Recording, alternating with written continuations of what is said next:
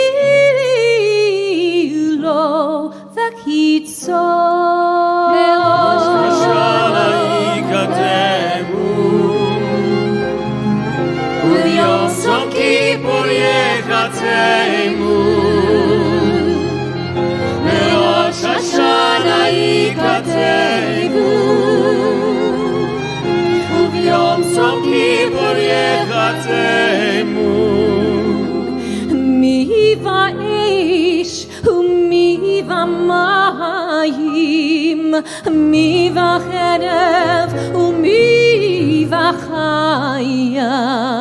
מרב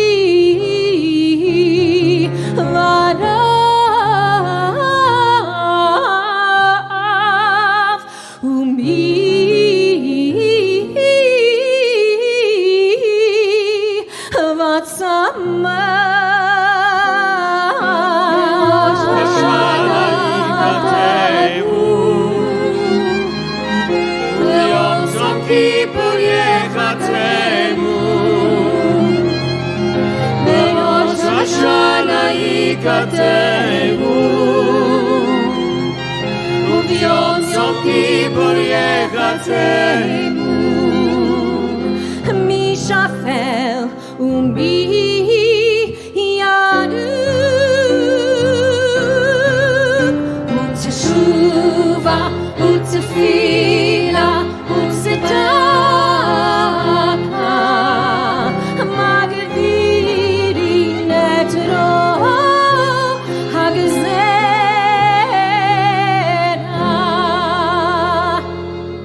I'd like to call on Bernard Hiller at this time for a reading. Bernie.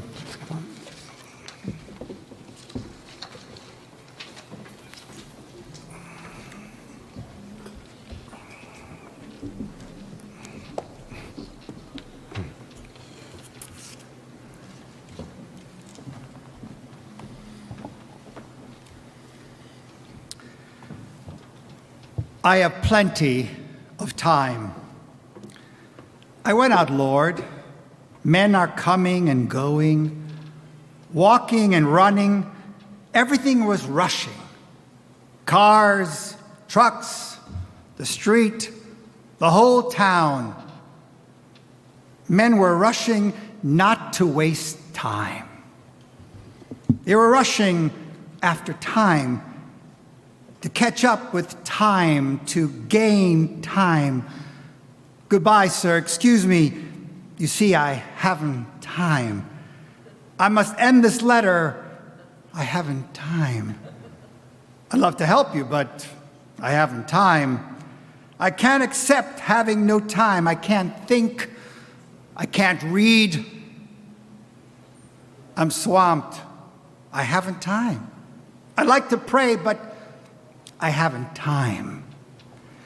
You understand, Lord, there simply haven't enough time. And so all men run after time, O Lord. They pass through life running, hurried, jostled, overburdened, frantic, and they never get there. They still haven't time. In spite of all their efforts, they're still short of time, of a great deal of time. Lord, you must have made a mistake in your calculations. There's a big mistake made somewhere. See, the hours are too short. The days are too short. Our lives are too short. And you, who are beyond time, you smile to see us fighting time.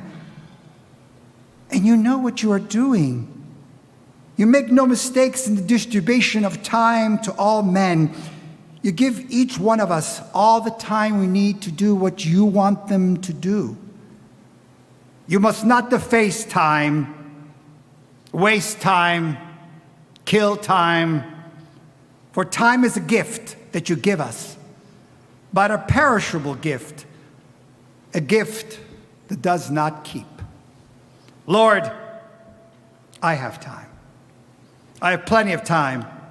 All the time you gave me, the years of my life, the days of my years, the hours of my days, they are all mine, mine to fill, quickly, quietly, calmly, completely, up to the brim. Shana Tova. Beautiful, Bernie. Thank you.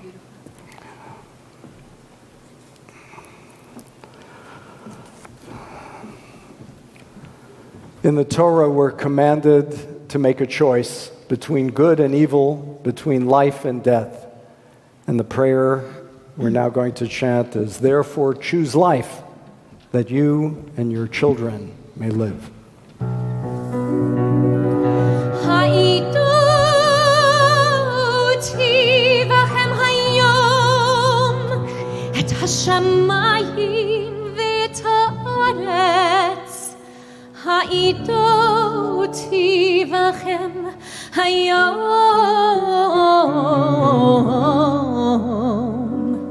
את השמיים ואת הארץ. מה החיים והמוות, הברכה והקללה נתתי לפניך, ובחרת בחיים, ובחרת בחיים, למען תחיה.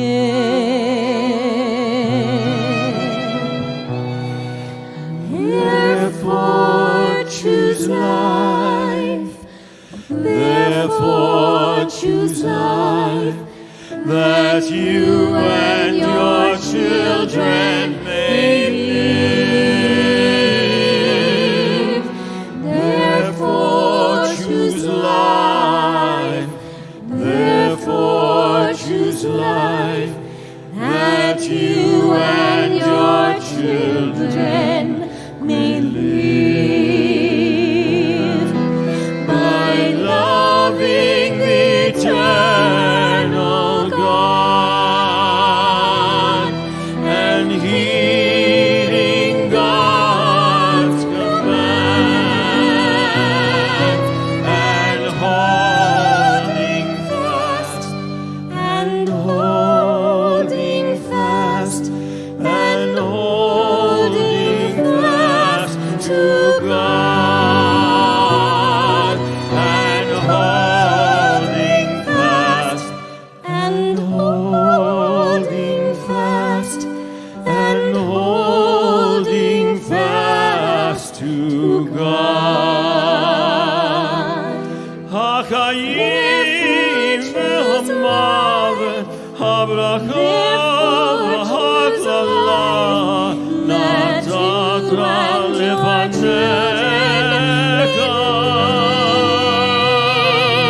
ובחרת בחיים, ובחרת בחיים, למען תחיה.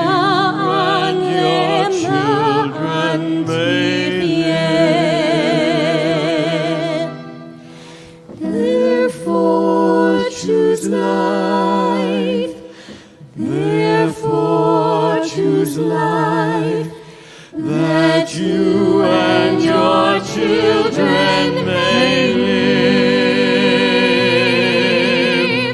Therefore choose life, therefore choose life,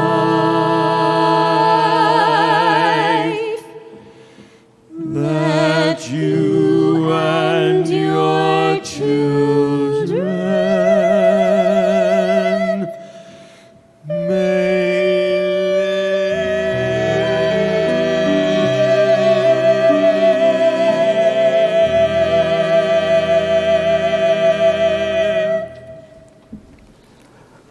Please join me as we read together the first of the morning's confessional prayers, in which we confess sins that we may or may not have committed, but we do so in the plural, acknowledging that if crime exists in our world, child trafficking, drug abuse, we all share a responsibility to heal our community. And so we share that responsibility to our fellow human beings. So please read with me. Who are we? We are light and truth and infinite wisdom, eternal goodness. Yet we have abused, we have betrayed, we have been cruel, we have destroyed. At our core, we are light and truth and infinite wisdom, eternal goodness. Yet we have insulted, we have jeered, we have killed, we have lied. Who are we? We are light and truth and infinite wisdom, eternal goodness. Yet we have mocked, we have neglected, we have oppressed, we have perverted. At our core, we are light and truth, infinite wisdom, eternal goodness. Yet we have quarreled, we have rebelled, we have stolen, we have transgressed. Our real being is light and truth, infinite wisdom, eternal goodness. Yet we have been unkind, we have been violent, we've been wicked, we've been xenophobic, and zealously self-righteous. Let's rise, and the tradition is to beat the breast in a sign of contrition for each of the Hebrew words of this Ashamnu prayer, repeating with the cantor. La la la la la la la la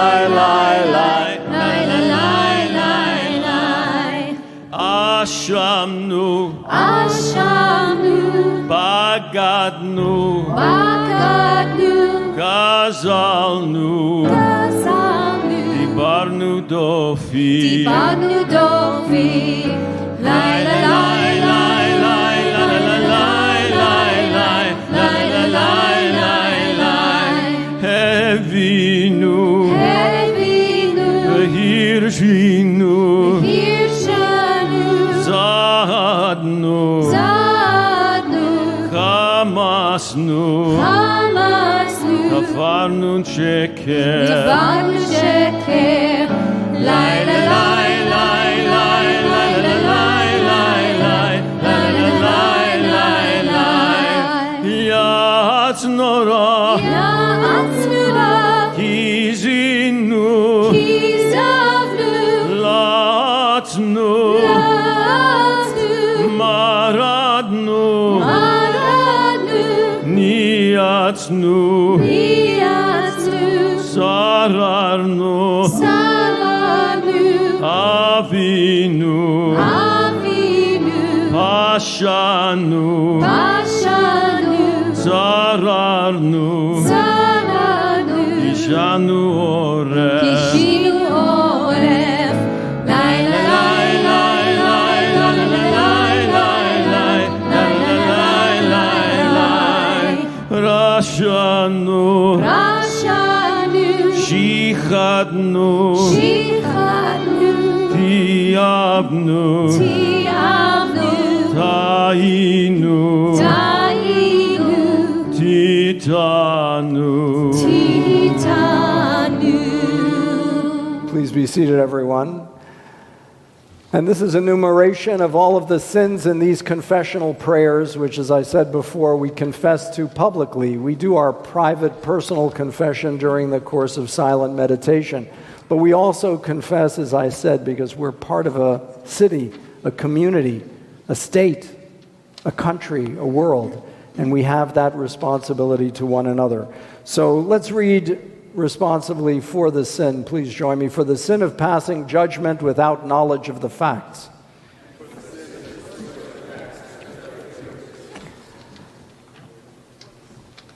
Okay, we're moving to the next slide, please. Hello? Okay. For the sin of deceiving ourselves and others with half-truths. And for the sin of pretending to emotions we do not feel. For the sin of using the shortcomings of others to excuse our own. And for the sin of denying responsibility for our own misfortunes. For all these sins, please join me. O God of mercy, forgive us, pardon us, grant us atonement. We continue.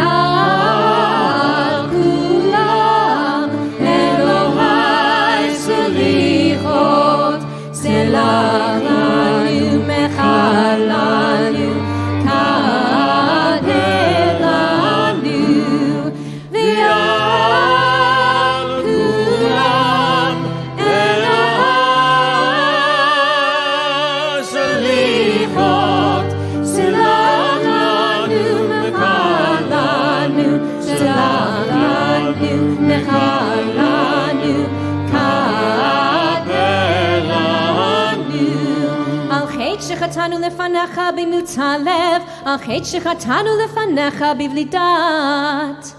For the sin of, for the sin of condemning in our children and parents the faults we tolerate in ourselves.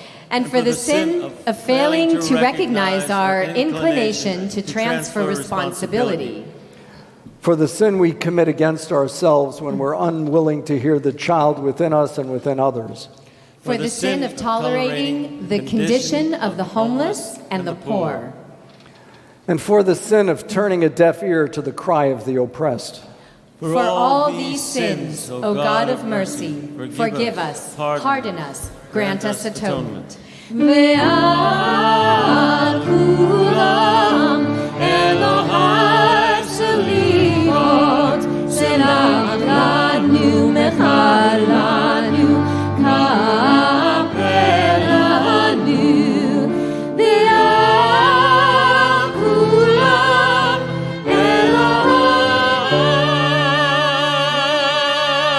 selichot selach lanu mechalanu selach lanu mechalanu kaper lanu. And for the sin of apathy and antipathy, for the sin of self-excusing and unfairly accusing, for the sin of abusing, for the sin of finding suffering in others amusing, for the sin of failing to care and for the sin of caring too much, for the sin of backing the wrong horse and for the sin of being too blunt and coarse, for the sin of system gaming and labeling and naming, and for the sins of character defaming and turning away. For all these, O God of forgiveness, forgive us, pardon us, grant us atonement. Ve'al kulam Elohai selichot selach lanu mechalanu kaper lanu Ve'al kulam Elohai selichot selach lanu mechalanu selach lanu mechalanu kaper lanu.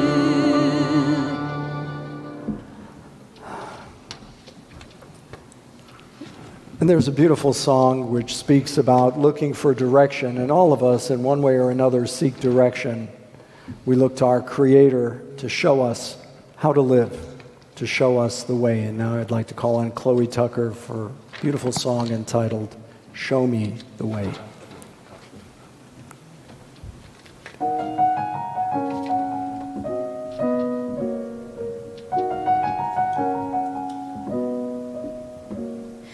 Every night I say a prayer in the hopes that there's a heaven. But every day I'm more confused as the saints turn into sinners. All the heroes and legends I knew as a child have fallen to idols of clay. And I feel this empty place inside, so afraid that I've lost my faith. Show me the way, show me the way. Take me tonight to the river and wash my illusions away. And please show me the way.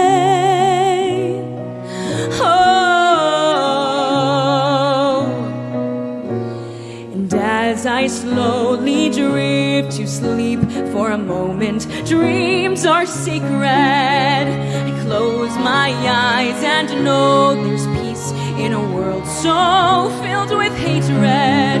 But then I wake up each morning and turn on the news to find we've got so far to go.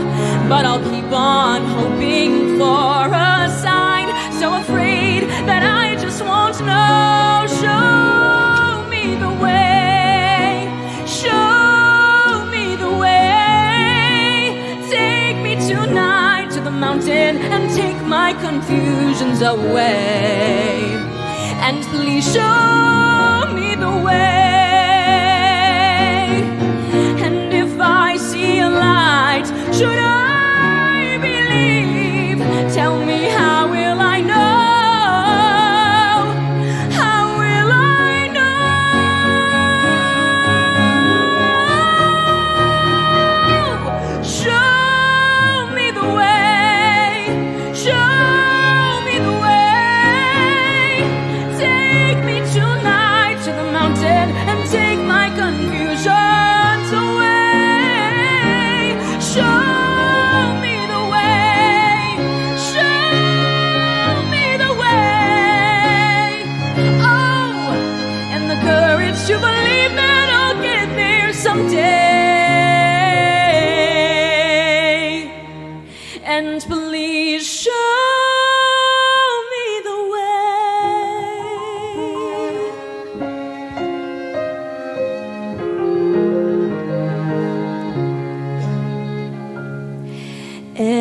Every night I say a prayer, 'cause I know that there's a heaven.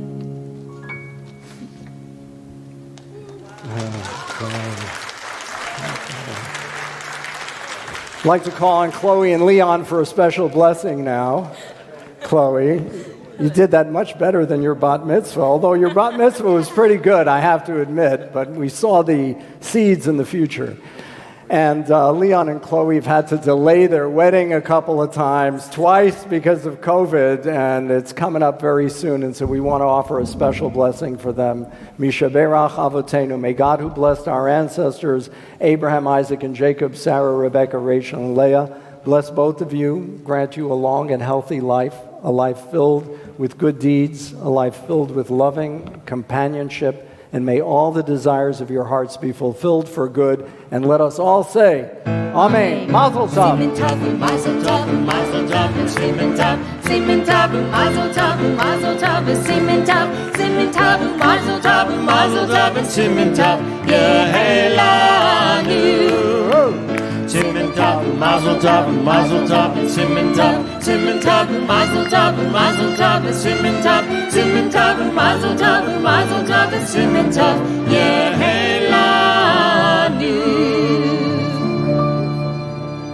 And I'd like to ask Patty Glazer and Perla Carney to come up and join in opening the ark for the Avinu Malkeinu. So will everyone please rise as the ark is open? You take that far door.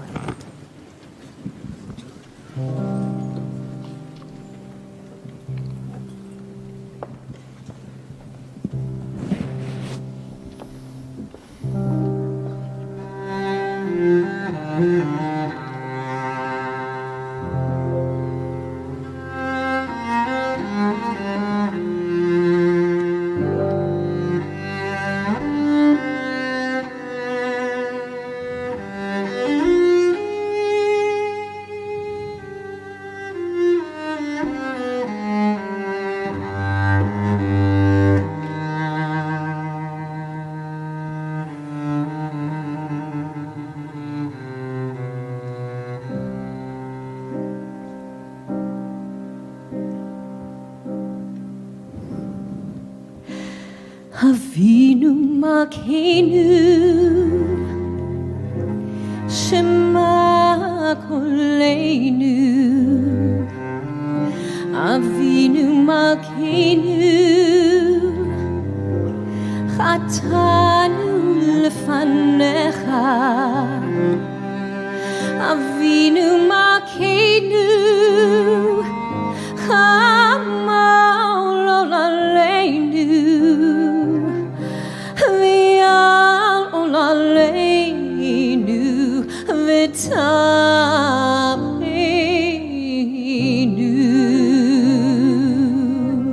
Avinu Malkeinu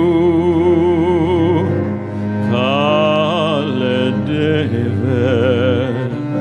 Becherev Ram Me'aleinu Avinu Malkeinu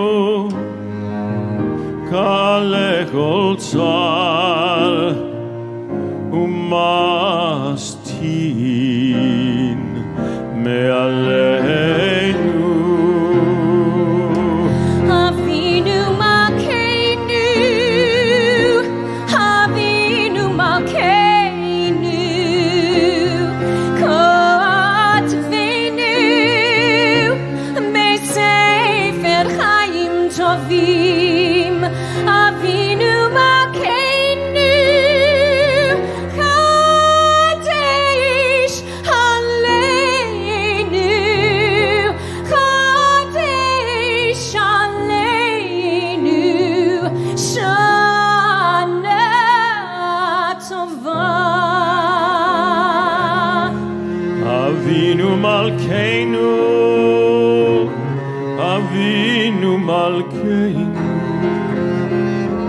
Kadesh Aleinu Shana Tova Avinu Malkeinu, Shema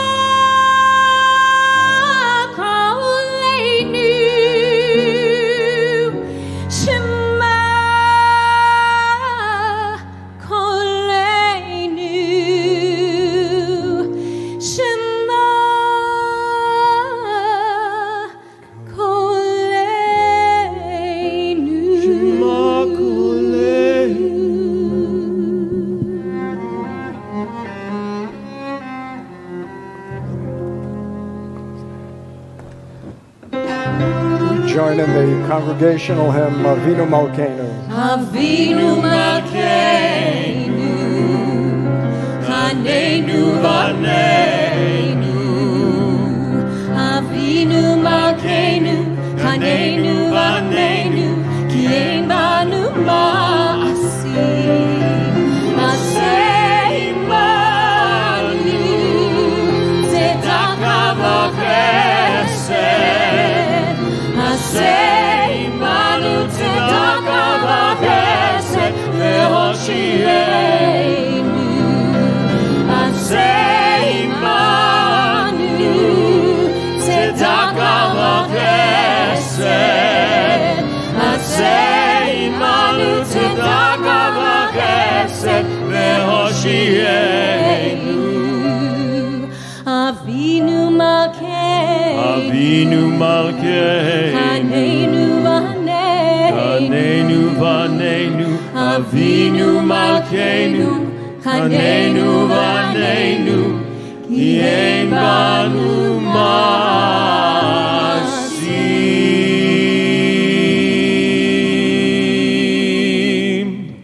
Let's read the Avinu Malkeinu in his translation. Please join me. Avinu Malkeinu, hear our voice. Avinu Malkeinu, we have sinned against you. Avinu Malkeinu, have compassion on us and our children. Avinu Malkeinu, make an end to sickness, and war, and famine. Avinu Malkeinu, make an end to all oppression. Avinu Malkeinu, inscribe for us blessing in the book of life. Avinu Malkeinu, let the new year be a good year for us. Avinu Malkeinu, fill our hands with blessing.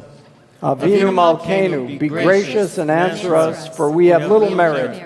Treat us generously and with kindness, and be our help. Now a beautiful melody, Sim Shalom, grant peace, dear God. And in the words of the Sim Shalom are words taken from the Torah. And I call these words to live by, 18 words of faith. And you see them up on our bima. We had them inscribed on the panels of our bima.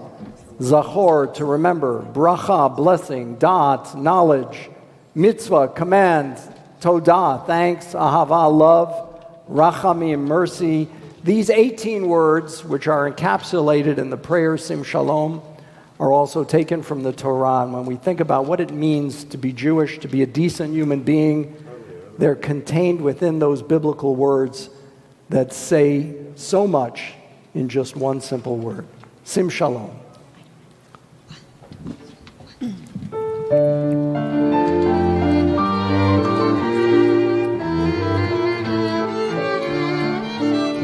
Sim Shalom Tova Uvracha, Chen v'chesed v'rachamim, Aleinu v'al kol Yisrael, Amecha.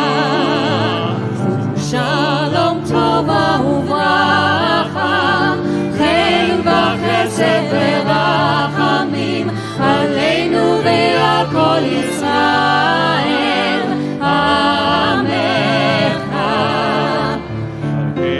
Avinu, Avinu, Malkeinu, Avinu, Avinu, Ki lanu echad ke'echad be'or panecha.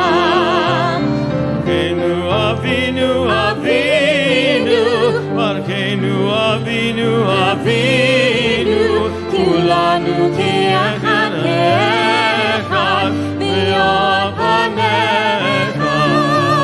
Sim Shalom Tova Ubracha, Chen v'chesed v'rachamim, Aleinu v'al kol Yisrael, Amecha. Ki v'apanecha natata lanu, Natata lanu, Ki v'panecha natata lanu, Adonai Eloheinu. natata lanu tarat chaim, tarat chaim. Natata lanu ahavat chesed, ahavat chesed.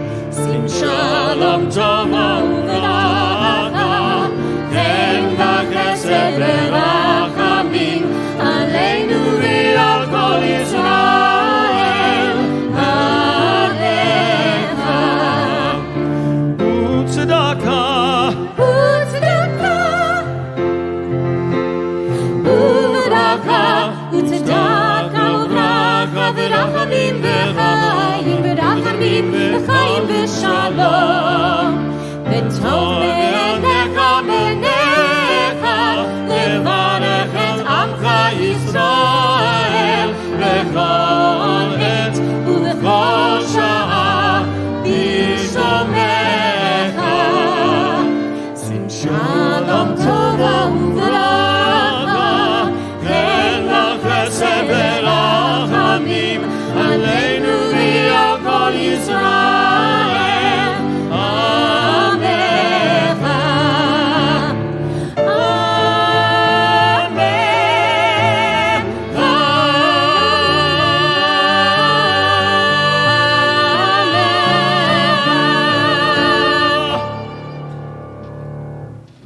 God, we are so blessed with magnificent voices. I don't know about you, but they just lift my spirit, and we bless them and they bless us. Repeating with me, in the book of life, In the book of life, blessing and peace blessing and peace and prosperity, and prosperity. may we and all your people May we and all of your people be inscribed be inscribed for a good and peaceful life. for a good and peaceful life. Praised are you, O Lord, Praised are you, O Lord, source of peace. source of peace. Now, in a few moments, we're going to be taking the Torah scroll from the Ark and reading the portion that is taken from the Torah for Yom Kippur. And I'd like to speak a little bit about the portion. The portion is called Acharemot, and it deals with the specifics of how the first Yom Kippur in recorded history happened. Do you know when that was? Remember the story. Moses came down from Mount Sinai with the Ten Commandments, and he found the people indulging in a great big spring break party. And he was shocked and angered. They had given up hope that he'd ever come down. He was up on that mountain for 40 days and 40 nights, and they thought they were lost. So what did they do? They panicked, and they fashioned a golden calf. It was the sin of apostasy. And they fashioned that golden calf, and they worshiped that calf. And after all God had done for the children of Israel, taking them out of slavery in Egypt, splitting the Red Sea, bringing them, providing them with manna to eat in the desert and the wilderness, in spite of all of that, they recoiled. They panicked. They feared. And I don't know, there's a powerful lesson there for all of us, because when you scrape away all of the responses we've had to the terrible pandemic we're suffering with, at the heart of a lot of it is fear. Fear drives a lot of the choices and decisions that people make, good and bad. So the Israelites were in a state of fear. Let's remember who they were, a bunch of recently freed slaves. They hadn't known or really tasted much freedom in their lifetime. They were used to the whip of the taskmaster, and so they panicked in fear. And what occurred was they fashioned this golden calf. And of course, when Moses came down from the mountain, he saw this and he smashed the tablets, and the people cried and moaned and were punished for their sin, and they atoned. And that's the first day of atonement, the first Yom Kippur we have in recorded history after the sin of the golden calf. And that atonement took the form of what a ritual that is described in the Torah reading about the scapegoat. There were two goats. One goat would have heaped upon it the sins of the people, and the other goat would go off into the wilderness. And it's very interesting. We created in our tradition, we have this concept of the scapegoat, that the people shouldn't suffer, rather let the goat suffer for the sins of the people. And it describes the ritual of the ancient priesthood. And later, when the Holy Temple was built, there was a more expanded ritual observed where the Kohen Gadol, the high priest, only once a year on Yom Kippur could enter into the inner sanctum, the Holy of Holies, the Sanctum Sanctorum. And there he would offer a prayer, and that prayer would be first for himself, then for his family, and lastly for all the people. The idea is, if you can't get your own personal house in order first, how are you going to do things for others? And if you can't actually do something for your family, how can you be of assistance to the broader community? What's the old expression? Charity starts at home. Well, being charitable to yourself starts with yourself. getting yourself in spiritual alignment so you can be of service to your family and then to your community.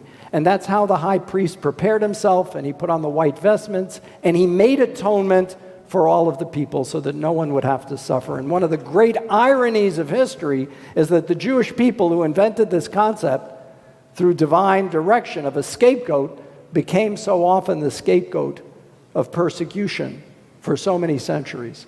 And that is one of the ironic twists of history. But the idea that other people shouldn't suffer on my account, we have individual responsibility. In other words, there's no vicarious atonement. I can't turn to somebody else and say, forgive me because I hurt that person. No, in Judaism, you have to go directly to the injured party and seek forgiveness and reconciliation. So these are some of the lessons that come to us from the Torah reading on this morning of Yom Kippur, and we'll be calling various people up for the honor of blessing the Torah, the Aliyah, and we'll assemble them in just a minute. But let's begin the Torah service with the chanting of Ein Kamocha. אין כמוך ואלוהים אדוני, ואין כמעשיך, מלכותך מלכות כל עולמים, וממשלתך בכל דור ודור. אדוני מלך, אדוני מלך, אדוני ימלוך לעולם ועד. אדוני עושה לעמו ייתן, אדוני יברך את עמו בשלום. אב הרחמים, היטיב ברצונך את ציון, תבנה חומות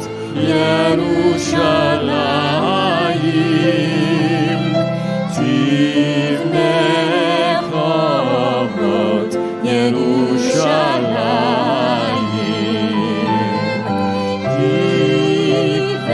תבנה לרמתנו, מלך אל רם ונישא אדון עולמים. ויהי בנשוא הארון ויאמר משה, קומה אדוני ויפוצו אויביך וינוסו משנאיך מפניך, כי מציון תצא תורה, כי מציון תצא תורה, ודבר אדוני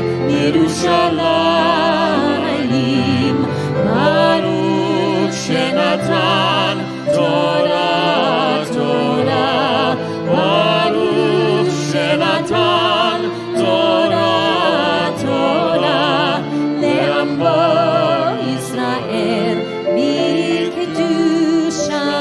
בקדושתו. And repeating with me, at the gateway to a new year, At the gateway to a new year, we have come before your presence we have come before your presence to seek you to seek you and find ourselves. and find ourselves. If our lives have become shallow, If our lives have become shallow, deepen them. deepen them. If our principles have become shabby, If our principles have become shabby, repair them. Repair them. If our ideals have become tarnished, if our ideals have become tarnished, restore them. restore them. If our hopes have become faded, If our hopes have become faded, revive them. revive them. If our loyalties have grown dim, If our loyalties have grown dim, brighten them. brighten them. If our values have become confused, If our values have become confused, clarify them. clarify them. If our purposes have become blurred, If our purposes have become blurred, sharpen them. sharpen them. If our horizons have become contracted, If our horizons have become contracted, widen them. widen them.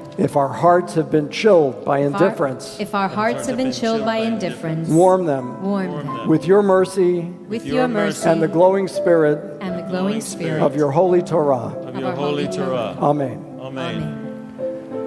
Let us rise as the ark will be opened to the chanting of Adonai, Adonai, the 13 attributes of the divine.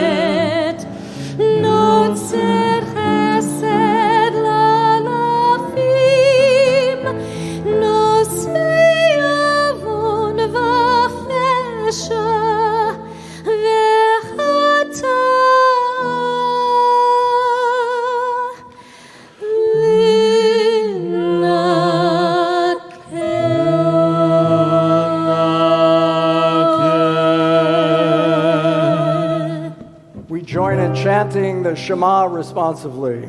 Shema Yisrael, Adonai Eloheinu, Adonai Echad. Shema Yisrael, Adonai Eloheinu, Adonai Echad.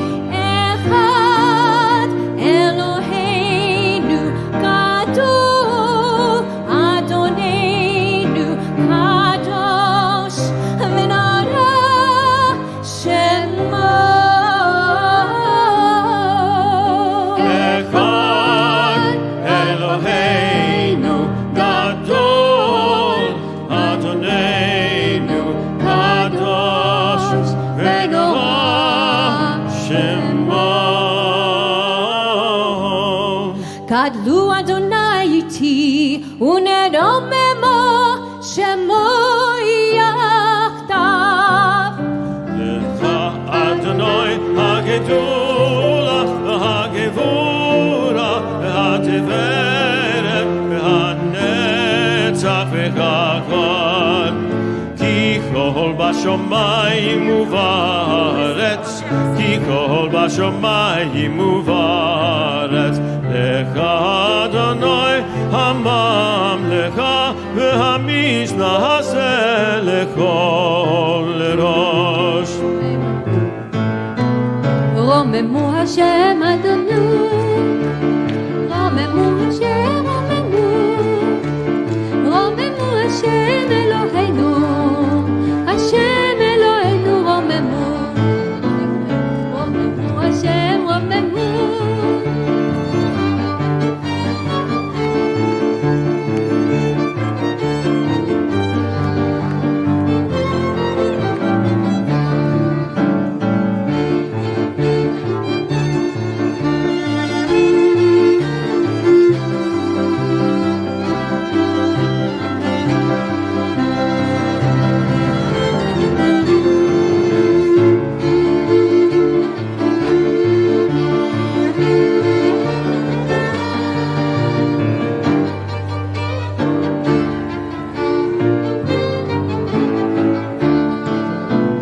על שלושה דברים, על שלושה דברים, על שלושה דברים, העולם עומד.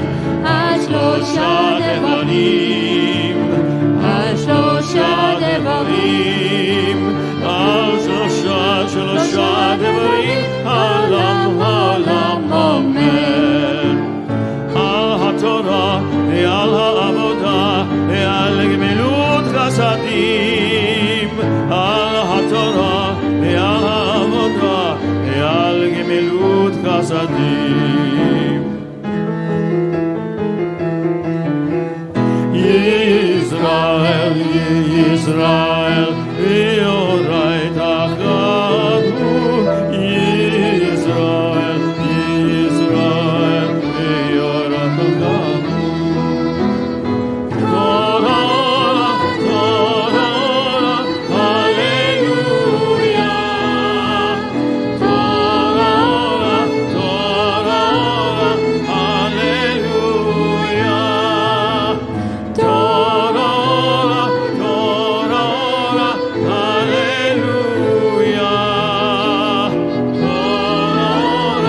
תורה, הללויה. עושה שלום במרומיו, הוא יעשה שלום עלינו ועל כל ישראל, ואמרו, אמרו אמן. יעשה שלום, יעשה שלום, שלום עלינו, על כל ישראל. יעשה שלום, יעשה שלום, שלום עלינו ועל כל ישראל.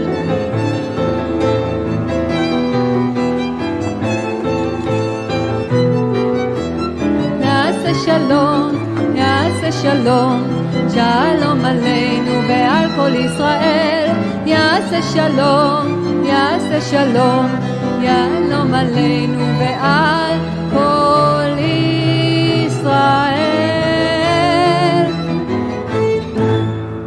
Not that one. Not that one.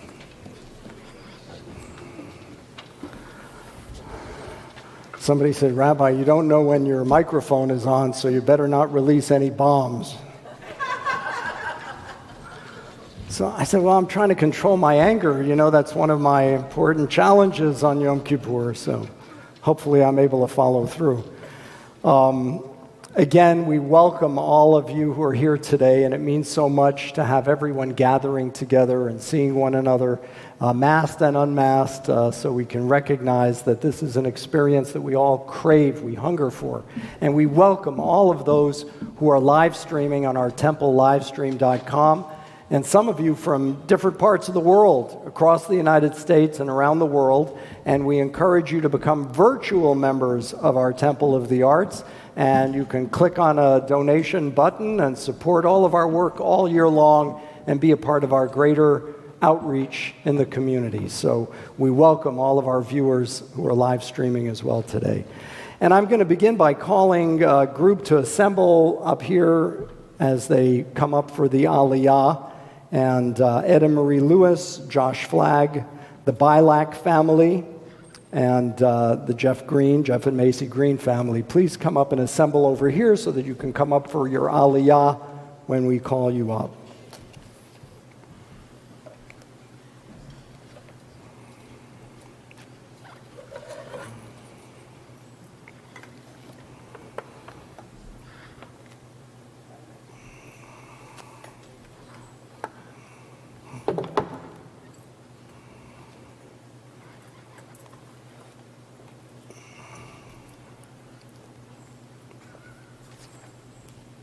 And I'd like to call up for the first Aliyah, Ed and Marie Lewis and Josh Flagg. Please come up.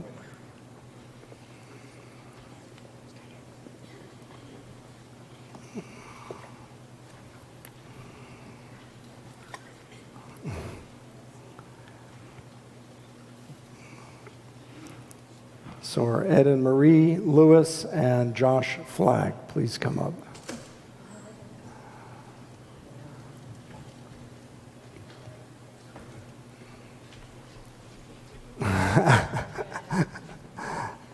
Hold on one second, come on up. And is Josh Flagg here? Josh? Come on, Mary. Oh, here he is.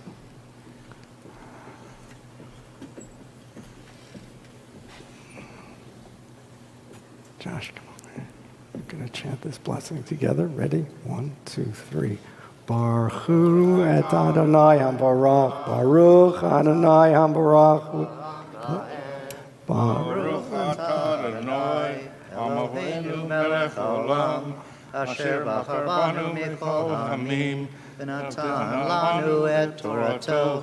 Baruch atah Adonai, noten haTorah. Amen. Vayidaber Adonai el Moshe acharei mot shnei bnei Aaron bekarvatam lifnei Adonai vayamutu. Vayomer Adonai el Moshe דבר אל אהרון אחיך ואל יבוא בכל עת אל הקודש מבית לפרוכת על פני הכפורת אשר על אהרון ולא ימות כי ויענה נראה אל הכפורת בזאת יבוא אהרון אל הקודש בפר במקר לחטאת ואיל לו לה כותונת בד קודש ילבש ומכנסי בד יול בשרו ובאבנת בד יחגור, ובמצנפת בד יצנוף, בגדי קודש הם, ורחץ במים את בשרו, ולבשם. Second blessing, Baruch. Baruch atah Adonai, Eloheinu melech olam, asher natan lanu Torat emet, Vaye olam natan betochenu, Baruch atah Adonai noten haTorah. Amen. Mazel tov. Great done. Eddie, good. Well done. Marie.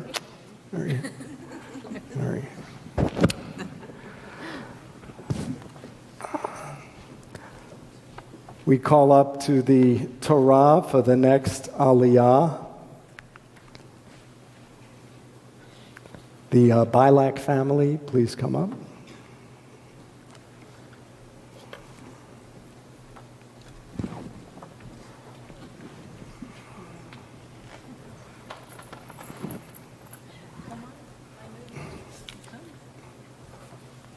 right, everyone right here. Baruch et Adonai Hamvorach. Baruch Adonai Hamvorach Leolam Vaed.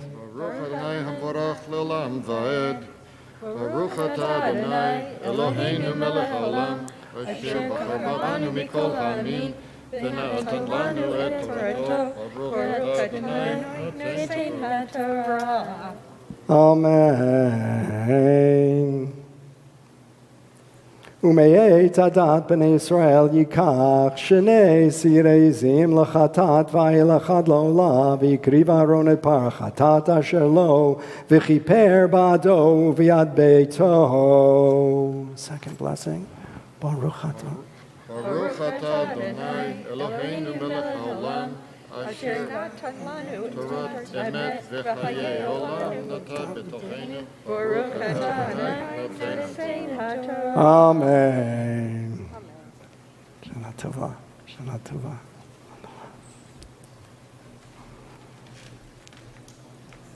And we call up for the next Aliyah, Jeff and Macy Green and family. Please come up.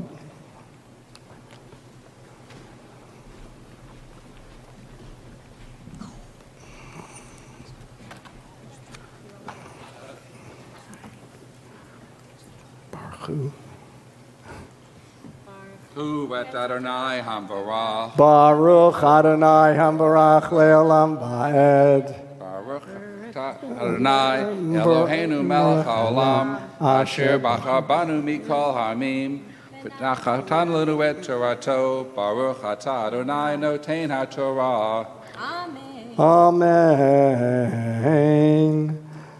Ulevesham umeyet adat b'nei Yisrael yikach shnei sirei izim lachatat v'ayil echad la'olah v'hikriv Aaron et parachatat asher lo v'chiper ba'ado uviad beito v'lakach et shnei asirim v'emidotam lifnei Adonai petach ohel moed v'natan Aaron al shnei asirim goralot Goral echad l'Adonai v'goral echad la'azazel. Second blessing. Baruch atah Adonai Eloheinu melech haolam asher natan lanu Torat emet v'chayei olam nata b'tocheinu. Baruch atah Adonai noten haTorah. Amen. Jeff, thank you. Shana tova. And now the last Aliyah I'd like to take with all of you in our congregation and all of you who are live streaming. And I'd like you to join me in the blessing over the Torah. I can't call every single family or individual groups up here. So I'm going to do this as a collective Aliyah that we all experience. So please join me now, everyone. Baruch et Adonai Hamvorach.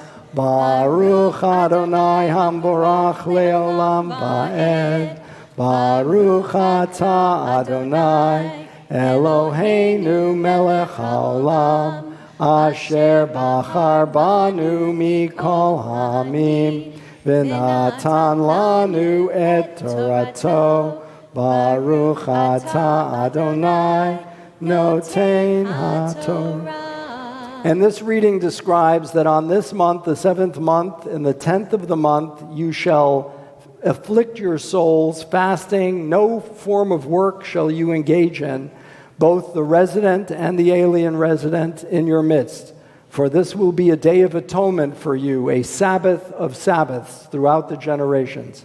B'chodesh hashvi b'asor lachodesh tanu et nafshotechem v'chol malacha lo tasu ezrach v'ager hagar b'tochechem ki vayom hazeh yechaper alechem letaher etchem Mikol chatotechem lifnei Adonai titaru. Please join me in the second blessing. Baruch atah Adonai Eloheinu melech haolam asher natan lanu Torat emet v'chayei olam nata b'tocheinu.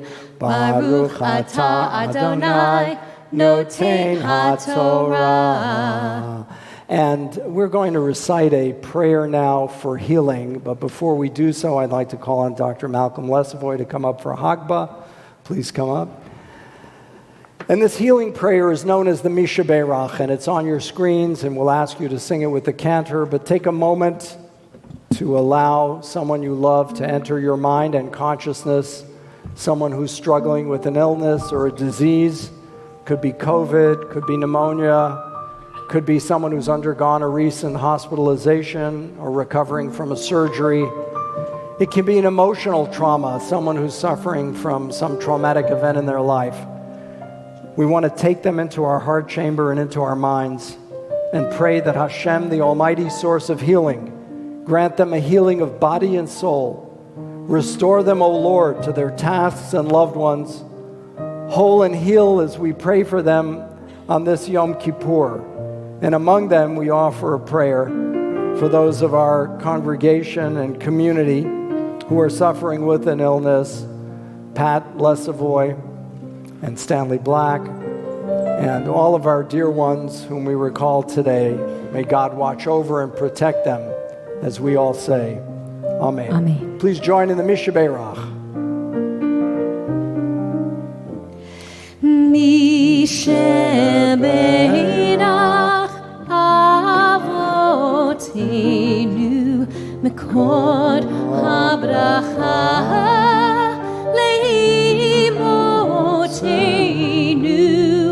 May the source of strength, who blessed the ones before us, help us find the courage to make our lives a blessing, and let us say, Amen. Misha Berach Imotenu Mekod HaBracha Le'avotenu.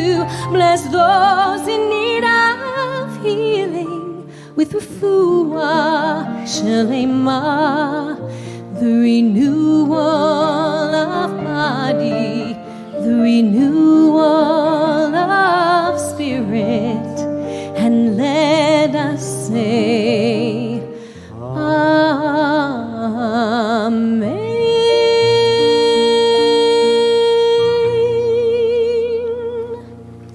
Please rise as the Torah scroll is lifted. Now, lean it again. וזאת התורה אשר שם משה לפני בני ישראל על פי אדוני ביד משה.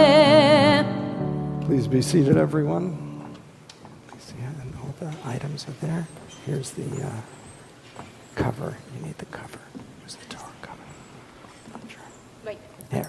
Okay. As you know, it's customary to read from the prophets the portion that's known as the Haftarah, the additional portion. Where did this custom come from? It came during the time of the Roman occupation of ancient Israel, when Jews were prohibited from studying or reading the Torah. In fact, there was a death penalty associated with reading from the Torah. So the rabbis, in their wisdom, substituted an additional portion from the prophets, which paralleled some of the Torah reading, so that the people would keep in their minds, even though they couldn't hear from the Torah, the prophets were not banned by the Romans, they could hear a reading from the prophetic literature which mirrored the Torah portion, keeping it alive in their minds. And so each Sabbath, and of course Yom Kippur, as I just read, is known as the Sabbath of all Sabbaths, Shabbat, Shabbaton. It is a time when we also read the portion of the Haftarah from the prophet Isaiah. Now, in ancient Israel, there was a triumvirate of ruling, and that triumvirate consisted of the king and the priest, the high priest, the priesthood, and the prophet. Well, the king ruled. The king lived in a palace. The king lived a great life. What do they say? It's good to be the king. And the king often abused his rights and privileges being the king. And you had the priesthood, the high priest. And within the priesthood, like within every institution, there can creep in corruption. And so the prophet was a man who was just filled with God's Spirit. And when he saw corruption in the priesthood, or he saw the king abusing his power, taking too many brides into his harem, whatever it might have been, he would stand up and say, I hear the voice of the Lord and I condemn you. And this was, if you will, an ancient form of checks and balances. And the prophet observed what was happening around in society and would speak out as to what God's true purpose was, what God wanted from us as human beings. And in this prophetic reading from the prophet Isaiah, he begins to mock and make fun of Jews who think that by coming to pray and bringing rich offerings and trampling over the poor and the widow and the orphan and neglecting people who are oppressed, that they are somehow religious. True religion, he said, is caring for those in need. That's true religion. The rest is commentary, as they say. And so the prophet Isaiah, which I'll be reading from in a moment, makes that condemnation of the people's hypocritical practice and talks and speaks to the heart of what Judaism is really all about. Baruch atah Adonai Eloheinu melech haolam asher bachar b'nviim tovim v'ratzav v'divreihem hanemarim be'emet. Baruch atah Adonai habocher b'torah uv'Moshe avdo uv'Yisrael amo uv'nviei ha'emet v'tzedek. From the words of the prophet Isaiah, Hachazeh yeh yom avachehu, yom anot adam nafsho, halachof gagmon rosho, v'sak v'yefer yatzia, halazeh tikrat tzom, v'yom ratzon ladonai. And the prophet declared, is this the fast I desire? A day for men to starve their bodies, bowing their heads like a bulrush, lying in sackcloth and ashes? Do you call that a fast? A day when the Lord is favorable? No. This is the fast I desire. Unlock the fetters of wickedness. Untie the cords of the yoke. Let the oppressed go free. Break off every yoke. Share your bread with the hungry. Take the wretched poor into your home.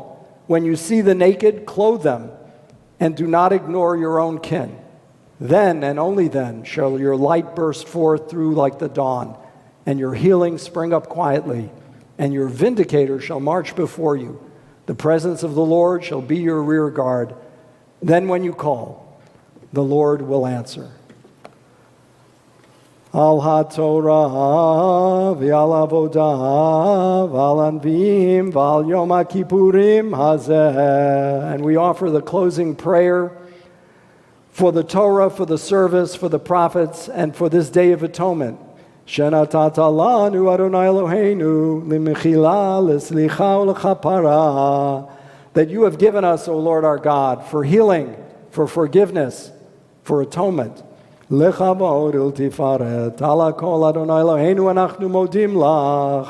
We acknowledge you, our Creator, for all that you've given us. Udvarcha emet v'kayam lad. And your word is eternal and truthful. Baruch atah Adonai, praised are you, O God.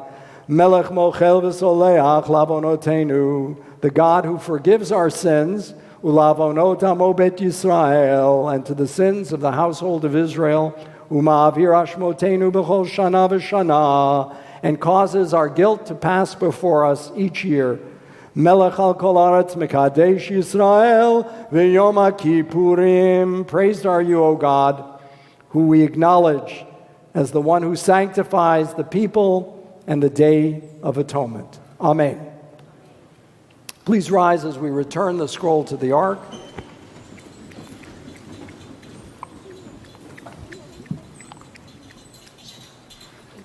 Open the ark, Malcolm. Okay. Etz chaim hi lemachzikim ba ותומכיה מאושר דרכיה דרכי נועם וכל נתיבותיה שלום השיבנו אדוני אליך ונשובה חדש חדש ימינו חדש ימינו כקדם. Please be seated, everyone. Thank you.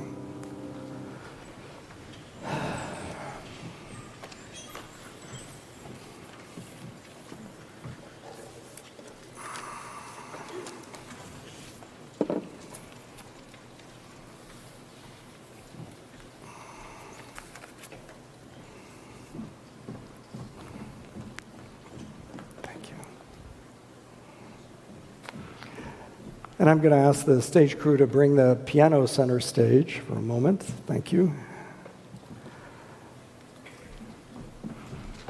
And today's going to be a very personal sermon. It's before the Yizkor hour. Last night I spoke about the power of convictions, our convictions, standing up for what we believe in, fighting for the dignity and human rights of every human being.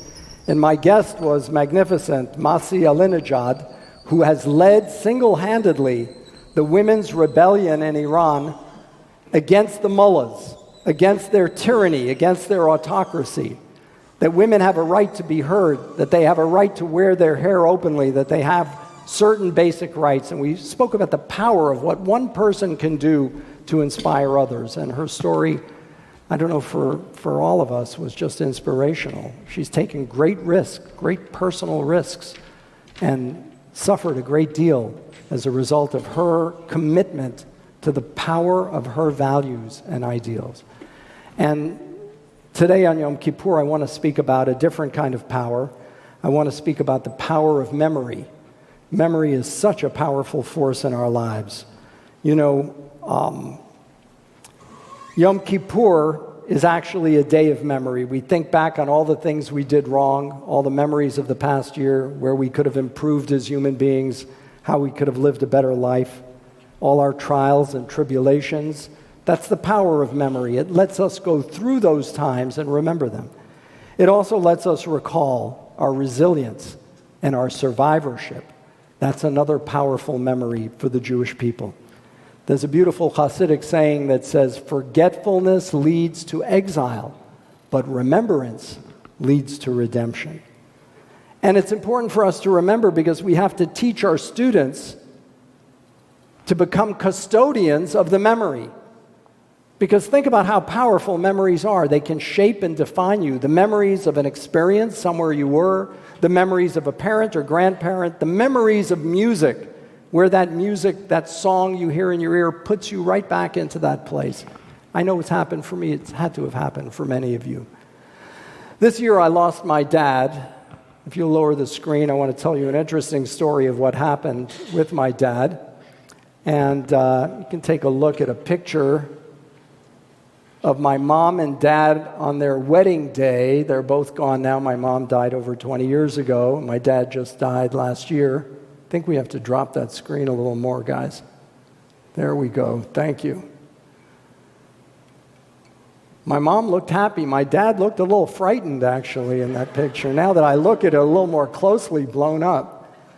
And my dad sat at a table at his wedding. In an Orthodox wedding, they have a table called the tish. The Yiddish word tish means table. And at the table, all the men sat and they sang songs and they had some schnapps. They did shots. And they sat there celebrating. And here's a rare picture of my dad with my grandpa, who was a very well-known Hasidic rabbi in Poland. My dad's name was Joshua, by the way, and he was born on Simchat Torah. Simchat Torah means the joy of the Torah. That's a holiday we celebrate the concluding reading of the Torah. My grandfather was the Rebbe of a little village in Poland called Torka. He was the Torka Rebbe. All the rabbis of the little villages in Hasidic Eastern Europe were Rebbes. They were the main rabbi of that community, and he was the Rebbe of Torka. And something very strange happened to him in 1929. He had a dream, and it was a powerful dream, that he had to go to Jerusalem and pray. And he picked up his entire family, my dad, who was, I think, 2 years old at the time, and the whole family, 5 kids, my grandma, and they moved from Torka, Poland, to Jerusalem in what was then called Palestine. And that was such an insane act to do at that time, to leave behind his village, to leave behind his congregants, to leave everybody behind and move to be able to pray at the wall in Jerusalem. But you know what happened 10 years later? Hitler invaded Poland, and 99% of the Jews of Poland were killed. And because of my grandpa's crazy dream, he and that part of the family survived. They were never affected by the Shoah, not personally, directly, although many cousins and relatives did perish. Now, after my dad died, I decided, I wanted to say Kaddish, the mourner's prayer. So I thought, where should I go? One evening, I said, no, I don't want to go to that synagogue. I don't want to go to that temple. And at the very last minute, I mean literally the last second, I made a decision that I was going to go to this little synagogue that met in a tent. It didn't have its own building yet, but it was close by, and I made that snap decision right at the last moment. And I went into the tent, and I didn't want to talk to anybody. I just wanted to say the mourner's prayer, the Kaddish, and leave after the service. And there were tables, white tables, must have been about 10 of them. And there was one all the way in the back. And I went instinctively, I don't know, something drew me. I went right to that table. And there, sitting in the middle of that table, was a prayer book. It was the only book on the table. And this was the prayer book. Where is it? Disappeared. Can we bring that back? The prayer book is called Simchat Yehoshua, the joy of Joshua. Well, as I told you, my dad's name was Joshua, and he was born on Simchat Torah. I couldn't believe my eyes. I'm convinced it was a message that all is good and that he's fine and he's with my mom and they're celebrating together. So how bizarre and unusual is that when we think about the power of synchronicity, and maybe that we do live in a world where there's a multiverse and there are other dimensions of being, and that people who are gone somehow, some way send us messages. I really couldn't invent this story. It happened exactly as I described it to you. And I think it's a lesson that people whom we love in life are still there. They make the powerful soul imprint of memory. Your memories are so special. Your memories with your moms and your dads and your children. One of my favorite memories, and I'm there. The minute I think about it, I'm there. My son, as many of you know, Jonathan, was an ice hockey player, and we went to this ice hockey camp in Lake Placid, New York, all the way up northern New York State. So we went there for the hockey camp, and then one day after the hockey camp was over, we decided to sit down on the shore of the lake and have a little lunch. And we sat down under this big, beautiful oak tree, and our backs were to the bark of the tree. And we sat shoulder to shoulder. And when I close my eyes, I'm there at that place. And it brings a lot of warmth and comfort to me. And I know that each and every one of you have places like that you can call up in your memory. And that is the power of memory, to make memory sacred, to make our children and our students become the custodians of memory. That's so critical, because it also helps us to teach them, to teach the next generation. Imagine you're in a forest. Suddenly you're lost, and it's getting dark, and you hear rustling sounds in the bushes. You start to panic, and suddenly you hear footsteps crashing through the underbrush, and a person steps out onto the path directly in front of you. And you go, "Hey, do you know the way out of here?" He looks you right in the eye, and he says, "I don't know the way out, but I can tell you one thing. That's not it, where I just came from." Think of the lessons by adhering to our memories that we can transmit to get people on the right path. That's the power of memory. Now, there's a woman who's really remarkable, who I want to share her experience with you today. She's taught children, hundreds of thousands, if not over 1 million children around the world, about the story of her mother and the lessons of the Shoah, of the Holocaust. And let's take a moment and look at this video, if we can drop the screen again. It's the story of Mona Golubeck. Can we drop the screen? Thank you.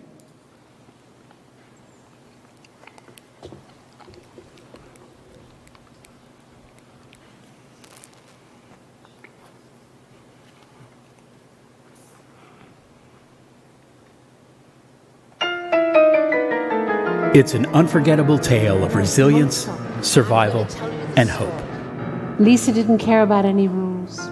The Children of Willisden Lane is the true story of Lisa Yura, a teenage Jewish refugee who escaped the Holocaust, held on to her dreams, and inspired a generation of her contemporaries, including her daughter, celebrated concert pianist Mona Golubeck,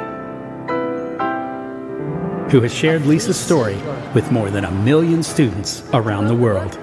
Now, through the Willisden Reads program, you can inspire students of all ages to grapple with tough topics like bigotry and hatred and empower them to be resilient and hold on to their own dreams. And now, my pleasure to call on Mona Golubeck. Mona, let's give her a warm welcome. Thank you, Rabbi. Thank you, Rabbi, for such a beautiful introduction. And what an honor to be here in this glorious Saban Theater, this distinguished congregation, this extraordinary Rabbi. More than 200 years ago, the German poet Jean-Paul Richter made the following statement: "Life fades and withers behind us, but of our immortal and sacred soul, all that remains is music. Music tells our story." And as the rabbi spoke, the power of memory, the power of a story, I had no idea that in my case it would be through the music. You see, when I was a little girl, my mom taught me the piano. I had no idea that a simple theme, this theme, the Grieg Piano Concerto, would become the theme of my life and inspire me to want to share that story with so many others. So the story begins for my mother in Vienna in the 1930s, the late 1930s. She's a young girl, about 12, 13 years old. And this is the Vienna, of course, of Mozart, Beethoven, and Schubert. And all she cares about is the Friday, because she's going to her piano lesson. It's the most important hour of her week. She dresses up, she slips out of the apartment, she boards the trolley. It takes her to the center of the city. She passes the opera house and the cafes, and she sees everybody drinking coffee and eating Sachertorte. She wants to be part of that society. But when the trolley passes the symphony hall, my mother, Lisa, closes her eyes. Now she's not on that trolley. She's in a daydream. She's imagining she's on the stage of the great Philharmonic Hall with the Vienna Philharmonic behind her, about to make her debut in the Grieg Piano Concerto. Most importantly, her family's right there in the first row. Her mother, Malka, her father, Abraham, her sisters, Rosie and Sanya. That's the most important. She's making her debut for them. The orchestra erupts with the timpani.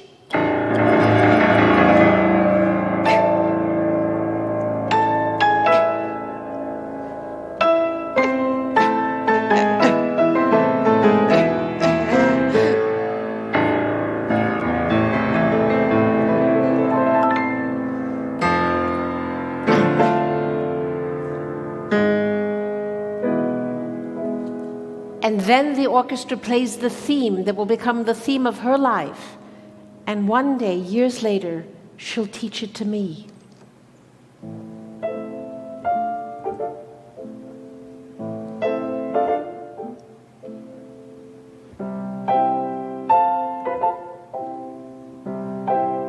And then in her daydream, she plays.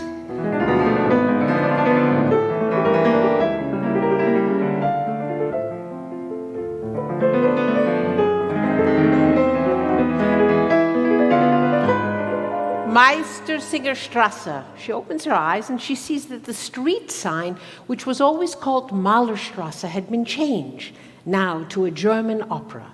And she saw the darkness that was taking over her city. But that didn't matter. The most important thing was that she was going to her piano lesson. She arrives at the studio, sits down, begins the Moonlight Sonata of Beethoven. She loved her teacher. He would always sit next to her with the score on his lap. He would wave his hands in the air. He would sing along, completely out of tune. But today was different. He wasn't sitting next to her. He was by the window with a frown on his face, and he was looking out at that darkness. And then he told her that he could no longer teach her because there were ordinances against the Jews. He told her this was the last piano lesson. She told me how she looked all around the room, studied all the photographs, the music. She must have known she would never see him again. Then she left.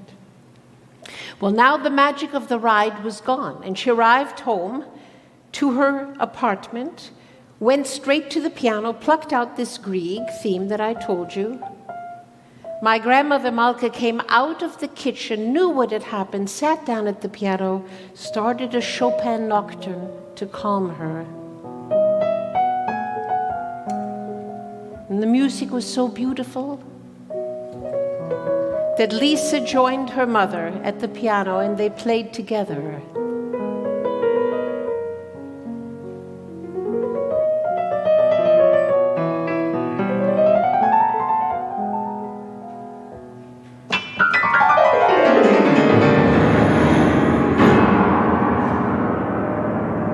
Smashed the piano to represent Kristallnacht, the night of broken glass, one of the most horrible nights to sweep across Europe for the Jewish people. And of course, a desperation set in, how to save the children.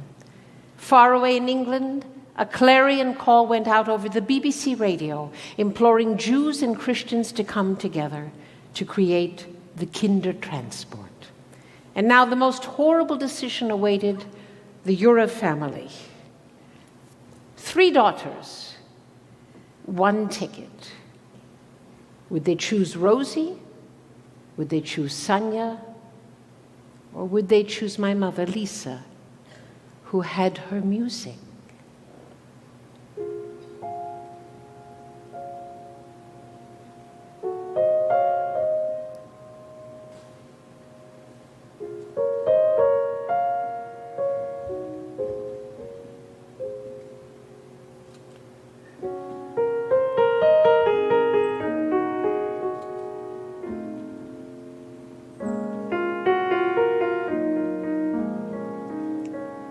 My mother told me that she couldn't take the arguing of her parents night after night, trying to decide who they were going to choose. So she would sit down at the piano and play this very piece that I'm playing for you right now, Debussy's Clair de Lune. Moonlight. The professor had told her she was playing it beautifully, and that if she worked as hard on the Grieg piano concerto, then maybe one day she would make her debut in that great work. And when she looked up, she saw her mother, her father, her sisters Rosie and Sonia standing right here, listening.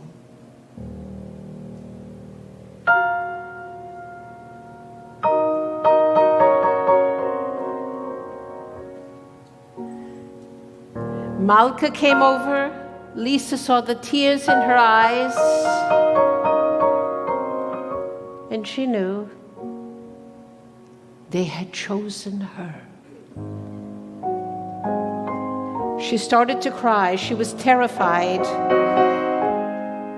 But then my grandmother said it was a chance for her to have a new teacher, an English piano teacher in London where there were no ordinances, and that soon the family would follow. Lisa was excited, but her family, when would they be coming? People were disappearing. They were being arrested. What would give her the courage to get on that train and say goodbye?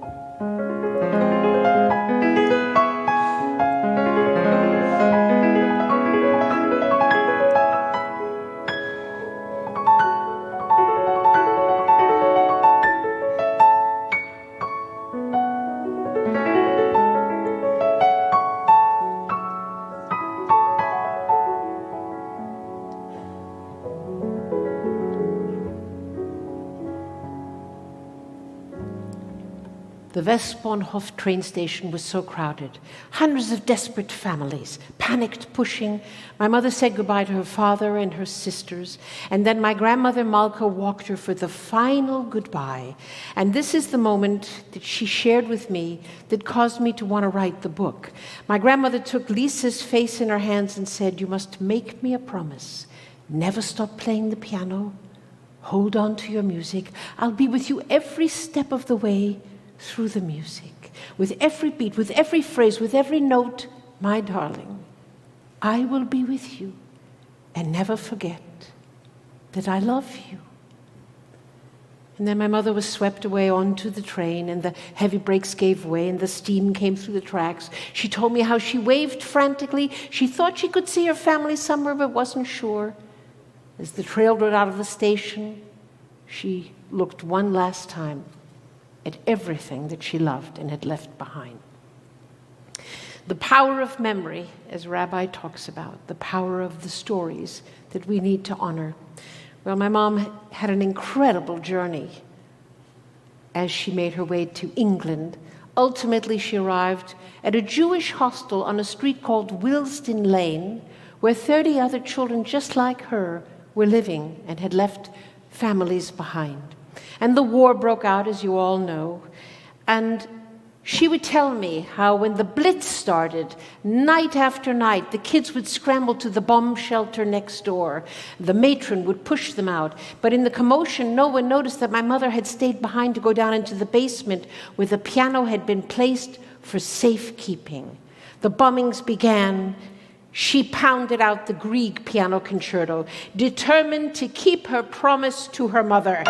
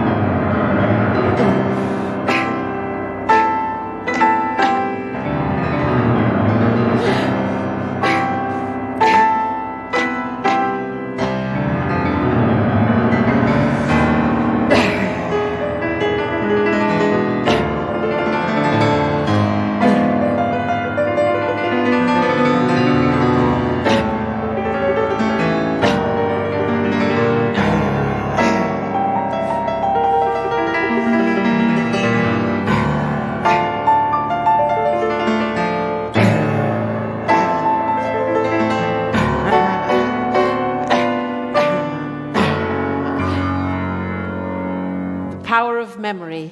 We skip ahead many, many years. Now we're in America. My parents had immigrated. And somewhere in the 1990s, I was engaged to play this piece with an orchestra. And I thought, wow, that's the story my mother always told me about. I thought, maybe I could get a book out there. Maybe I could share that story with others and inspire them to the power of memory and to a generation that made a decision to save the lives of those 10,000 children. So I wrote a book, and when I wrote that book, as I close now my little portion here, I imagined what was my mother feeling when she walked out on stage that night because she did make her debut in London. And in that audience were all those kids from the hostel, and the soldiers that she had befriended along the way, and the factory workers. This is what I wrote.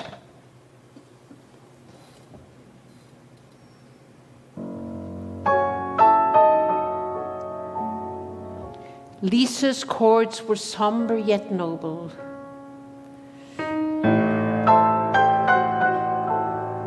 As she played, she imagined her mother lighting the Shabbos candles and her father reading a prayer.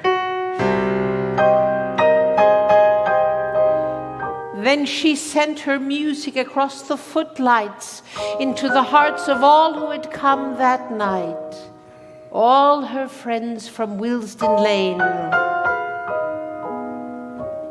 And in the music,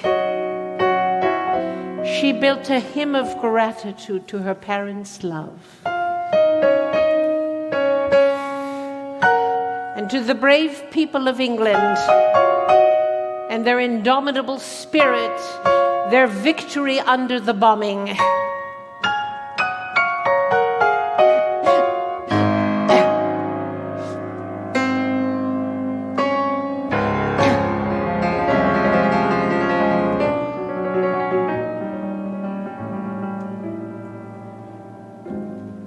So the little girl that was sent away and told to hold on to her music was Lisa Yura, and she was my mother.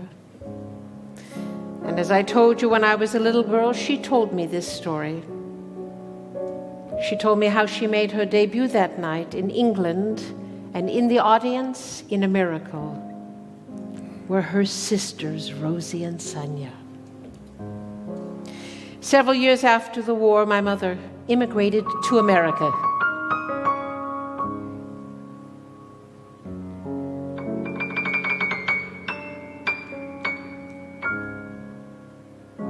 It will always be through the music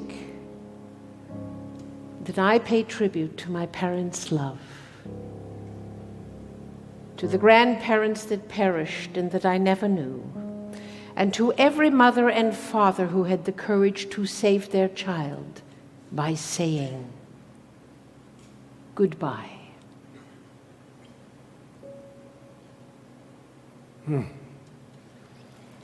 Thank you so much, Mona.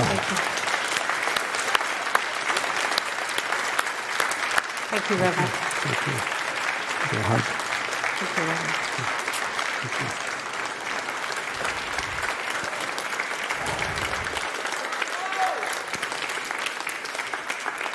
Thank you. I wanted everyone to experience that because her story isn't just a story that's shared with you. Nearly 1 million children around the world of every race, of every ethnicity, of every religious group have been hearing the story of the children of Willesden Lane. So when we talk about the power of memory, we have to keep in mind that those memories can transform us, can inspire others, but only if we cherish them, only if we keep them a part of our consciousness. So don't denigrate the power of memory. It's something that is so intense, so strong, it can't be extinguished. And as Natan Sharansky said when he rotted in a Russian prison, a Soviet prison, for year after year, they couldn't take away my memories. A memory you have that's comforting, that gives you strength, is something that no one can ever steal or take away from you.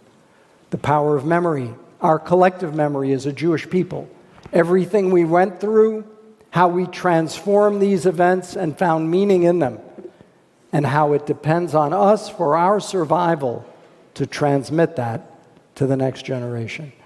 May God help us in that pursuit as we enter into a new year, whole and cleansed from any wrongdoing and committed to doing our best. Amen. Amen. Now we're going to begin our Yizkor memorial service in just a moment, and I would like to call on Jim Blatt, representing the war veterans of the United States Armed Forces, where he served, and David Contes, who represents the soldiers of the Israel Defense Forces, whom he served. And we're going to begin by taking a moment to enter into the world of memory. Yizkor means to remember. May we remember. And now we're going to enter into the world of remembering loved ones who are no longer here. We're also going to do a special tribute to the men and women who perished at 9/11, who were killed by terrorists. And we'll have an opportunity to go into depth on our experience of loss and healing. So we begin with the mood of Yizkor, a song called Ani Ma'amin, I Believe. And this was a song that was chanted by 6 million of our brothers and sisters as they were carted off to the concentration camps and to the gas chambers and crematoria. And they chanted, Ani Ma'amin, I believe, Be'emunah Shlema, with a full belief that a day of redemption will yet arrive, a day when I will live and not die, a day when I'll be united and reunited with all of my family and loved ones who were torn away from me. As we think about the Shoah, 6 of these candles are for the 6 million of our people who were so brutally murdered. And as we think of them, we think of their heroism and martyrdom. And we think of our duty and obligation to never forget this horror so that it is not repeated in future generations to our people or to any other minority or any other group of people.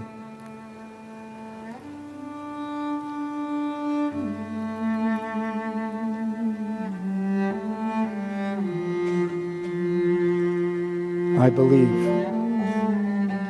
in the coming of the Messiah. I still believe. Ani ma'amin, ani ma'amin, ani ma'amin.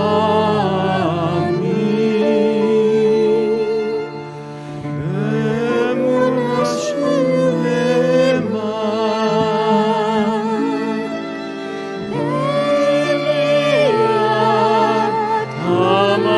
HaMashiach, Meviat HaMashiach, Ani Ma'amin. Meviat HaMashiach, Meviat HaMashiach, Ani Ma'amin.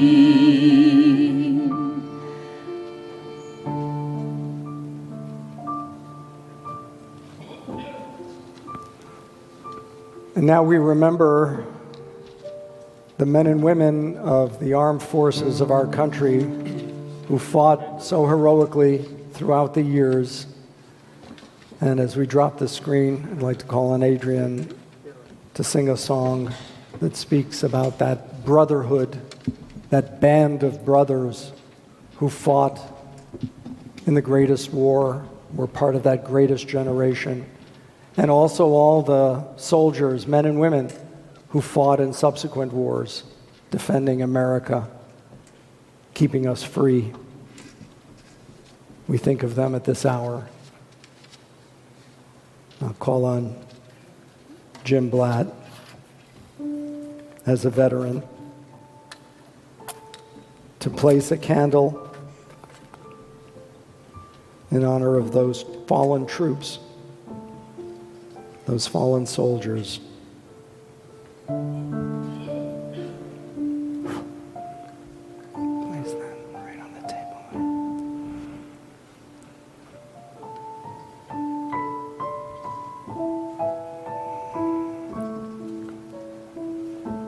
Jim, you can stand there at the table.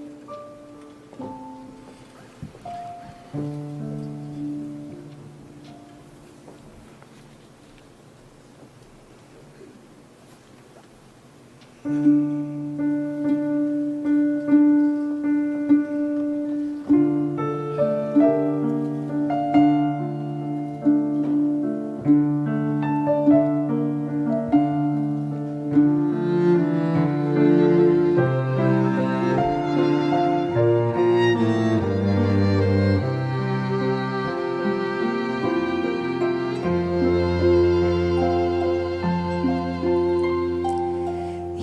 never live to see what you gave to me. One shining dream of hope and love, life and liberty, with a host of brave unknown soldiers for your company. You will live forever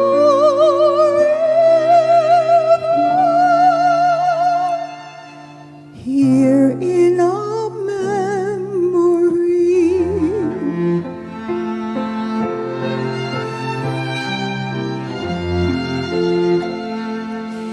In fields of sacrifice,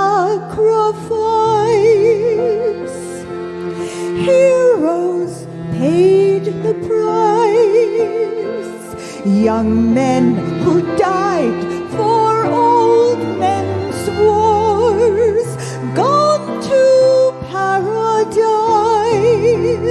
We are all one great band of brothers, and one day you'll see we can live together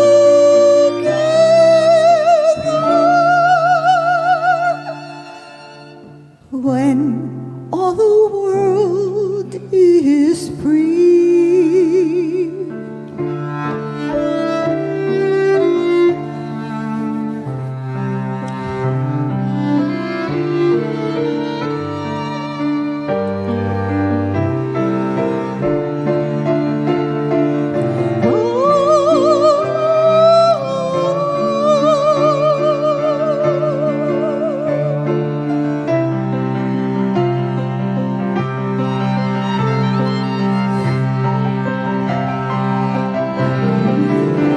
I wish you'd lived to see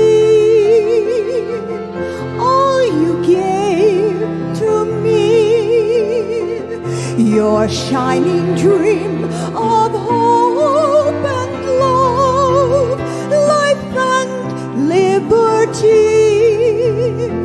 We are all one great band of brothers, and one day you'll see we can live together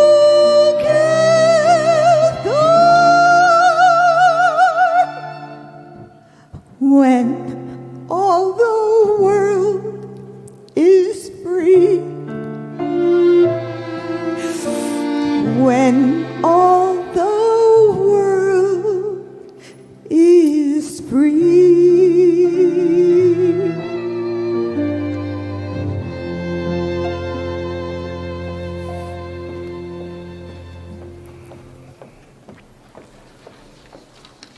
And I'd like to call on David Contes, who's going to, as a veteran of the Israel Defense Forces, place this candle in memory of fallen soldiers and victims of terrorism in Israel, and soldiers who defend Israel's borders so heroically with their lives.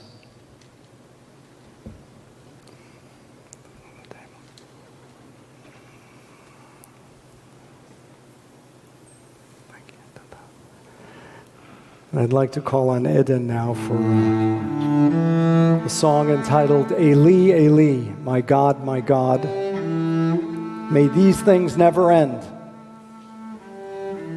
The sand, the sea, the rush of the waters, its waves coming to the shore, the sound of lightning in the heavens, Tfilat ha'adam, the prayer of a man. Eli, Eli, my God, my God.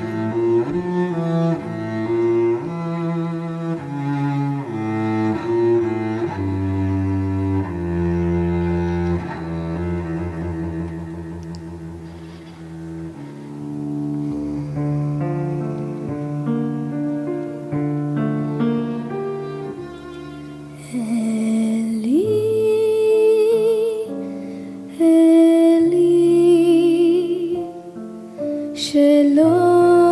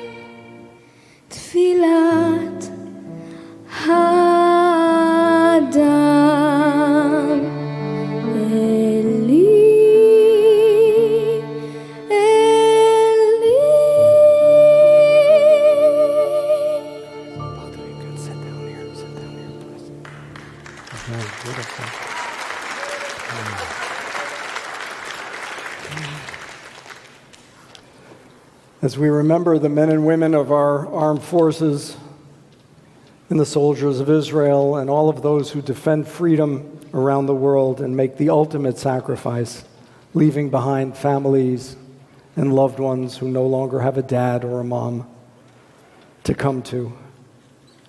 There's a beautiful song from one of the great productions of all time, and the words speak about our deepest desire that God brings them home. Bring home these soldiers, these young men and women. Bring them back.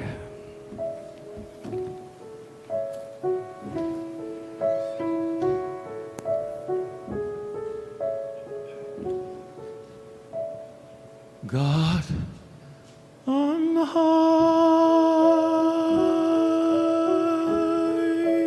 hear my prayer.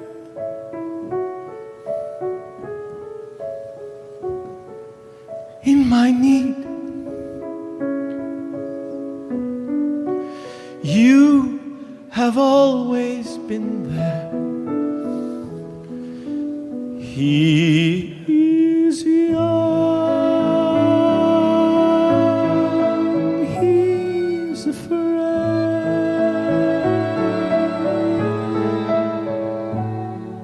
Let him rest.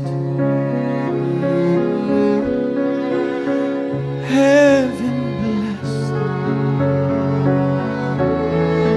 Bring him home. Bring him home. Bring him home.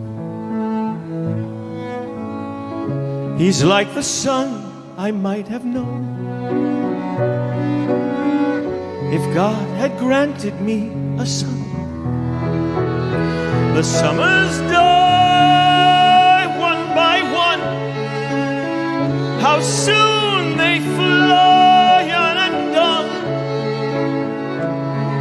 And I am old and will be gone.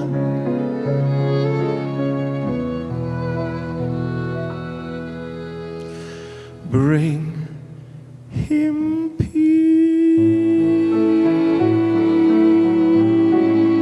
bring him joy.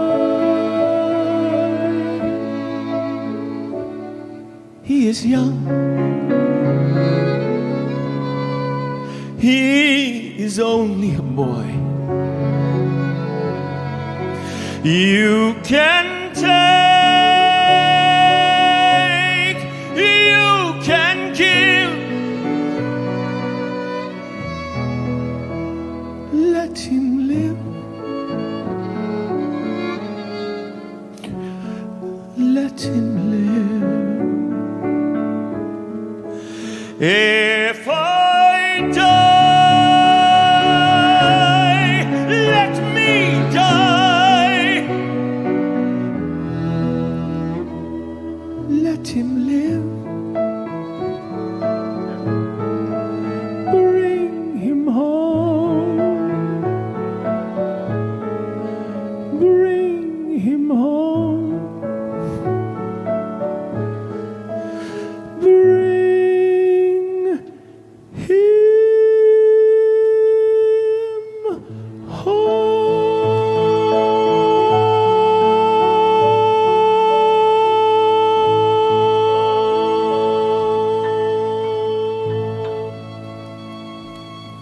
It's beautiful, Jordan. Thank you. Jordan.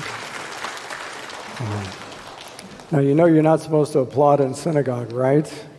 As they say in French, "Gur nicht helfen," nothing's going to help, because when you're moved, you respond, and that's fine. But we're not encouraging applause, but we are deeply touched by what is sung and how it is sung. We're going to take a moment now to close our eyes and think of loved ones who are no longer here. For many of us, the loss is a parent or a grandparent who was very close to us, who was very loving. And for some of us, it's a difficult time because maybe we had a parent who was not so kind who might have been abusive to us. And that makes it more difficult because we mourn the loss of what we should have had, what every child is entitled to, a great, loving, devoted parent. But tonight we want to think also about spouses. Many of us who've lost spouses know the depth of that pain. And we also want to remember brothers and sisters with whom we shared the joys of childhood growing up together, who are no longer here physically, but whose memory is a blessing. And we think, some of us who've had that tragic and horrific loss of a child torn away too soon, how deeply painful that is. And during this Yizkor hour, we think about them as well, with the words of, I will remember you, and I'll be seeing you.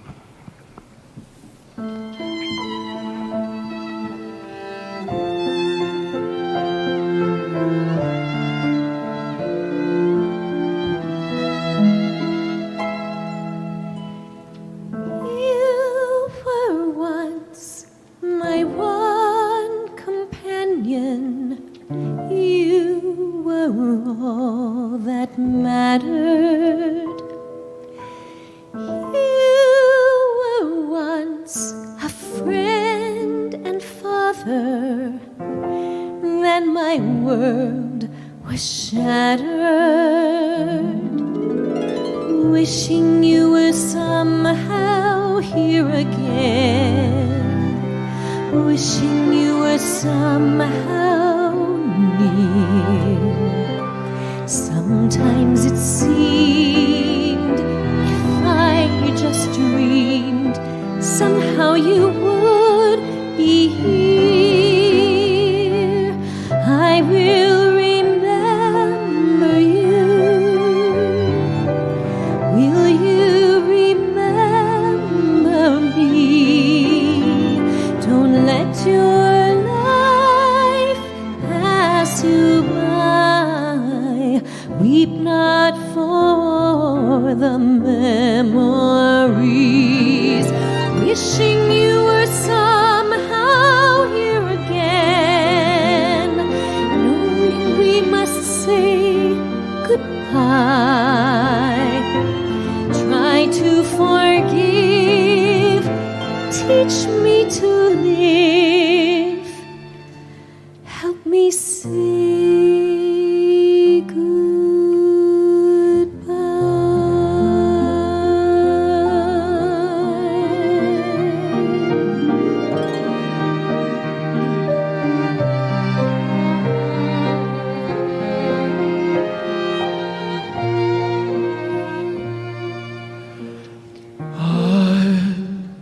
Be seeing you in all the old familiar places that this heart of mine embraces all day through.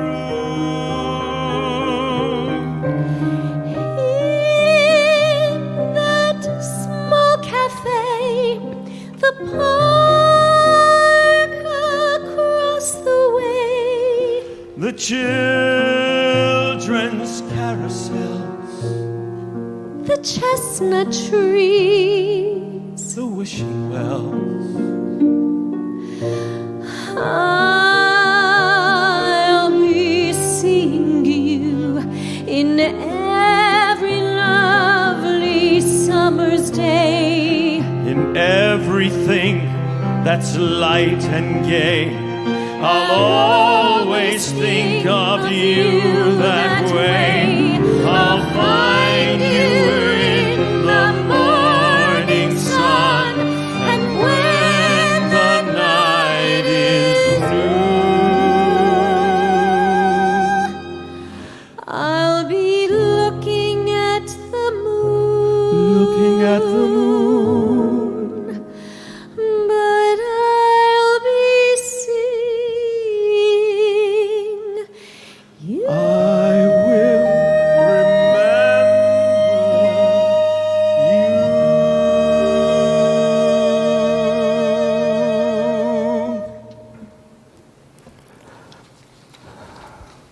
Please join me repeating the 23rd Psalm. The Lord is my shepherd. The Lord is my shepherd. I shall not want. I shall not want. He maketh me to lie down He maketh me to lie down in green pastures. green pastures. He leadeth me He leadeth me beside the still waters. beside the still waters. He restoreth my soul. He restoreth my soul. He leadeth me in straight paths He leadeth me in straight paths. for his name's sake. for his name's sake. Yea, though I walk Yea, though Yea, I though I walk walk through the valley of the shadow of death, through the valley of the shadow of death, I shall fear no evil, I I shall fear no evil. for thou art with me. for thou art with me. Thy rod and thy staff, Thy rod and thy staff, they comfort me. they comfort me. Thou preparest a table before me Thou preparest a table before me in the presence of mine enemies. in the presence of mine enemies. Thou anointest my head with oil. Thou anointest my head with oil. My cup runneth over. My cup runneth over. Surely goodness and mercy Surely goodness and mercy shall follow me all the days of my life, shall follow me all the days of my life, and I shall dwell and I shall dwell in the house of the in Lord the house of the Lord forever. forever.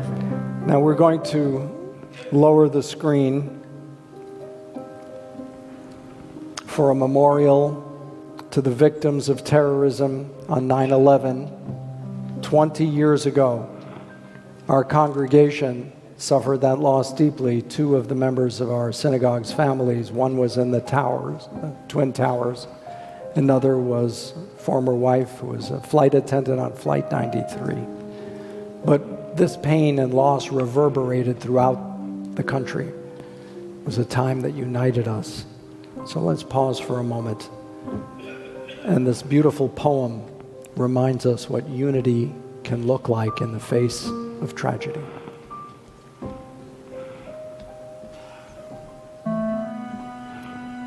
As the soot and dirt and ash rained down, we became one color. As we carried each other down the stairs of the burning building, we became one class. As we lit candles of hope and waiting, we became one generation. As the firefighters and police officers fought their way into the inferno, we became one gender. As we fell to our knees in prayers for strength, we became one faith. As we whispered or shouted words of encouragement, we spoke one language. As we gave our blood in lines a mile long, we became one body. As we mourned together the great loss, we became one family. As we cried tears of grief and loss, we became one soul. And as we retell with pride the sacrifice of heroes, we became one people. We are one color, one class, one generation, one gender, one faith, one language, one body, one family, one soul, one people. We are the power of one. We are united. We are America.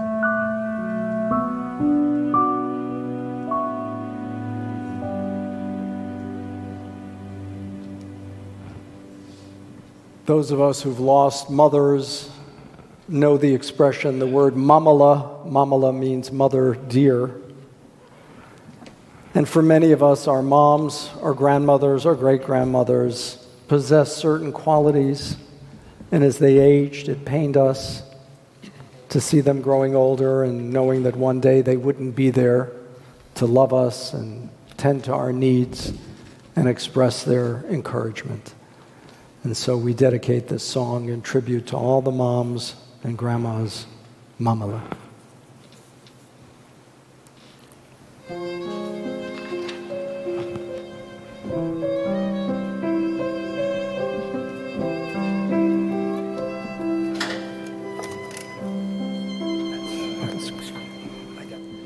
Mamala, Mamala, Mother dear, I'll always call you Mamala. Tired eyes, wrinkled hands, and the loving heart that always understands. I remember how you used to comfort me, a little boy of 3 in bygone years. I remember how you took me on your knee. With a kiss, you dry my tears. Silver hair, heart of gold. Day by day, I hate to see you growing old. Mama love, Mama love. May God bless you, Mama mine. Mama love, Mama love. Mother dear, I'll always call you Mama love. Tired eyes, wrinkled hands, and a loving heart that always understands. I remember how you used to comfort me, a little boy of 3 in bygone years. I remember how you took me on your knee with a kiss to dry my tears. Silver hair, heart of gold. Day by day, I hate to see you growing old. Mama love, Mama love. May God bless you, Mama.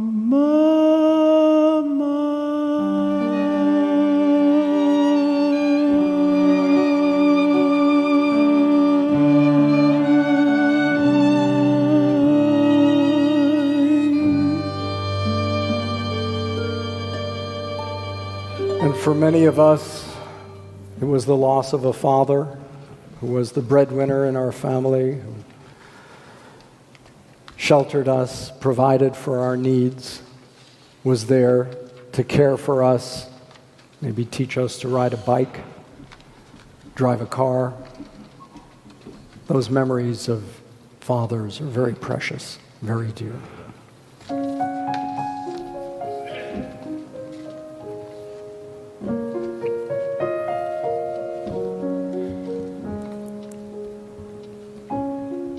When I was a child, before life removed all the innocence, my father would lift me high and dance with my mother and me, and then spin me around till I fell asleep. Then up the stairs he would carry me, and I knew for sure I was loved.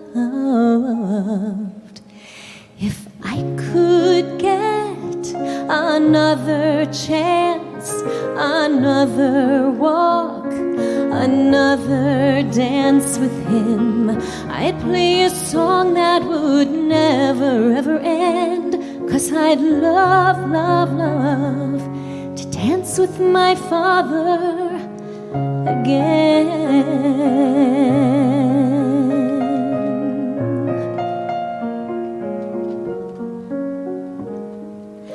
When I and my mother would disagree, to get my way I would run from her to him. He'd make me laugh just to comfort me. Oh, finally make me do just what my mother said. Later that night when I fell asleep, he left $1 under my sheet. Never dreamed that he would be gone from me.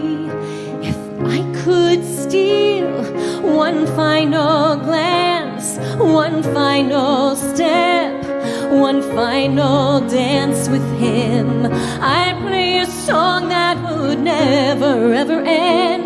'Cause I'd love, love, love to dance with my father again. listen outside her door, and I'd hear her, my mother, cry for him. I pray for her even more than me. I pray for her even more than me. I know I'm praying for much too much, but could you send back the only man she loved? I know you don't do that usually, but dear Lord, she's dying to dance with my father again.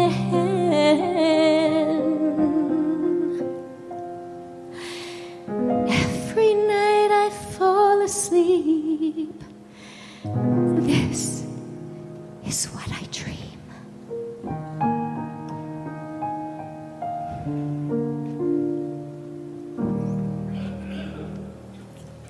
I'd like to call on Dr. Judea Pearl.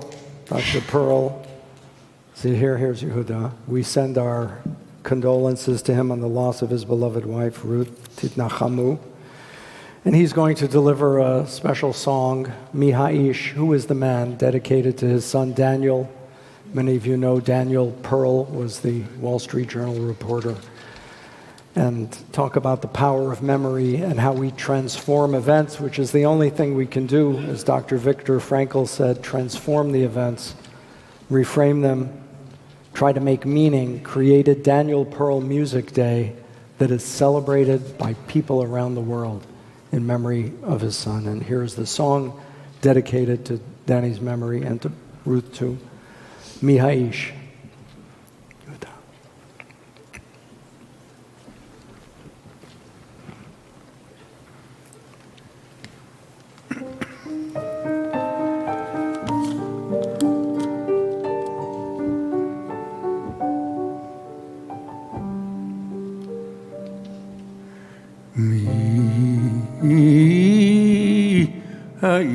האיש החפץ חיים אוהב ימים לראות אותו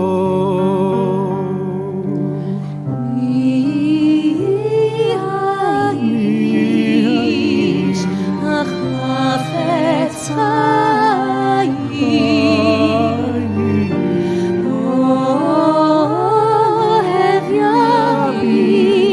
אוהב ימים לראותו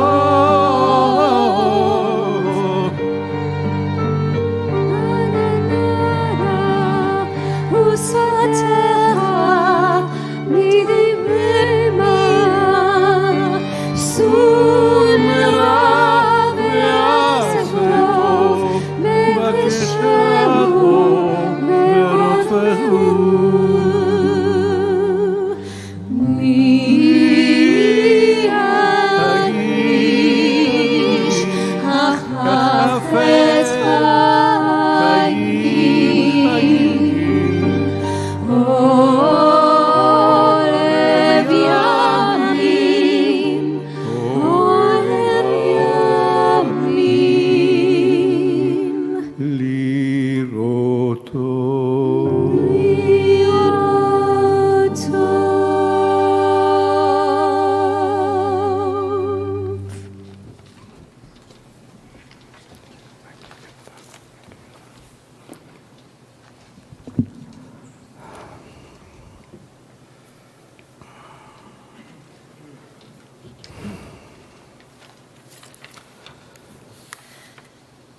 We take a moment now to remember the names of loved ones who've passed in the past year. And if any are omitted, we offer our apology, and we'll read it again during a later portion of the service if you bring it to our attention. Among those whom we lost, Ed Asner, Paula Block, Bunny Bonus, Joshua Brandywine, Irv Cooper, Rosalie Ellman, Mike Fenton, Denise Gershon, David Glickman, Bruce Hershenson, Larry King, Sid Klein, Tommy Lasorda, Philip Magarin, Herb Marsh, Jackie Mason, Stuart Milberg, Gilbert Gibby Raff, George Reifman, Michael Riff, Don Rickles, Ralph Rodley, Seymour Rosenblum, Rosalie Ellman, Jill Rosen, Harvey Saferstein, Marvin Schenker, Roger Schlesinger, Mansour Shushani, Shmuel Silverberg, Abe Vigoda, Gavin Wayne, Harry and Sarah Wasser, Henry Wilf, and Jack Zuckerman.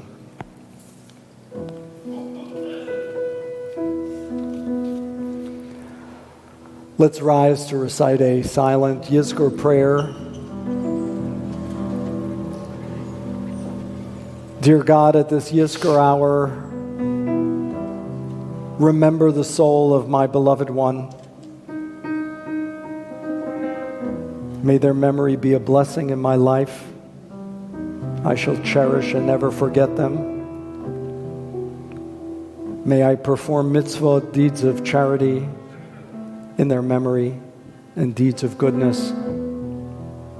They remain as a constant light on my path, guiding me even though they're not physically here. Their souls are forever bound up with mine in eternal memory. Yizkor Elohim. May God remember the souls of my dear ones.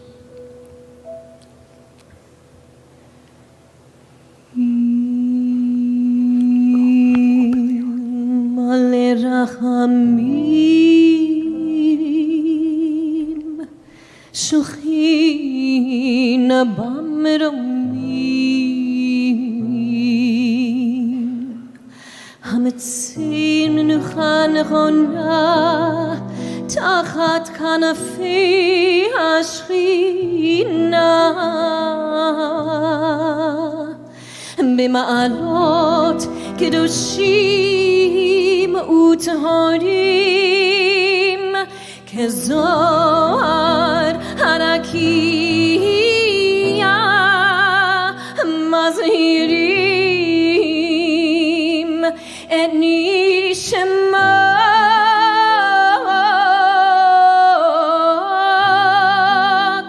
Shehalachu Shehalchu le'olamam V'gan Eden tihi menuchatam Ana ba'al harachamim yastirem Beseter kenafecha le'olamim Utzror bitzror hachayim Nishmotehem Adonai U'nachalatam Ve'yanuchu b'shalom Al mishkevotam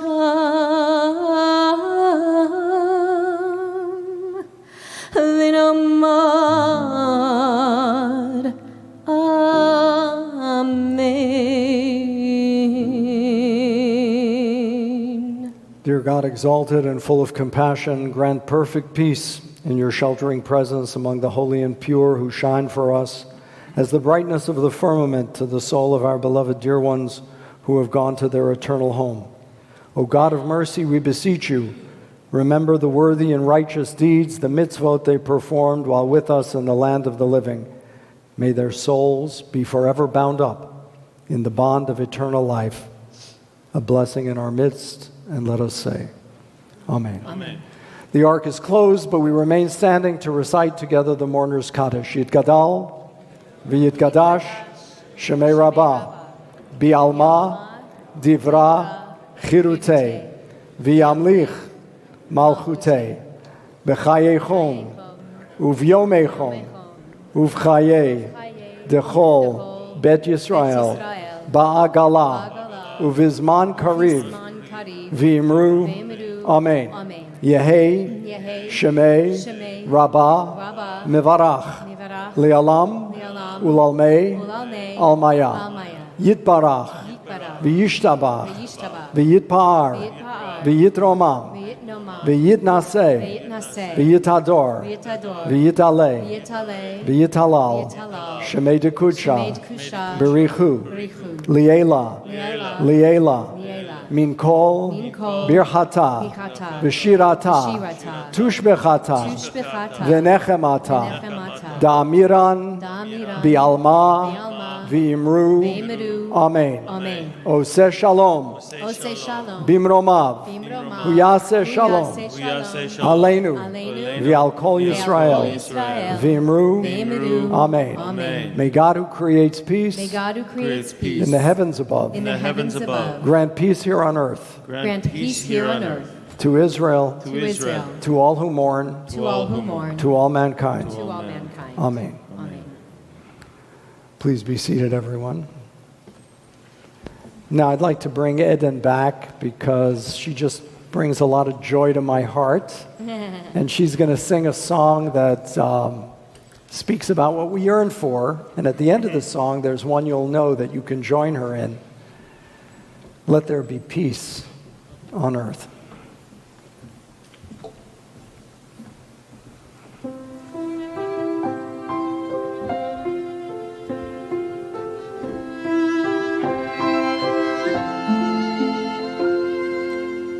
Let there be peace on earth, and let it begin with me. Let there be peace on earth, the peace that was meant to be, with God as our Father.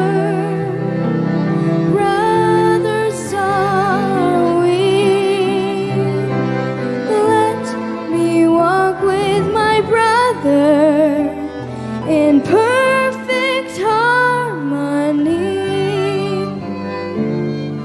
let there be peace on earth, and let it begin with me. Let there be peace on earth, the peace that was meant to be, with God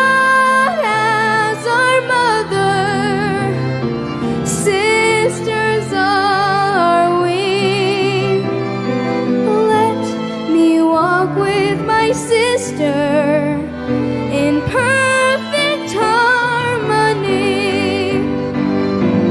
Let peace begin with me. Let this be the moment now. With every step I take, let this be my solemn vow to take in peace eternally. Let there be peace on earth, and let it begin with me. Let's join Eden in Hebenu Shalom Aleichem. Join us. Shalom Aleichem. Hebenu Shalom Aleichem. Hebenu Shalom Aleichem. Hebenu Shalom Aleichem. Hebenu Shalom, Shalom, Shalom Aleichem. Hebenu Shalom Aleichem. Hebenu Shalom Aleichem. Hebenu Shalom Aleichem. Hebenu Shalom, Shalom, Shalom Aleichem. Shalom Aleichem. Woo! Thank you, Eden. That was beautiful. Of course. Yes. It's always a pleasure. Oh, you're a pleasure. I taught her well. I can't wait for her to enter American Idol. I'm just felling. How can you not? We're going to continue our Musaf service, and this is the closing Musaf service, which will end approximately 2 o'clock. And then we are going to have a fascinating conversation with some really outstanding people. The Consul General of the State of Israel, Dr. Hillel Newman, is going to be here. And then we're going to get a chance to hear again from Masi Alinejad, the amazingly heroic woman who fights for women's rights in Iran against the tyranny of the mullahs. And that will be followed by Mona Golubek, who's coming back to tell us more of her mother's story, concert pianist. And afterwards, there's a fabulous French film with subtitles, of course, that we're going to see on the Shoah. That's a powerful short film. And my good friend, the Jewish cowboy, Joe Buchanan, is coming back. And Joe's got a couple of interesting stories and another song for us. And guess what? Before you know it, you'll forget that you were hungry. The fast will have passed and ready for break the fast. But first, the final shofar blast and Havdalah. So stay with us all day. Should be very intriguing, interesting, intellectually stimulating, and a pleasure. So we continue now with the traditional prayer of the Chazan, known as the Hineni. Hineni is found in the Bible numerous times at a moment of decision, where the protagonist says to the Creator, Hineni, here I am. I'm here. I'm ready. And in this tefillah, the humble Chazan offers a prayer. Behold, O Lord, in deep humility I stand before the one who always sees me to speak on behalf of your people. And even if I'm not the most suitable for this role, I ask you, the God of mercy and compassion, the source of all creation, to help me pray for compassion for myself and my community. I ask that no one be made to suffer for my mistakes. I know I'm not flawless, and I ask that I not suffer for my mistakes or the mistakes of others. Please accept my prayers as though I were truly aware, my voice pleasant, and I lived in harmony with all creation.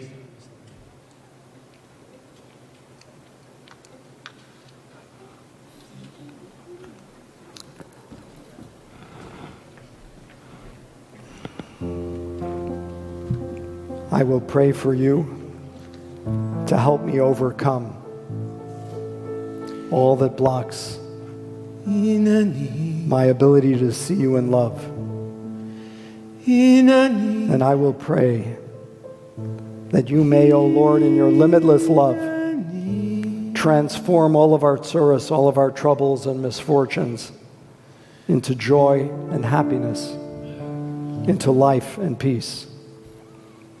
May the love of truth and peace remove all barriers from my prayers. May it be your will, eternal one and source of creation, that for the sake of all of those who love goodness and kindness, that in your infinite benevolence, you accept all of our prayers, however awkward, with compassion.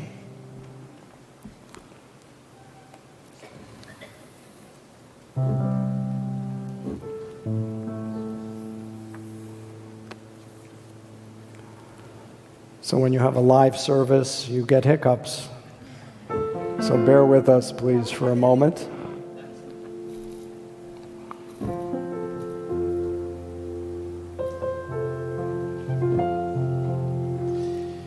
Hinani, Hinani, Hinani,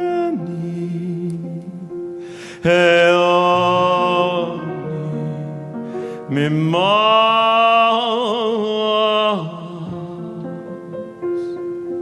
Nirash,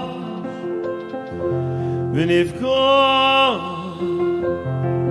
Mipor,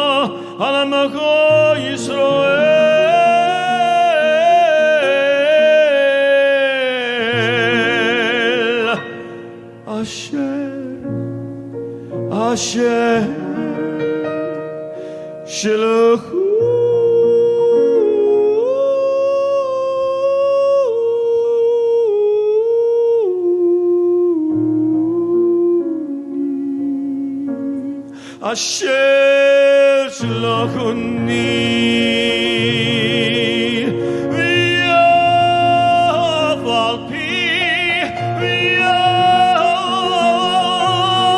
al pi sheni chadai v'hagun lecha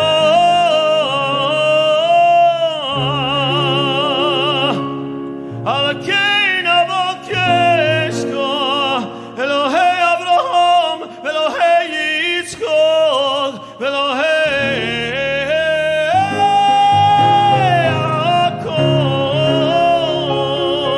Yaakov Adonai Adonai El Rachum v'Ganun Rachum v'Ganun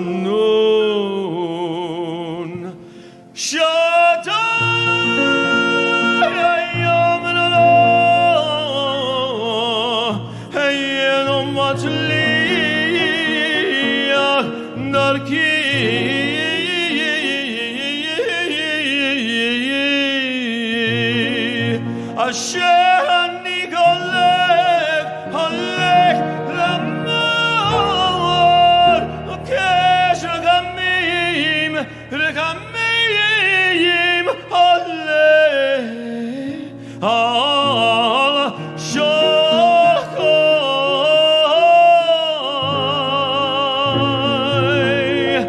Baruch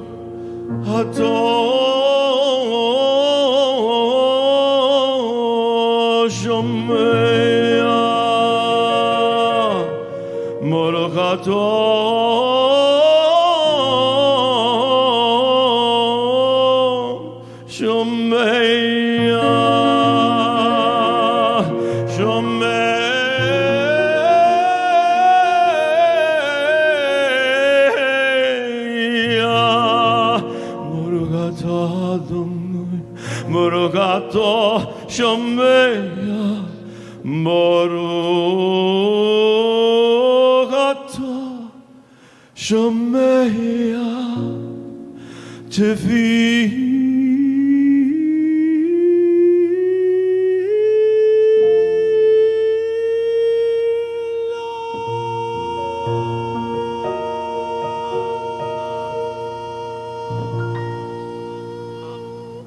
Beautiful Hineni, Jordan. Beautiful. Praised are you, O God, who hears our prayers, the humble prayer of the Hineni.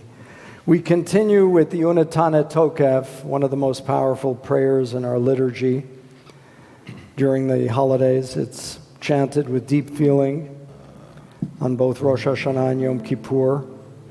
And one of the many reasons why this particular prayer always stirs the worshiper is its dramatic history. According to tradition, Rabbi Amnon of Mainz, who composed it when he lied dying of martyrdom.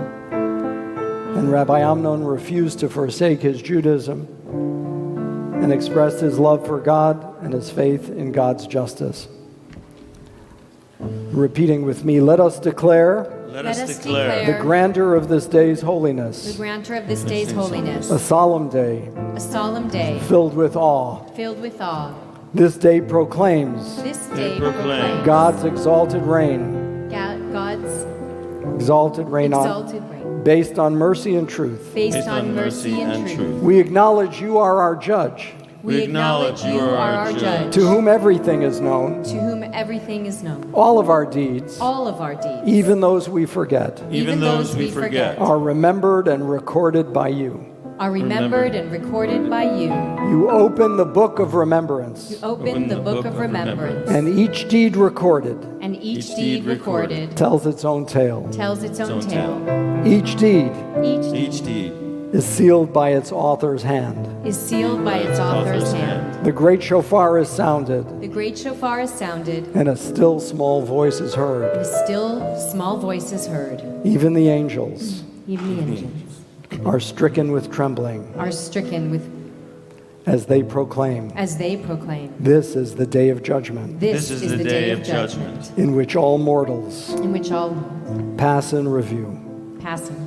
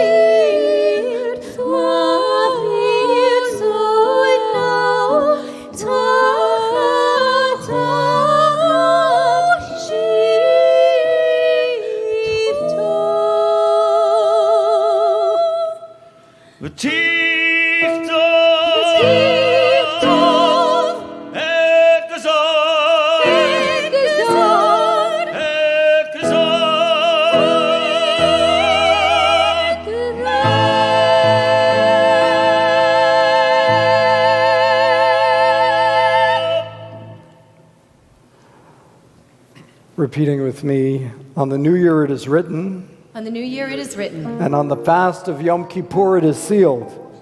the fast of Yom Kippur it is sealed. None of us knows None of what us know fate lies ahead. what fate lies ahead. We do not know We do not know how our fortunes will change. how our fortunes will change. We do not know We do not know who will be blessed with plenty, be blessed with comfort, who will want for food. who will want for food. We do not know We do not know to whom life will be just, to whom life will be just, or to whom it will be unjust. or to whom it will be unjust. We do not know We do not know who will be blessed with good health, who will be blessed with good health, or who will suffer in pain. or who will suffer in pain. None of us knows None of us knows whose life will be cut short, whose life will be cut short, whose life will be extended. and whose life will be extended. We do not know We do not know who will have joy and pleasure, who will have joy and pleasure, and who will experience sorrow. and who will experience sorrow. The only thing we know for certain, the only thing we know for certain, O God who determines our fate, O God who determines our fate, is that we must bring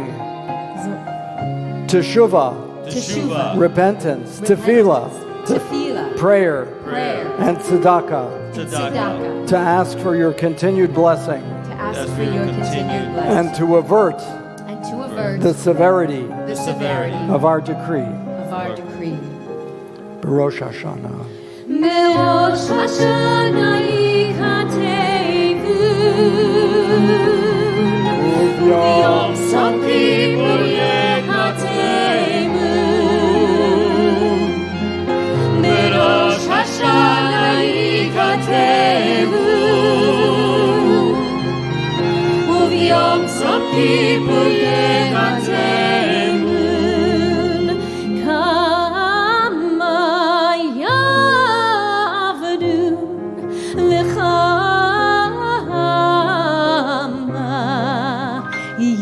Bareun michye umi amut mi vekitzo umi lo vekitzo Rosh Hashanah ikatevu Yom Sov Kippur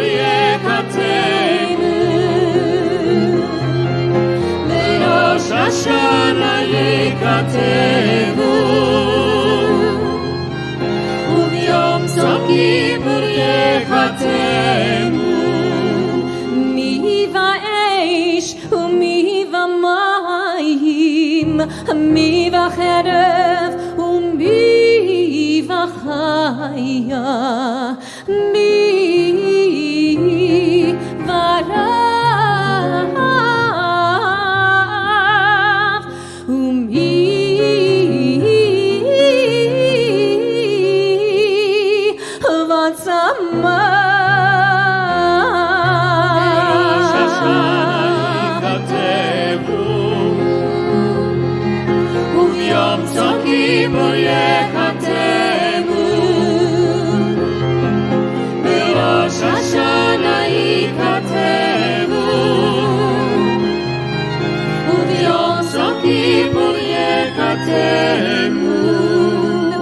Mi shafel umi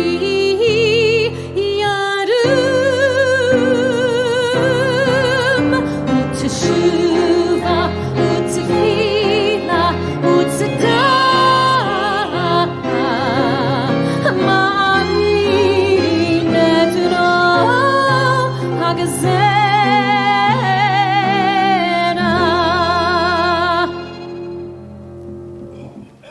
say? Yeah, short version. You're gonna show. Okay, good. The next prayer in our Musaf liturgy is known as the Ritzeh. Ritzeh means accept, A-C-C-E-P-T. Accept, O Lord, our prayer from where we recite it. Receive it as something that comes genuinely from our innards, from our kishkas. We offer this prayer to you. Accept our contrition. Accept our repentance and forgive. Ritzeh Adonai Eloheinu, the traditional melody in many synagogues around the world. Ritzeh.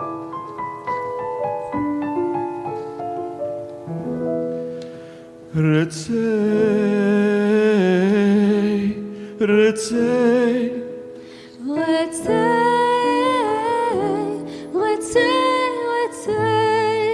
Ritzeh Adonai Eloheinu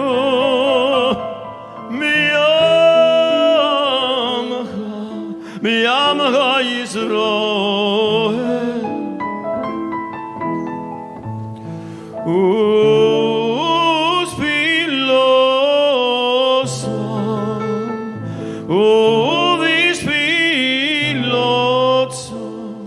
ובתפילוסם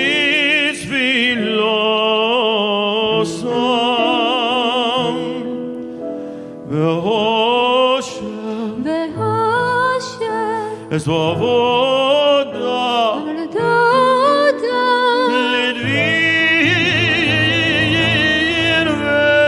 ביתך ואיש ישראל ותפילוסם יהבוסקה בלברו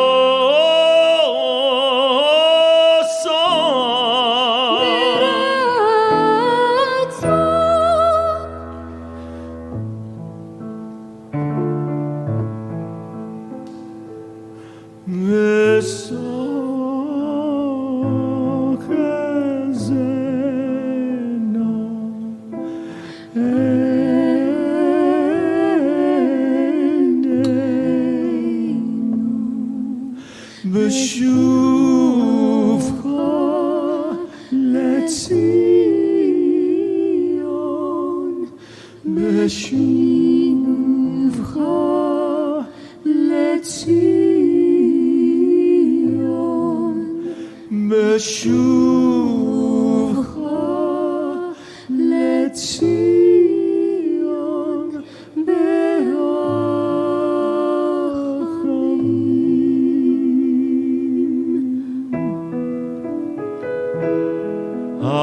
המחזיר, המחזיר, המחזיר, שחייתו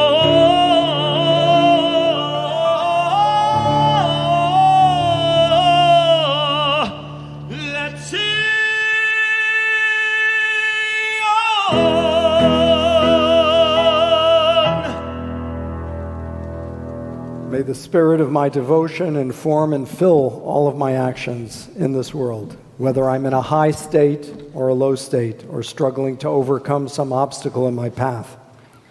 May I not be attached to the state of consciousness aroused by my devotion, but come to see every state of consciousness as a rung in the life of all worlds. May I learn the divine in all that I do, so that life itself becomes a liturgy, and everything I think and do becomes a pathway to the Creator. The next portion of the Musaf service is known as the Avodah, the service, and it replicates the practice during the time that the Holy Temple stood in Jerusalem. Now, you know, I've spoken about the Bet HaMikdash, the Holy Temple in Jerusalem, and some of my statements have been controversial because I'm one of those crazy people who thinks the Bet HaMikdash should be rebuilt.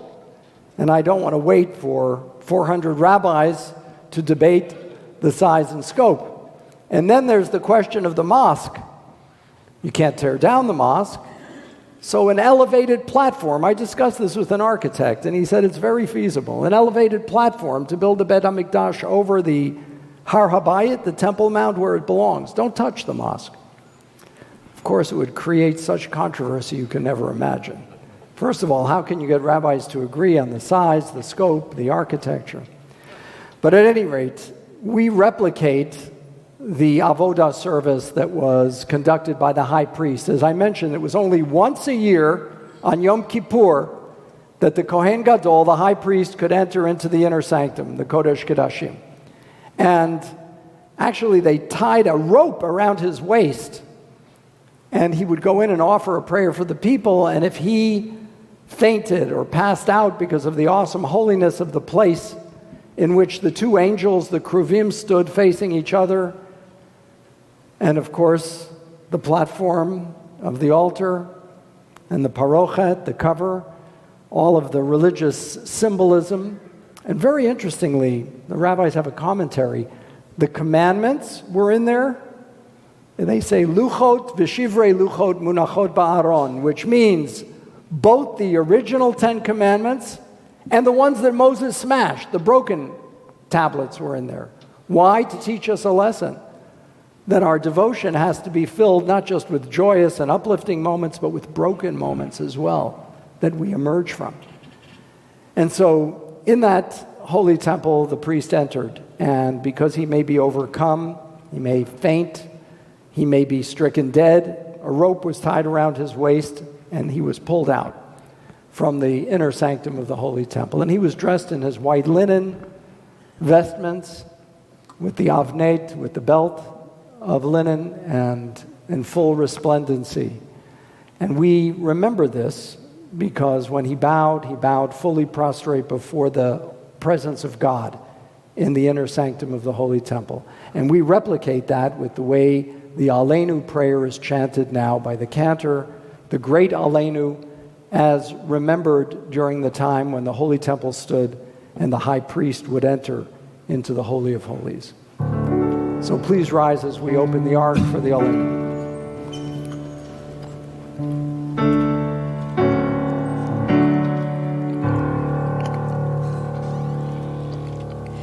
Aleinu leshabeach, Aleinu leshabeach, la'adon hakol, Adon hakol, la'aten gdula le'asir bereshit. שלא עשנו כגויי הארצות, ולא שמענו כמשפחות האדמה, שלא זכרתם להם, וגורלנו כי כה המונם ואנחנו קוראים ומשתחווים ומודים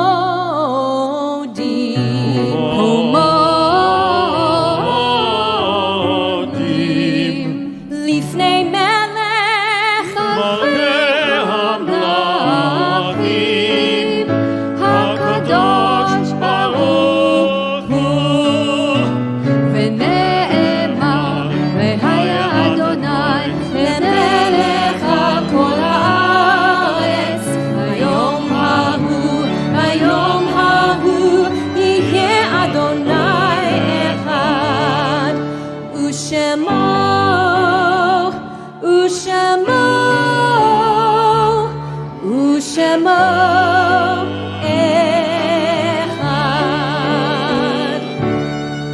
Please be seated, everyone.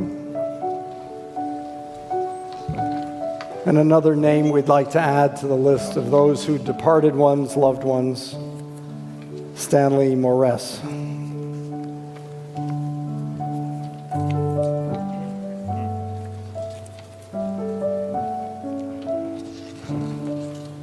Before we begin the Ashamnu prayer, we repeat these sins collectively as a people confessing sin, not just individually. And the Hebrew word for sin is really fascinating. The Hebrew word for sin is chet. Chet is an arrow that often misses the mark. It never always hits the bullseye. And if we think about ways we were distanced from our true nature of light, we miss the mark, we miss the point, we miss the target sometimes completely. And that error in judgment, that error in vision, that error resulting from our distancing ourselves from our true and pure nature is a great part of what sin represents. You know, sin's kind of an unusual word. People think in terms of confessing sins, committing sins, but the truth is, if you think about it very carefully, it's an error in judgment. It's missing the mark. It's a moment of foolishness. In fact, there's another word, pesha and avon, and these are other descriptions of kinds of sins that are done, some with premeditation, some without premeditation, some are done with full-on intent. And we have to recognize that there is a whole host of wrongs that we commit and that others commit and that exist in our societies, I've said many times at large, that we're responsible for. So, you know, without getting political, there are sins in our world committed by both political parties and by people of both persuasions, when we recognize our common humanity and that it's our duty to come together as human beings and heal the world and correct the sins and not repeat them again, we realize the possibility of peace. That's where it lives, right in that space. So, those of you who can, please rise to recite the Ashamnu confessional prayer. And if you need to remain seated for health reasons, you can remain seated and chant it as well.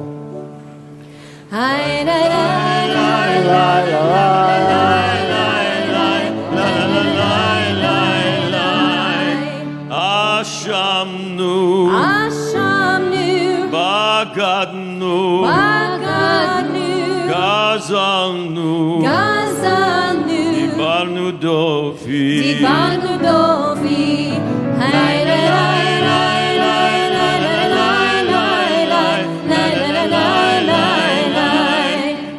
Evinu, Evinu, Vehirshanu, Vehirshanu, Zadnu, Zadnu, Hamasnu, Hamasnu, Tafarnu Sheker, Tafarnu Sheker, la la la la la la la la la la la la. Yatnura, Ya'atznuda, Izamnu, Kizavnu, Lahatnu, La'atznu, Maranu, Maranu, Niyatnu, Liatznu, Sararnu, Sadarnu, Avinu, Avinu, Pashanu, Pashanu, Sararnu, Saranu, Ishinu Oreh, Ishinu Oref, Lai la la la la la la la la la la la la. Rashanu, Rashanu, Shichadnu, Shichadnu, Diabnu, Tiavnu, Tainu, Tainu, Titanu.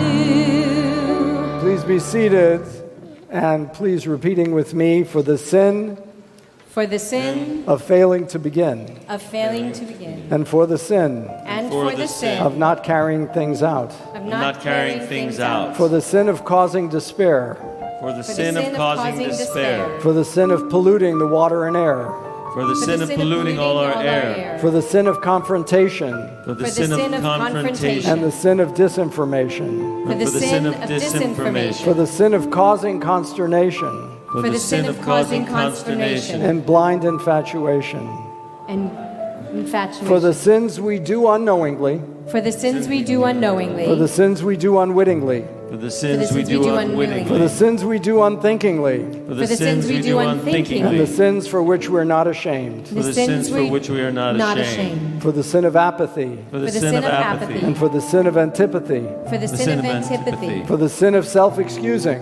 for the sin of self-excusing, and of unfairly accusing. and of unfairly accusing.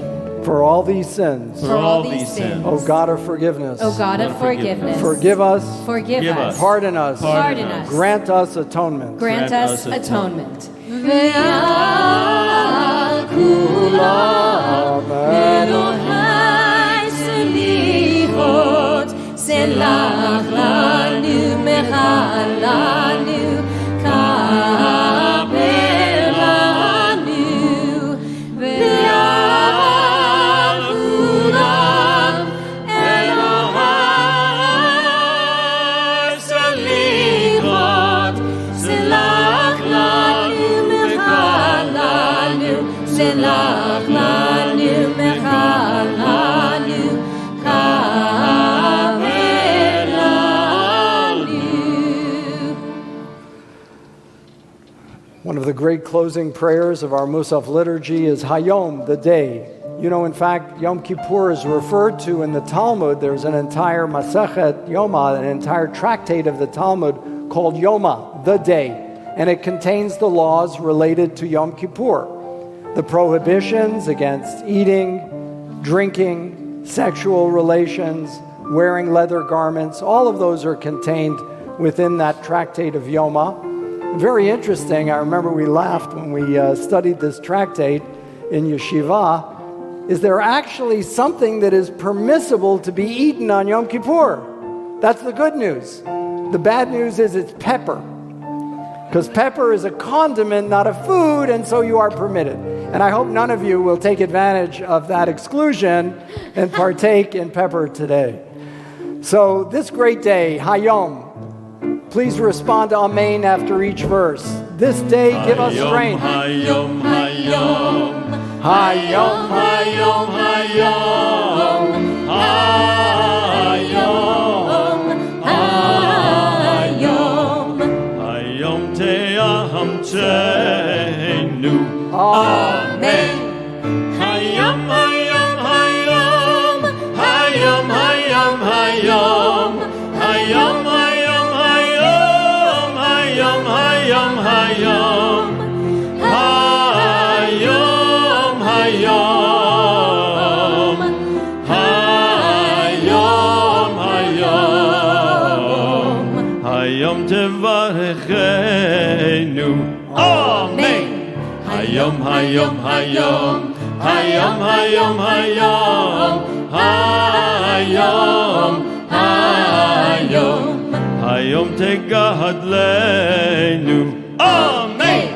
Hayom, hayom, hayom, hayom, hayom, hayom, hayom, hayom, hayom, hayom, hayom, hayom, hayom, hayom,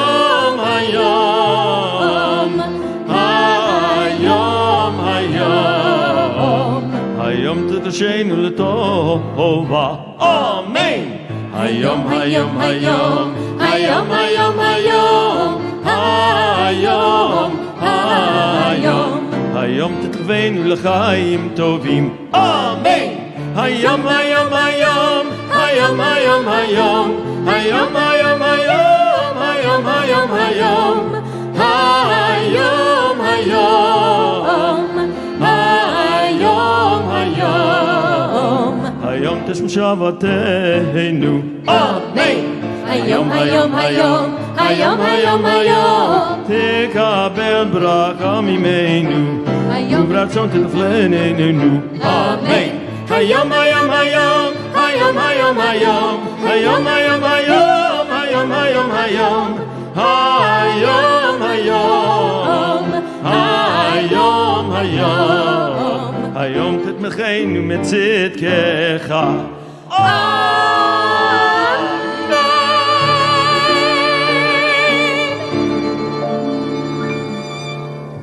So if you need a bathroom break, this would be the time. But before we do that, I want you to stay here while I thank our wonderful cantors, Alicia Pierce and Jordan Bennett, for beautiful liturgy and worship, and our fabulous music director, Sharon Farber, and composer, and our wonderful musicians and instrumentalists who've been here throughout. If I may, Sasha Kalman, violin 1, Sasha Kalman, Dmitry Olevsky on our second violin, Garrick Terzian on our cello, and Liesel Ehrman on harp.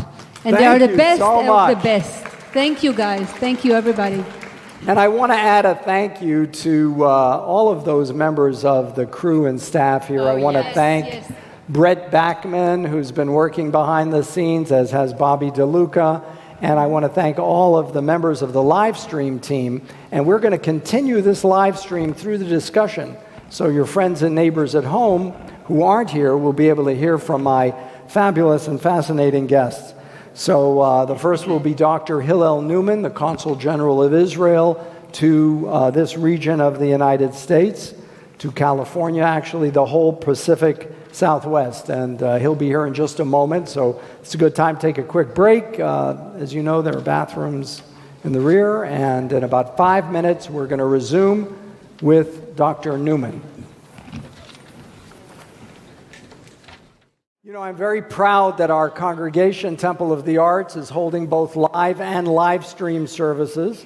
And each year on Yom Kippur, we arrange to have a conversation with important people in our community and with my special guests who are here from around the world. And today is no exception. So it's my great honor and privilege to welcome to us today the Consul General of Israel to the Pacific Southwest, Dr. Hillel Newman. Dr. Newman assumed this post in July of 2019, where he serves as the senior representative of the State of Israel. And during his 20-year diplomatic service, he accumulated vast experience in policy formulation and decision-making at the highest levels of the Israeli foreign policy establishment.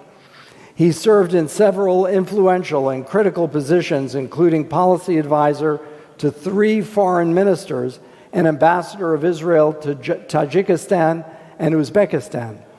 Before he joined the diplomatic service, he attained his PhD in Jewish history and served as a professor in Jewish history, teaching graduate courses at Bar Ilan University and BU. He authored and published a book on Jewish sectarianism during the Hellenistic and Roman periods. And for the past 5 years, he served as a key lecturer on Judaism at the NATO Defense College. Most recently, Consul General Newman served in the Ministry of Foreign Affairs as both a special policy advisor to the Director General and to the Director of the World Jewish Affairs Department. He has been intimately involved in the most current and pressing issues confronting global Jewry. Previously, Consul General Newman also served in the Strategic Division of the Defense Ministry, playing a key role in coordinating the efforts related to the strategic threats facing the State of Israel. And I know that's something we're going to want to hear from him about and question him about. As ambassador to the republics of Uzbekistan and Tajikistan, both Muslim countries, he promoted political, business, and security ties with these countries. He also initiated several projects and agreements in the fields of medicine, education, agriculture, and humanitarian aid. Consul General Newman first became familiar with the United States while serving as deputy consul in Boston to the New England region between 2001 and 2005. He engaged in diverse public diplomacy efforts, conducted briefings and political and security issues, and took a special interest in building interfaith and interethnic relations. So it's a great honor to call upon him. He's a native of South Africa. Where in South Africa? I was born in Johannesburg, but grew up in Cape Town. Ah, okay. So one of my Talmud teachers in yeshiva was Rabbi Bernhard. Does that ring a bell? No. No. All right. Well, he went on to, one day he came to class and he said, "Students, I'm leaving for Cape Town." And he became the chief rabbi. So let's give a nice warm welcome to Consul General Newman. Right here in the microphone.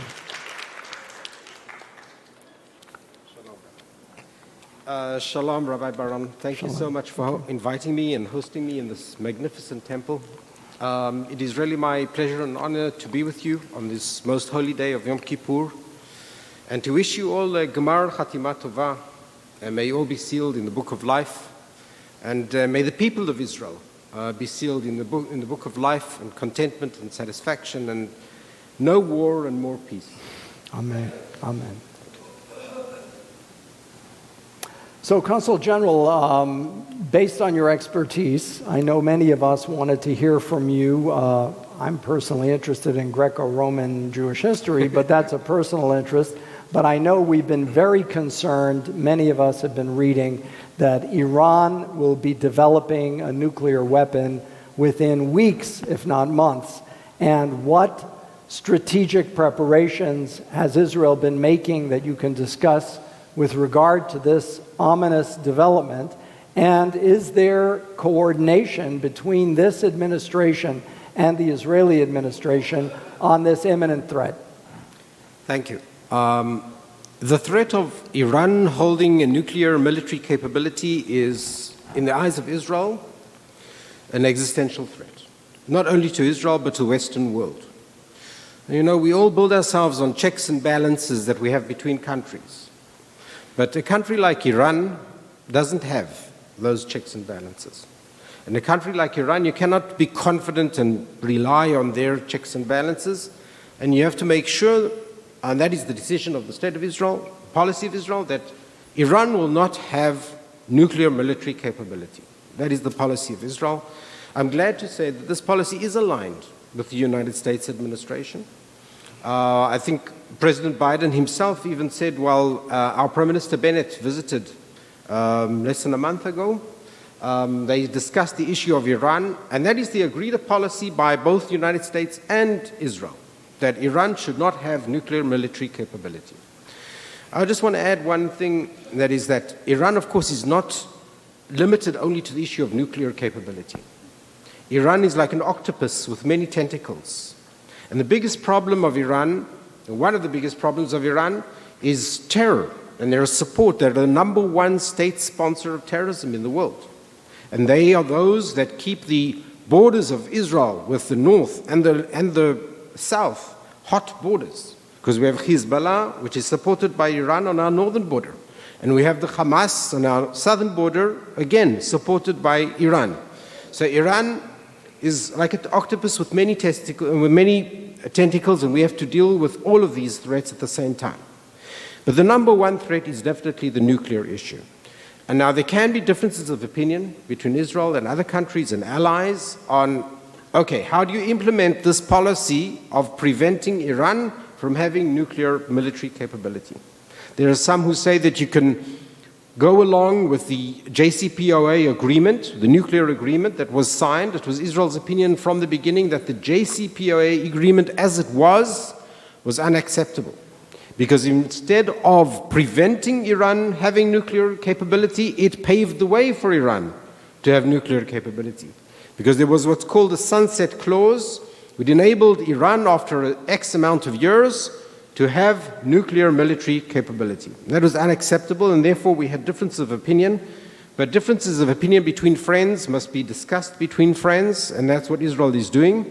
And I'm glad to say that at the moment, I think the objective is clear, and also the policy is more or less agreed upon. I want to turn it to questions from our audience, but before I do, we've been really delighted with the progress that has been made in the recognition of Israel under the Abraham Accords, which the previous administration really drove in a big way to achieve more stability in the region. Can you speak to how that is being implemented and if there's been any regression or if it's moving forward positively? I'd like your take on that, and then we're going to throw it open to your questions, ladies and gentlemen. Thank you, Rabbi Baron. The Abraham Accords is amazing. Now, you know, very often we tend to focus on the negative of the past year. We think of coronavirus and the death and the sickness that was a result, and we think of all the bad things that happened to us last year. That's part of our contemplation of Rosh Hashanah and Yom Kippur. But we should also focus on the positive aspects, and there were many positive things.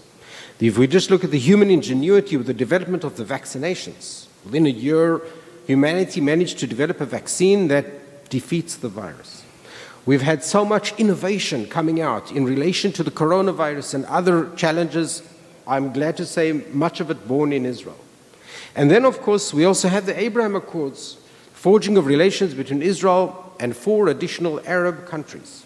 Amazing. It's a quarter of a century from the last time we signed an agreement with an Arab or Muslim country. So it's tremendous. What has happened since then has also been leap years of development. UAE, for instance, we have a Consul General of UAE here in Los Angeles, and he's my dear friend. He's been at my home already 3 times, and he's a dear friend. UAE put down $10 billion and a joint foundation of innovation with Israel. I heard there are even shuls, synagogues in the UAE. Is that correct? There's kosher restaurants. There are synagogues in UAE. It's a warm peace. That's the difference between the peace, let's say, between Israel and Egypt and Jordan, and the peace now. Let me give one example. You know, there was an Egyptian singer, very famous singer in Egypt, who had his photograph taken with a very famous Israeli singer. His name is Omer Adam. Omer Adam, I'm sure you've heard about him, but he's one of the most famous popular singers today in Israel. And his photo was taken with Omer Adam, and this Egyptian singer went back to Egypt. And in Egypt, there was tremendous criticism and backlash, and there were calls for him to resign and to leave what's called the Artists Guild of Egypt. And he started apologizing, and he started to say, I didn't know it was an Israeli, I didn't know it was Omer Adam, of course excuses which are excuses. Let me tell you a secret. That picture was taken in UAE. And that picture was taken at an official performance of Omer Adam in UAE. He was hosted by the Sheikh of UAE to give official performances.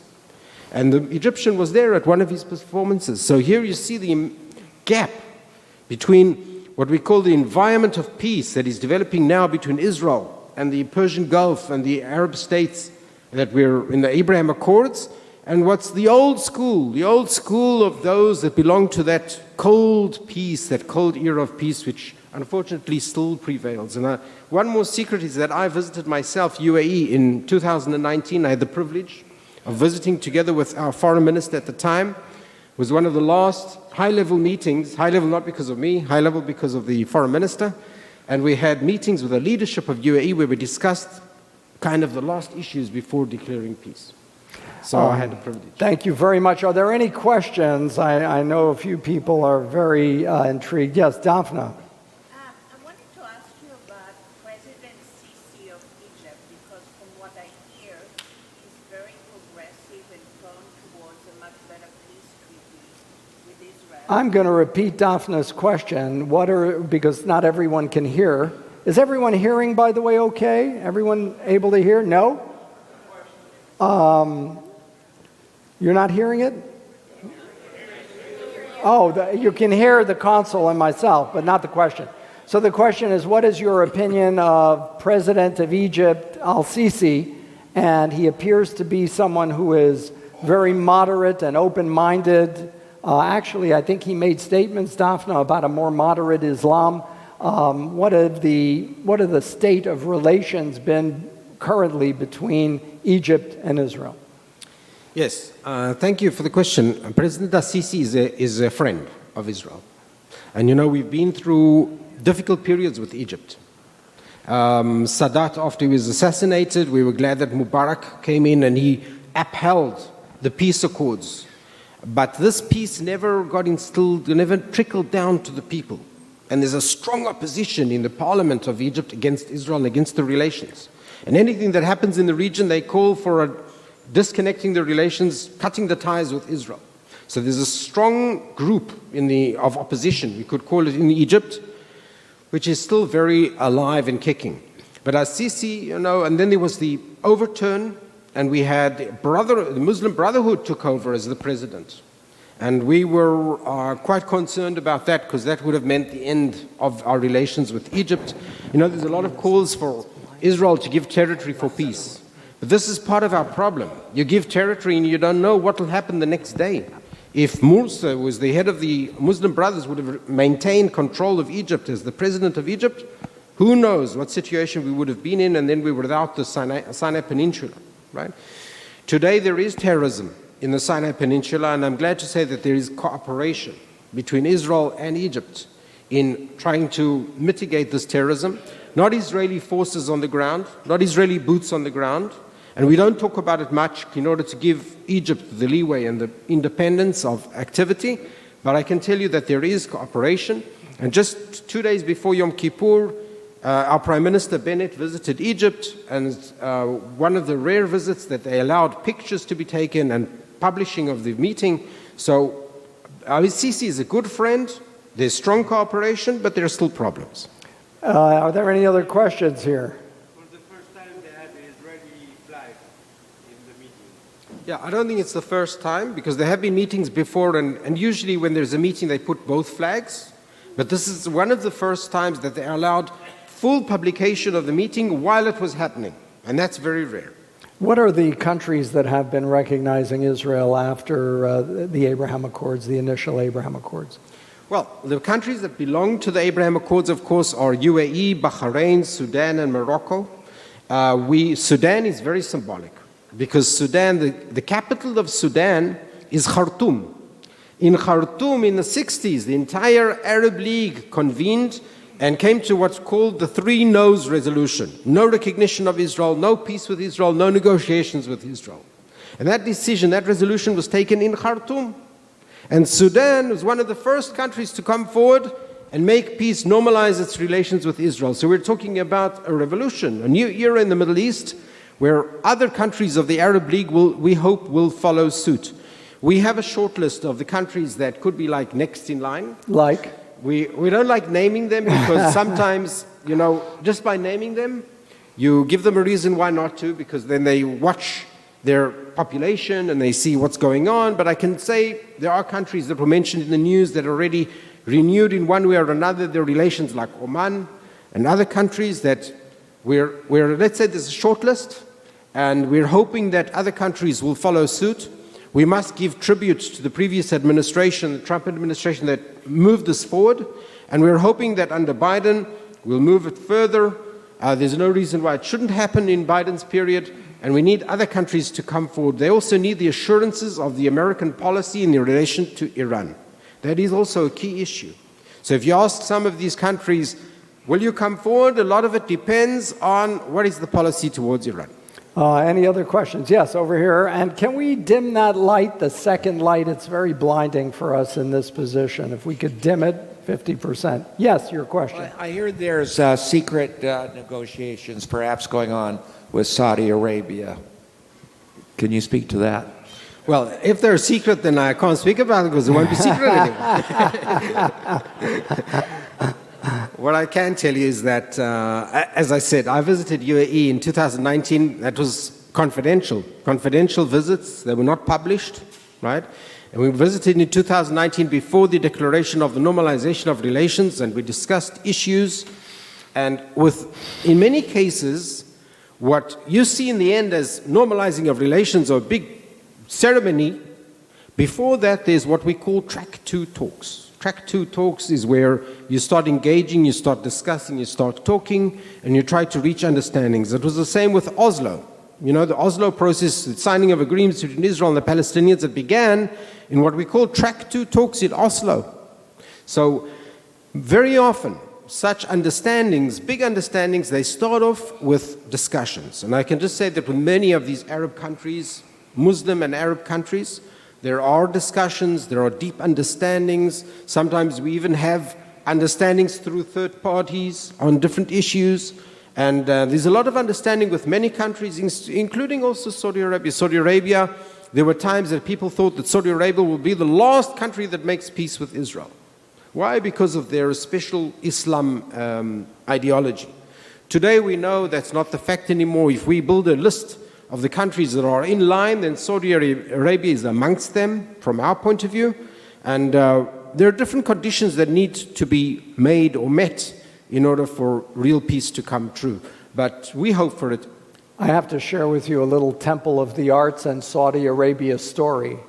Every year we hold our second night of Pesach Seder at the Four Seasons Hotel, where the owners, the Cohens, are very good friends and benefactors of the synagogue. And a couple of years ago, one year, I got a call from Mrs. Cohen. And she said, "Rabbi, I'm very sorry, we have to move your Seder." I said, "Why, Beverly?" She said, I can't. I signed a non-disclosure agreement, and I'm unable to tell you the reason why." Well, it's because the Saudi crown prince and his entire retinue took over the entire hotel, and we had to move our Pesach Seder. So we've been disrupted by Saudi Arabia, but hopefully that disruption will lead to good relations. Anyone else have a question for the Consul General? Yes, Ben. Can we get the microphone over so we can hear his question? Is it true that Sheba has opened up 2 hospitals, one in Bahrain and one in EUA, and that they sent a best part of 50 to 100 doctors there each, Israeli doctors from Sheba? Okay, South African or Australian? Johannesburg. South African, yes. Hoe gaan dit? Yes, agreements have been signed between Sheba and between the health system and the country of UAE. I won't go into the details of how many doctors and how many hospitals and whatever, because that's really between them, and they're also, but the agreements have been signed. We received information about it, and it's very interesting because it's cooperation not only in the medical, but also in the R&D and research and the setting up of medical facilities. So it's quite a far-reaching agreement, and many agreements have been signed actually between Israel and UAE, which people don't know about. So in tourism, in economy, in innovation, a lot is going on, and that's why I said that these Peace agreements are so meaningful and so significant, not only because of their political significance of saying the end of the taboo of relations with Israel, which is a big change in the Middle East, but also because of the warmth of the relations. So this is part of that warmth of relations. Another question, anyone? Yes, Paul. Paul asked, how about Pakistan? Yeah, Pakistan. When Israel was re-established in 1948, we extended our hand in friendship and peace to every single country in the world. The entire global community, including the Muslim and Arab world, the entire community. There's not one country in the world that we do not recognize, or we refuse to recognize, or we want to dispute their territory, or things like that. Nothing, not one country. Lebanon, which sits on our border, Syria, which sits on our border, which both try to do their utmost, in many cases, to attack Israel. We have no dispute with them. We don't want any dispute with them. The same goes for Pakistan and Malaysia and Saudi Arabia. We're prepared to recognize everybody and work with everybody. The problem began with the fact that the Arab League and the entire Muslim bloc in the UN, which is 54 countries, they as a bloc, and also the Arab League resolution, which I mentioned before, blocked all relations and ties between Israel and the Arab and Muslim world. Now, we're 73 years later, and since the establishment of Israel, and we have peace with Egypt and Jordan, we have peace with 4 additional Arab states in the Abraham Accords, and we hope for more, but it's up to them. It's up to them. You know what is the secret to peace? The secret to peace is that any Arab or Muslim country comes forward and says, we're prepared to recognize Israel. Once they do that, there is peace. That's the only real obstacle to peace. People think of all kinds of obstacles. That's the obstacle. We recognize everybody, even Iran. We recognize Iran as a country. We have no dispute in their territorial aspect or the regime. We have big problems with the regime because of its attempt to annihilate the state of Israel and its activity to do so. But we don't dispute the existence or the right of existence of any of these countries. That includes Pakistan. Pakistan is far, though, from being one of the countries in the short list to make peace with Israel for different reasons. Consul General, before we turn to some other questions, something we planned to have you enlighten us on was the question of Hezbollah in Lebanon. Lebanon is imploding. It's pretty much a failed state by anyone's account. And Lebanon, the reasons for that are deep and manifold, but one of my professors, Nadav Safran, who wrote the book From War to War, he posited that the Muslim world cannot tolerate a non-Muslim entity in its midst, and Lebanon, being half Christian, half Muslim, was destined for this implosion. But the question I wanted to ask is, I'm hearing reports that there are north of 200,000 sophisticated missiles kept by the Hezbollah in northern Lebanon, in southern Lebanon, and they are poised to strike Israel. What kind of response is Israel going to take if and when a war breaks out? Because it's subjected to so much criticism when it strikes, let's say, an apartment building where missiles are being housed or fired from. Is Israel prepared to take what some call a scorched earth policy regarding eliminating the missile threat from southern Lebanon? Yes, thank you for the question. You know, I served in Lebanon in the IDF. I was a paramedic in the IDF. And I was drafted in 82, which was the beginning of the Lebanese war. And my task was to be a medic for the soldiers that were going into Lebanon to the different posts that we had in Lebanon, bringing them food and medical supplies and whatever. And for every envoy like that, we needed paratroopers and medics. And I was one of those medics. And at the beginning, it was a glorious period because the people in the south of Lebanon actually wanted the liberation of Israel. They wanted to be liberated from the Hezbollah and from these terrorist organizations that were there in Lebanon. But then afterwards they understood that we're not there to stay, and the Lebanese Hezbollah and Islamic organizations, jihadist organizations, will remain. And that's when the tables turned in the situation. Today we have, unfortunately, a strong Hezbollah in Lebanon.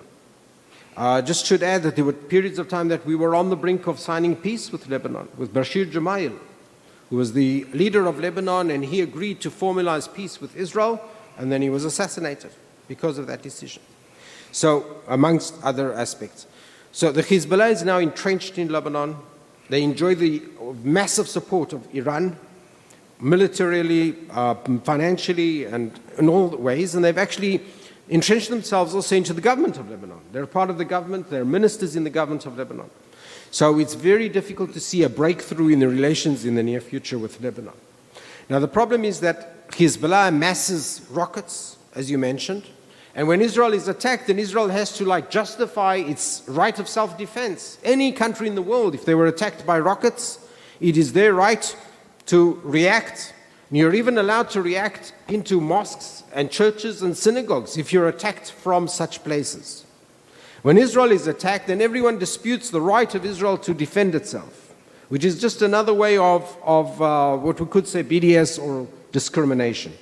Now, if the United States of America was attacked, if let's say California was attacked with rockets even from a fellow state of the United States, everyone would justify the right to respond, definitely if it's from another country.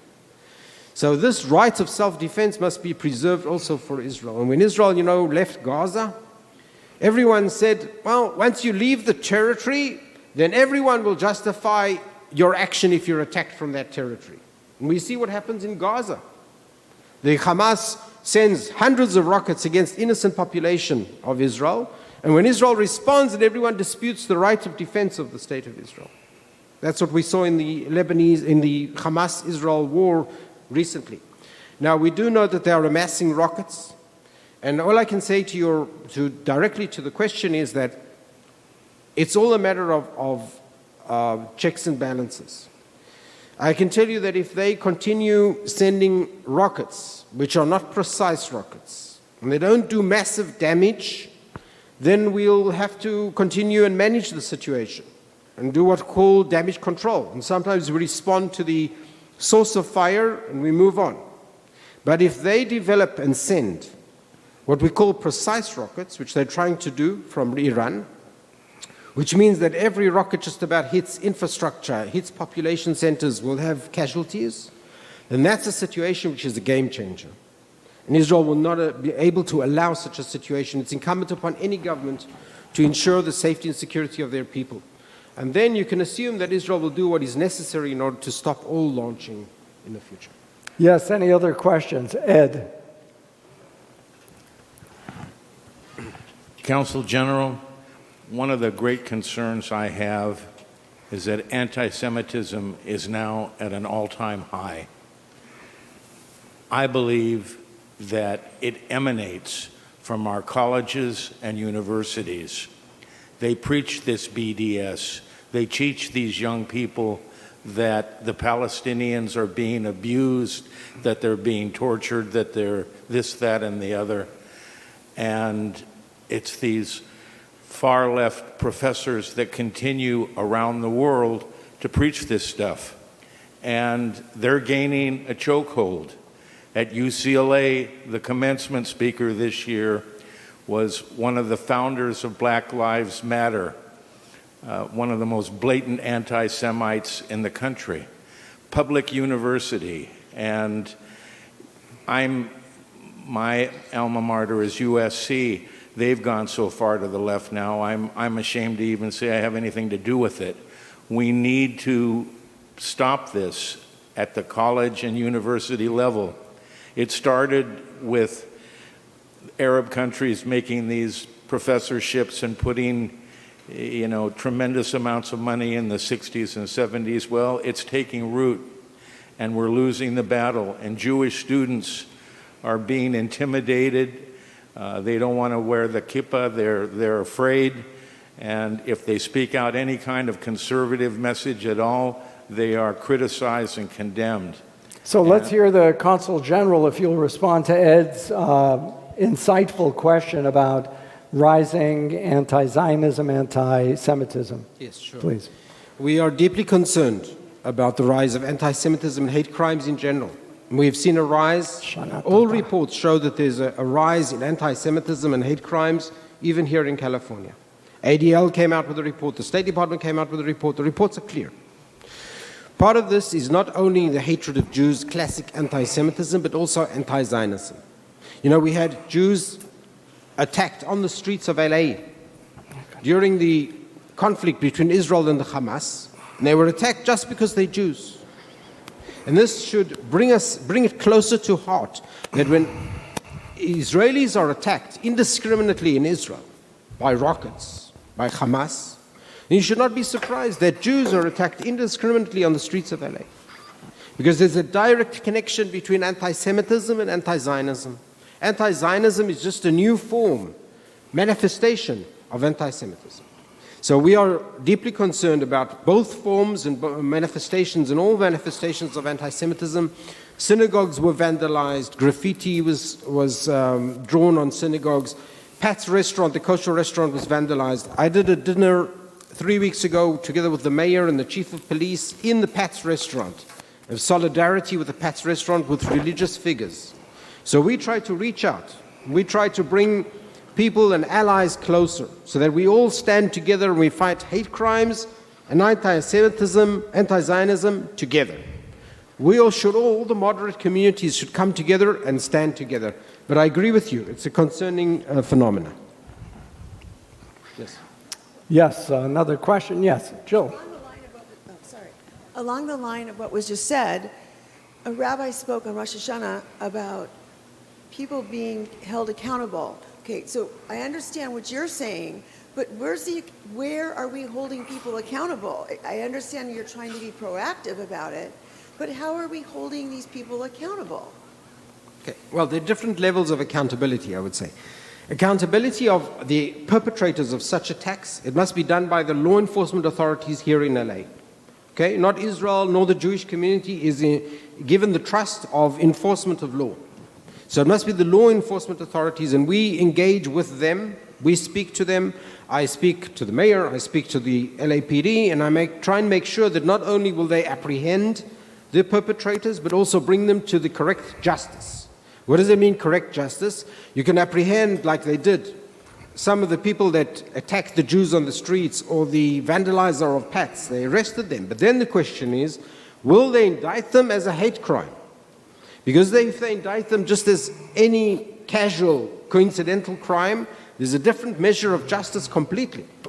So we engage with the authorities in order to try and make sure that they not only indict, not only apprehend at the first stage, but then indict, and then indict as a hate crime or anti-Semitism. It's a very big difference. So that's their accountability, right? And for that we engage, we have an engagement with them all the time. Right, but there's another type of accountability, and that's for social media, for instance. That's where every person here can help. Every person can be active in social media, can be a spokesperson on behalf of countering terrorism and countering anti-Semitism in the social media. You can make people accountable for what they say. When someone says something which is totally incorrect or false against the Jews or against Israel, you can be there to correct it and to point it out as it is. Any other questions? This lady in the back, yes. We can get a microphone to you in 1 second, so hold on. There was also someone there. Okay. Yeah. That was the perfect segue to my question, so I'm glad you just said what you said. I'm an Australian Jew. My father was the head of the UJA growing up. My family made Aliyah when I was 10 years old, and I arrived in Israel 4 months before the Yom Kippur War. So as a little 10-year-old, I've had quite an experience. I moved here to LA when I was 14. I have recently read the book by Noah Tishby called Israel, and I'm curious to know how you feel about that book, because when I read it, I then evangelized it to absolutely everybody I know for the reason you just said, that the accountability starts with us, and if we are armed with information and we are educated about the truth and the facts and the history and all that we have done as a people, as a nation, as Jewish people, as supporters of Israel, we have the power to actually educate people when they say things that really may not be true.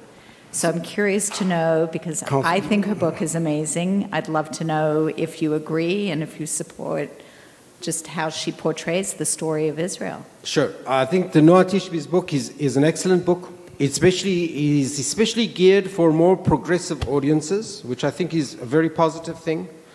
You know, Israel should be and always was an issue that is bipartisan, enjoys bipartisan support from the left to the right and in the United States of America. And we've seen an erosion, not only in the far left, but also in the far right, of support of Israel.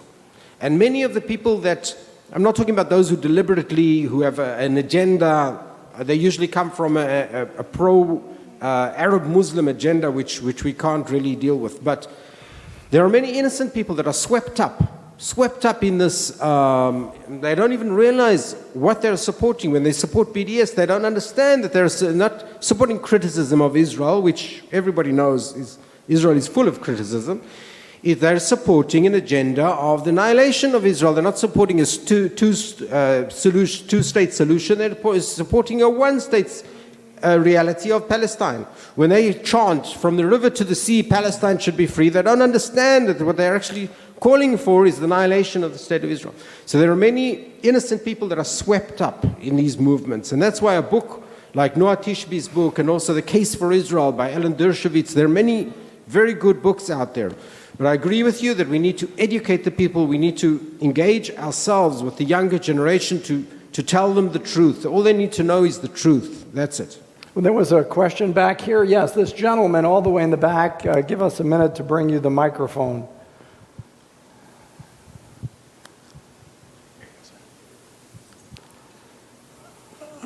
Hello. I presume you're familiar with the formal distinction that the United States government makes between an agreement and a treaty. Turning now to the JICPOA one more time. Did you find useful the non-proliferation aspects, which included restrictions on highly enriched uranium and plutonium production for respectively 15 and 10 years respectively? Did you find that useful now that those non-proliferation aspects, including those most important two, have been seriously undermined by the United States non-participation with the treaty or with the agreement?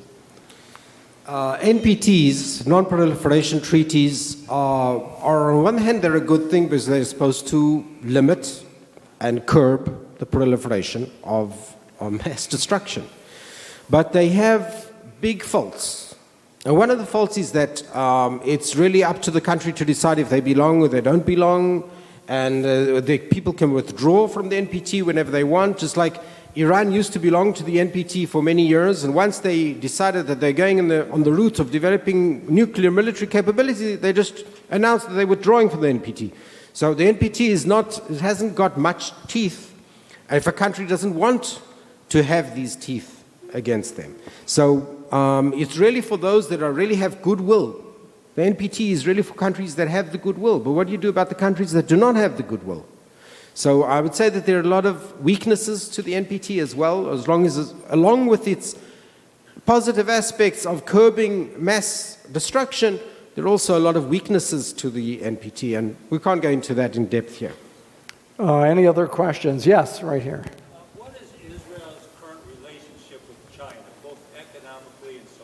What is Israel's current relationship with China economically and socially?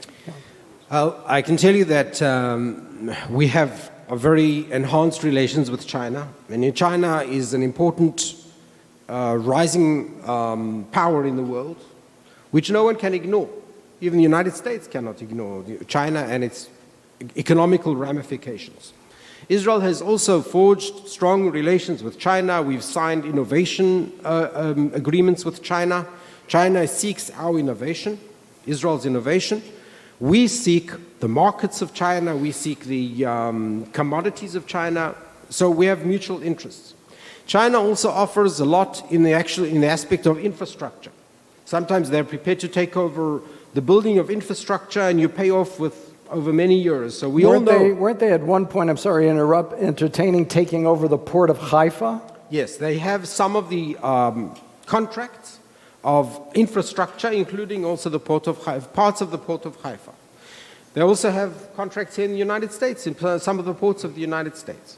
So, we all know that when we need a mortgage from the bank, and we go to a bank, and the bank says, okay, I'll give you the money in advance, but you must pay me 12%, what's called in English, percentage of payments, interest, right, Interest, sorry. yeah. I was thinking of ribit in Hebrew. You have to pay 12% interest, then you say, no, thank you. Right? China is that one of those countries that comes and says, okay, 0 interest. I'll give you the money, I'll give you the infrastructure, I'll do it, you go ahead. Right. So you have to calculate these things. But at the same time, we're aware of the benefits that we can get from China, and we, like any other country in the world, want to enjoy these benefits. On the other hand, we're also wary of the issues of China, the ideology of China, and that China should not have too much control. So we belong to these parcel of countries that have a supervisory committee that monitors investments of China. So we have a committee in Israel that checks every interest of China in investing in Israel, like ports or whatever, and the committee authorizes or does not authorize. So we have a monitoring system in Israel, like the United States, in order to prevent too much control. We'd like to follow up with some other questioners, give some more people a chance, but I'd like to follow up with your observation. I believe China is a member of the United Nations Human Rights Commission, and I believe that China will vote consistently without a single reservation against Israel in every condemning resolution that's brought to the floor. How can Israel reconcile its desire for a successful economic relationship with a country that is consistently condemning it in the court of the Human Rights Commission and the United Nations? That's a very interesting question because it touches on foreign policy and how do you maintain foreign policy with countries when some of these countries work against you, right? So that's a question which Israel has been faced with since its re-establishment in 1948. Because the majority of the countries in the UN worked against Israel. Now, after the resolution, which thank God was accepted and Israel was established, but we know that there are large blocs in the UN that work against Israel. They belong to the Cold War bloc, or they belong to the Muslim bloc, or they belong to the Arab League bloc. And what are we not going to work with anybody? Anybody that belongs to these blocs and works against Israel, we won't work with them. This is a dilemma which Israel has faced since 1948. And the decision of the governments of Israel throughout, Labour governments, Likud governments, whatever it was, to work with whom that we can. We'll work. We'll try to create a positive agenda. Even with the UN, Israel tries to create a positive agenda, although we know there is a bias against Israel. And if they decide tomorrow to decide that Israel is responsible for coronavirus, they will get a majority and the resolution will go through. Doesn't matter, true, untrue, anything they want they can get through because it's a political body. But at the same time, Israel has made this decision that we create a positive agenda with these countries and with the UN as a bloc, and we work with them. Whoever is prepared to work with us, we work with them. And our assumption is that with time, it will also bring political results. So look at Africa, for instance. Africa was a continent that was totally against Israel. They voted en bloc against Israel. There is a big change in Africa today. Israel worked with Africa, gave them water management resources, gave them innovation, gave them all kinds of things, started building relationships. And some of these African countries have said that they're no longer voting against Israel in the automatic blocks against Israel. The only leader that was invited to one of the most important gatherings in Africa was Netanyahu as prime minister. No other, not even at the time Trump was invited. So we're building positive relationships, and our belief is that with positivity, you make a difference. It's true, it might not work everywhere, but that's been our policy since 1948. Any other questions? Yes.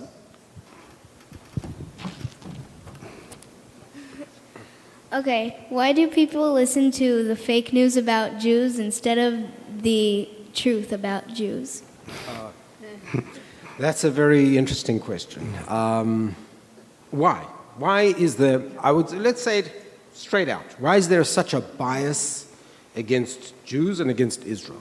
Why do they try to deny the right of defense to Israel? Why are the news broadcasts so biased against Israel? You know, if I take the last altercation between Israel and Hamas, the media stations started reporting, and I I was asked to take an interview, and we start the interview with the San Diego television, and the first question they ask me is, well, we all know that the violence was triggered by the fact that Israeli forces went onto Temple Mount and tried to curb freedom of worship of the Muslims on the Temple Mount. That is the opening, not question, statement, right? And it's all untrue.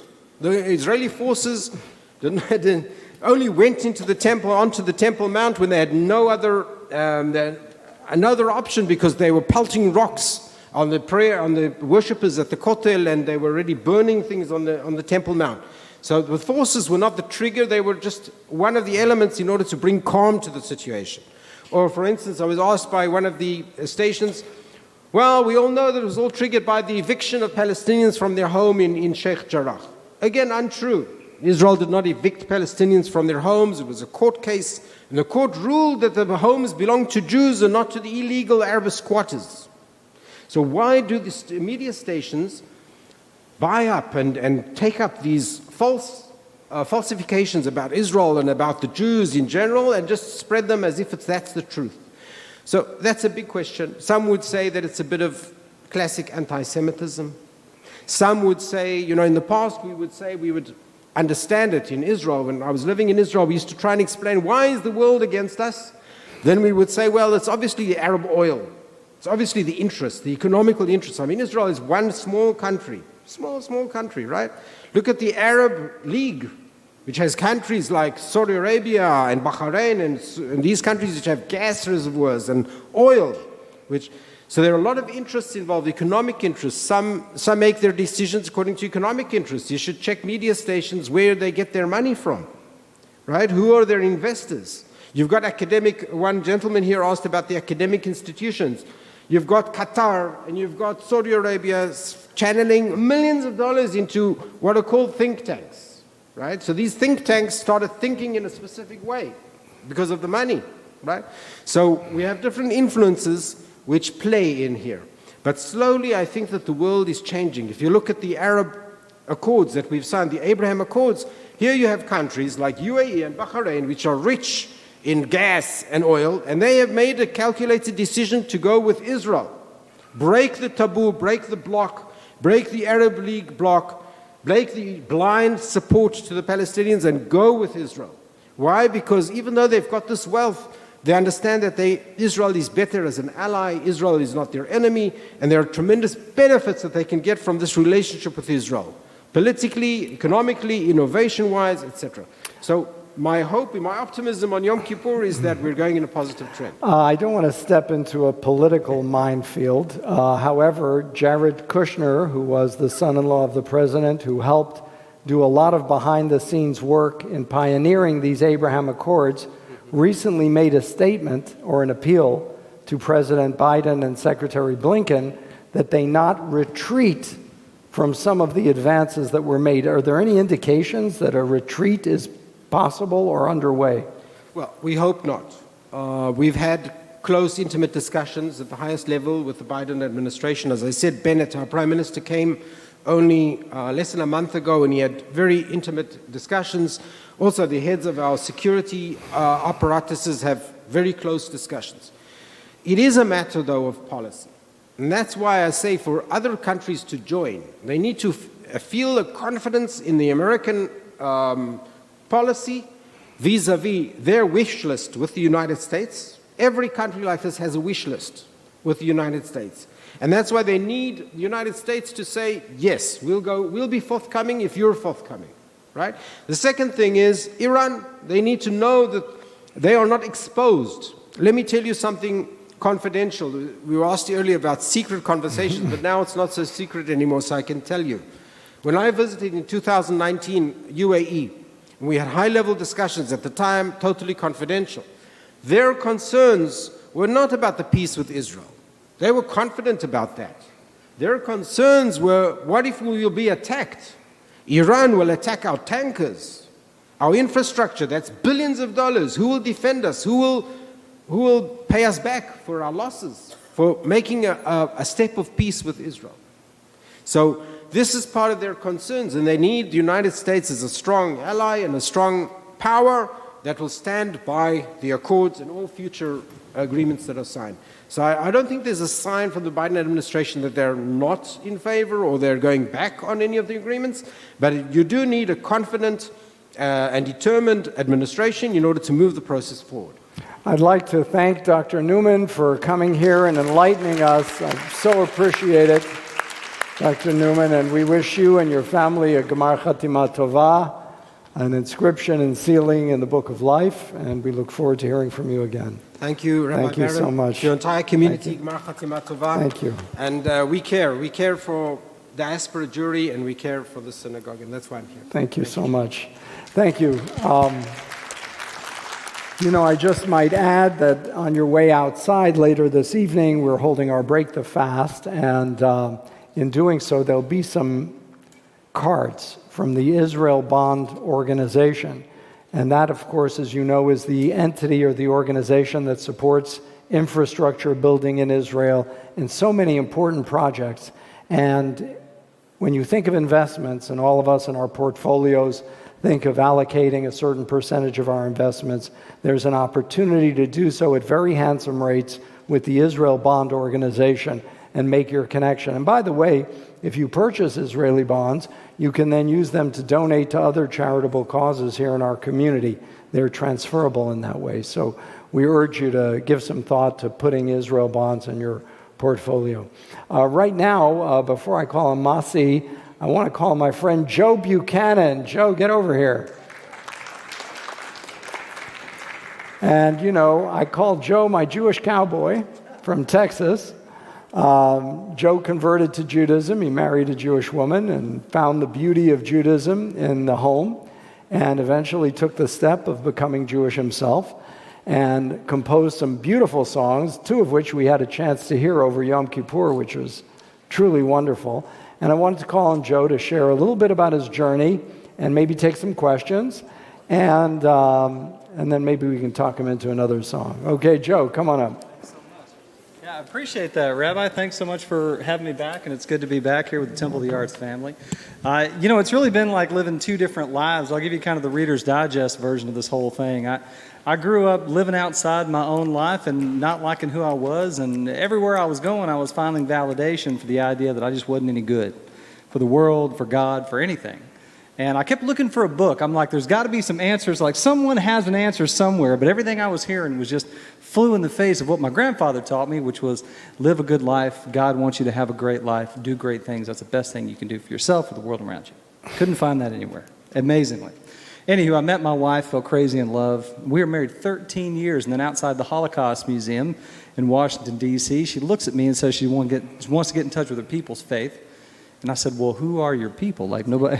That's a weird thing, right? When someone's like, my people, I was like, who is that? And she's like, I'm Jewish. And I was like, what? What do you mean you're Jewish? How'd you get Jewish? I had never met a Jewish person in my life that I knew of. Actually, it's funny. I knew her mother was Jewish, but I didn't know that made her Jewish. I sound like a bad husband, I'm realizing as I'm telling this story, but there was no observance in our home or in hers. There was no talk of it. Honestly, when we got married, it was at a Justice of the Peace. It could have been a drive-through, like one of them Elvis chapels. Getting married. We would have done that just to get married as fast as possible. We were crazy in love. And so I was like, well, let's find a rabbi. I mean, I know there's something about pork, but that's the only thing I know. By the way, I should tell you, Houston has the largest conservative synagogue in the United States. And I never saw a shul growing up. I thought I knew stuff. I didn't know. That was like Jon Snow. I knew nothing, right? That's Rabbi Jack Siegel, right? Yes. An old colleague and friend, yes. So we found a rabbi, and I walked in. This is what he told me. This kind of what led to that conversion. He said, hi, my name is Rabbi Stewart. I said, hi, I'm Joe. It's my wife, April's son, Nathan. They're Jewish. I'm not. And by the way, my son found out he was Jewish when he was 12. Just put that out there. Yeah, he had a bar mitzvah and did great. But the rabbi said, do you want me to just break all this down for you? I said, that would sure be great. Not realize, what a task, right? What a thing to say. Like, I guess that's the on one foot, right? I was like, just give me the whole thing. And he goes, here's the deal.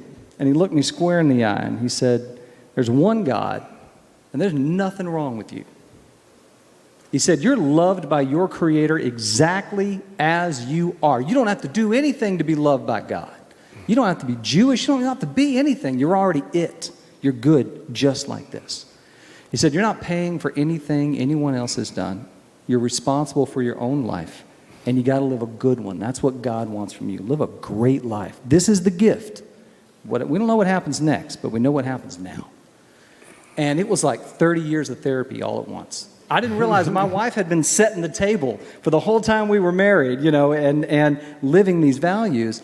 And then this rabbi just kind of kicked the door open. And so I jumped into conversion, and I started writing music to sort of share that healing and some of these messages that I was finding the more I was studying, the more I was learning.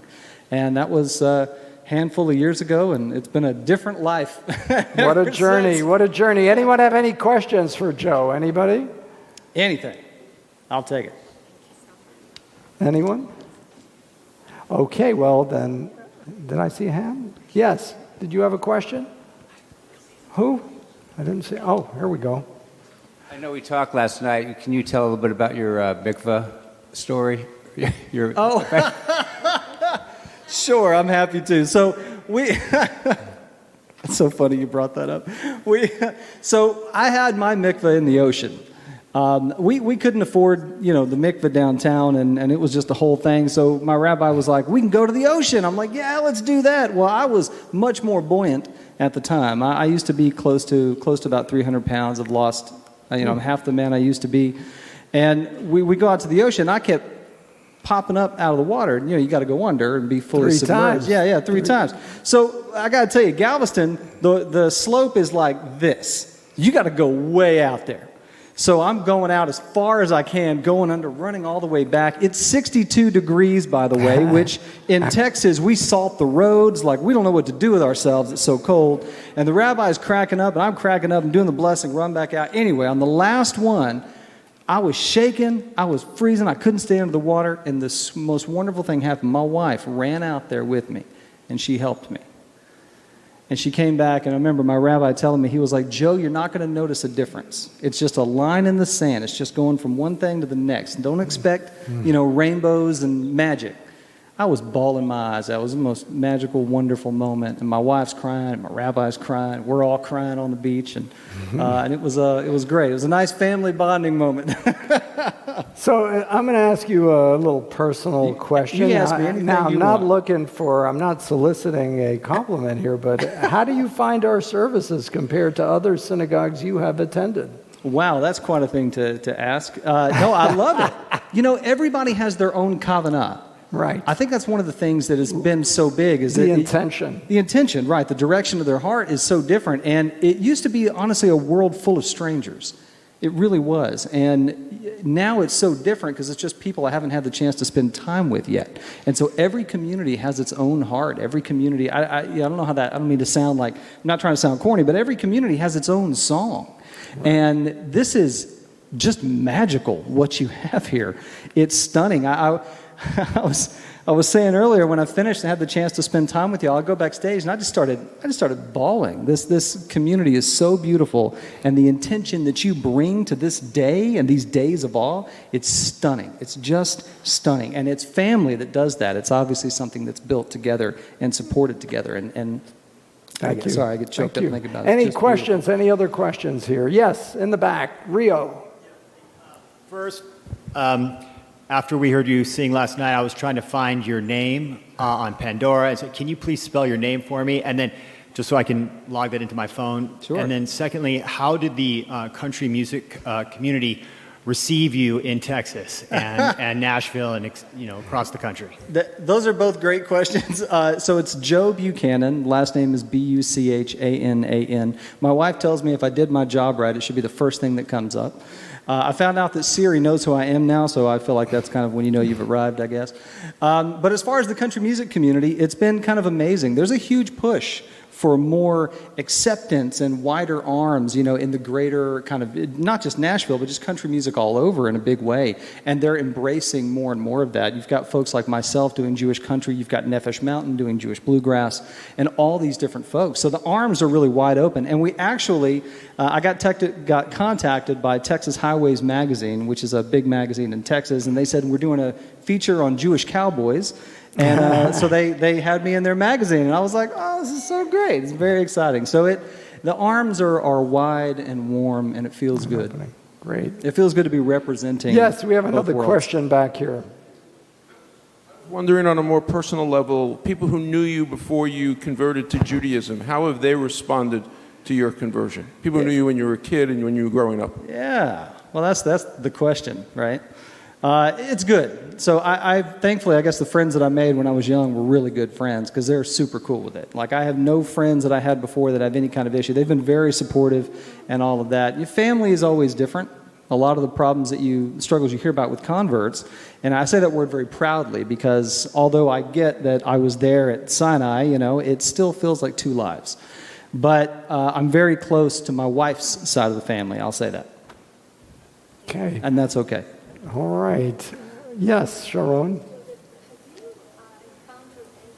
Any anti-Semitism as Ah. a Jewish cowboy or whatever Right. on social media?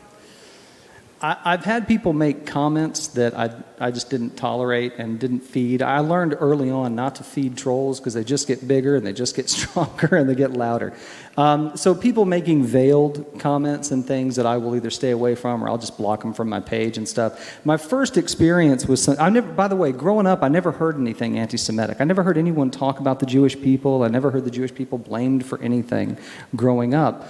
But I went into a store right after I went through my conversion. I either have this or my kippah on, like at all times, right? And if I have this, I make sure I wear my Star of David to represent. And I go in this store, and the guy behind the counter, right when I walk in, I have my kippah, my beard was longer, and he goes, "Hey, I like your people." And I said, "Oh, thanks.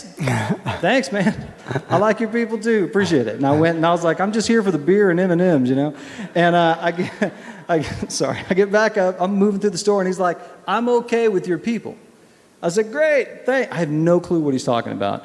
And finally, I go to check out, and I said, "Yeah." I said, "Thanks." And he goes, "Listen, I'm good with your people." And I said, "I'm trying to understand." I said, "Oh, you're talking about this?" I said, "Yeah, it's my kippah." I said, "Yeah, I'm Jewish." And his face fell.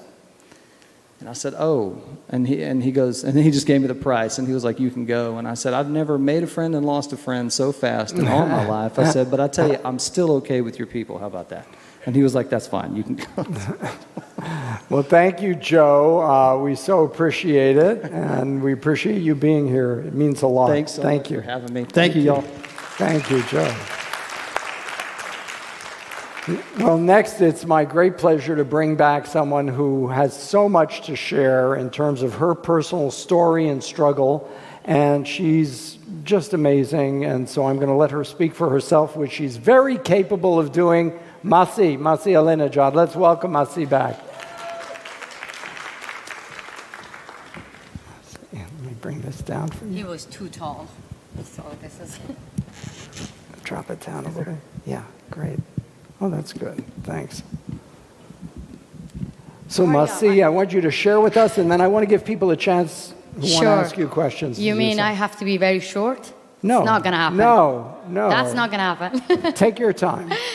Hi, everyone. I practice a lot to say Gemar, Khatima, Tova. Correct? Oh, yeah. I hope you're having an easy fast. And before actually sharing my personal story, I want to say that yesterday I had a really hard time when I just heard that Yom Kippur is about asking for forgiveness or forgiving others. The first thing which came to my mind was, how can I forgive the oppressors? And this is the oppressors in my country and everywhere should ask for forgiving and forgiveness. But at the second thought, when I closed my eyes, I thought about two people. First, how I can forgive my sister and how I can ask my brother to forgive me. So that's why I really want to share this story with you for the first time. Because of my activities, I'm a human rights activist. I'm a journalist. And basically, I'm a troublemaker for the oppressors, for the mullahs in Iran. So they actually got two of my family members involved in my activities. First, my sister. They brought my sister on TV to disown me publicly. like 17 minutes. Think about it. 17 minutes, it's allowed on TV show. So I was watching my sister talking a lot of bad things about me, saying a lot of nasty things about me, saying that I don't believe that she's my sister anymore. Basically, she chose the Islamic Republic over family, over me.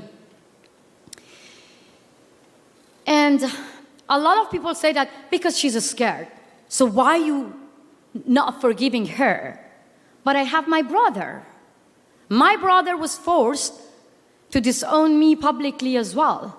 He chose to go to prison rather than like denouncing his sister. And to me, this is about family.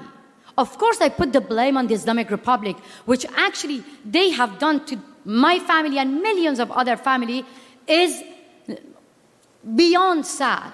But I always thought about it. But yesterday, I said to myself, okay, can I forgive my sister? I couldn't. I thought about my mother, and I said, my mother told the intelligence service that if you come to my house again, I will set fire on myself and I will kill myself, but I'm not going to talk against my daughter. So, unfortunately, I couldn't forgive my sister. Maybe you have to invite me another Yom Kippur. But I had to ask my brother to forgive me because he was in jail for 2 years. And I had to ask my brother's small children to forgive me. So pray for me. Because it is very important for me that, although I haven't done anything wrong, but he was the one that he was punished. Nasi, I need to interrupt you. Yes. Yom Kippur, I told the story about the Jews who were called the Marranos, the secret Jews, and they were forced by the office of the Inquisition of the Catholic Church into this terrible situation. And so when it's an outside force like that, you have to give the benefit of the doubt under these conditions. And you have to ask yourself a question. Would my sister and my brother have behaved this way if there was different leadership in Iran? Would they ever do something like this? So that's part of the equation. And you know what? In Jewish law, you must forgive if someone comes to you and apologizes to you for what they did. If they don't do that, you're not required to forgive. Now, it still may be beneficial for you to offer forgiveness if and when you're ready, but the requirement to forgive does not come unless the person committing the injury comes to the injured party and says, I'm sorry, expresses their contrition, their apology, and tries to reconcile. So that's important to remember. But I want to interrupt you for a second because I want to show this beautiful film, the music of which, the background music is by our wonderful music director and composer, and it's about Wind in My Hair, which was your book, the story about freedom in Iran, freedom from the persecution of the mullahs. So let's take a moment and watch this, and then Sharon can join us and talk a little bit about creating that, and then we'll take some more questions for Masi. Yeah, come sit here.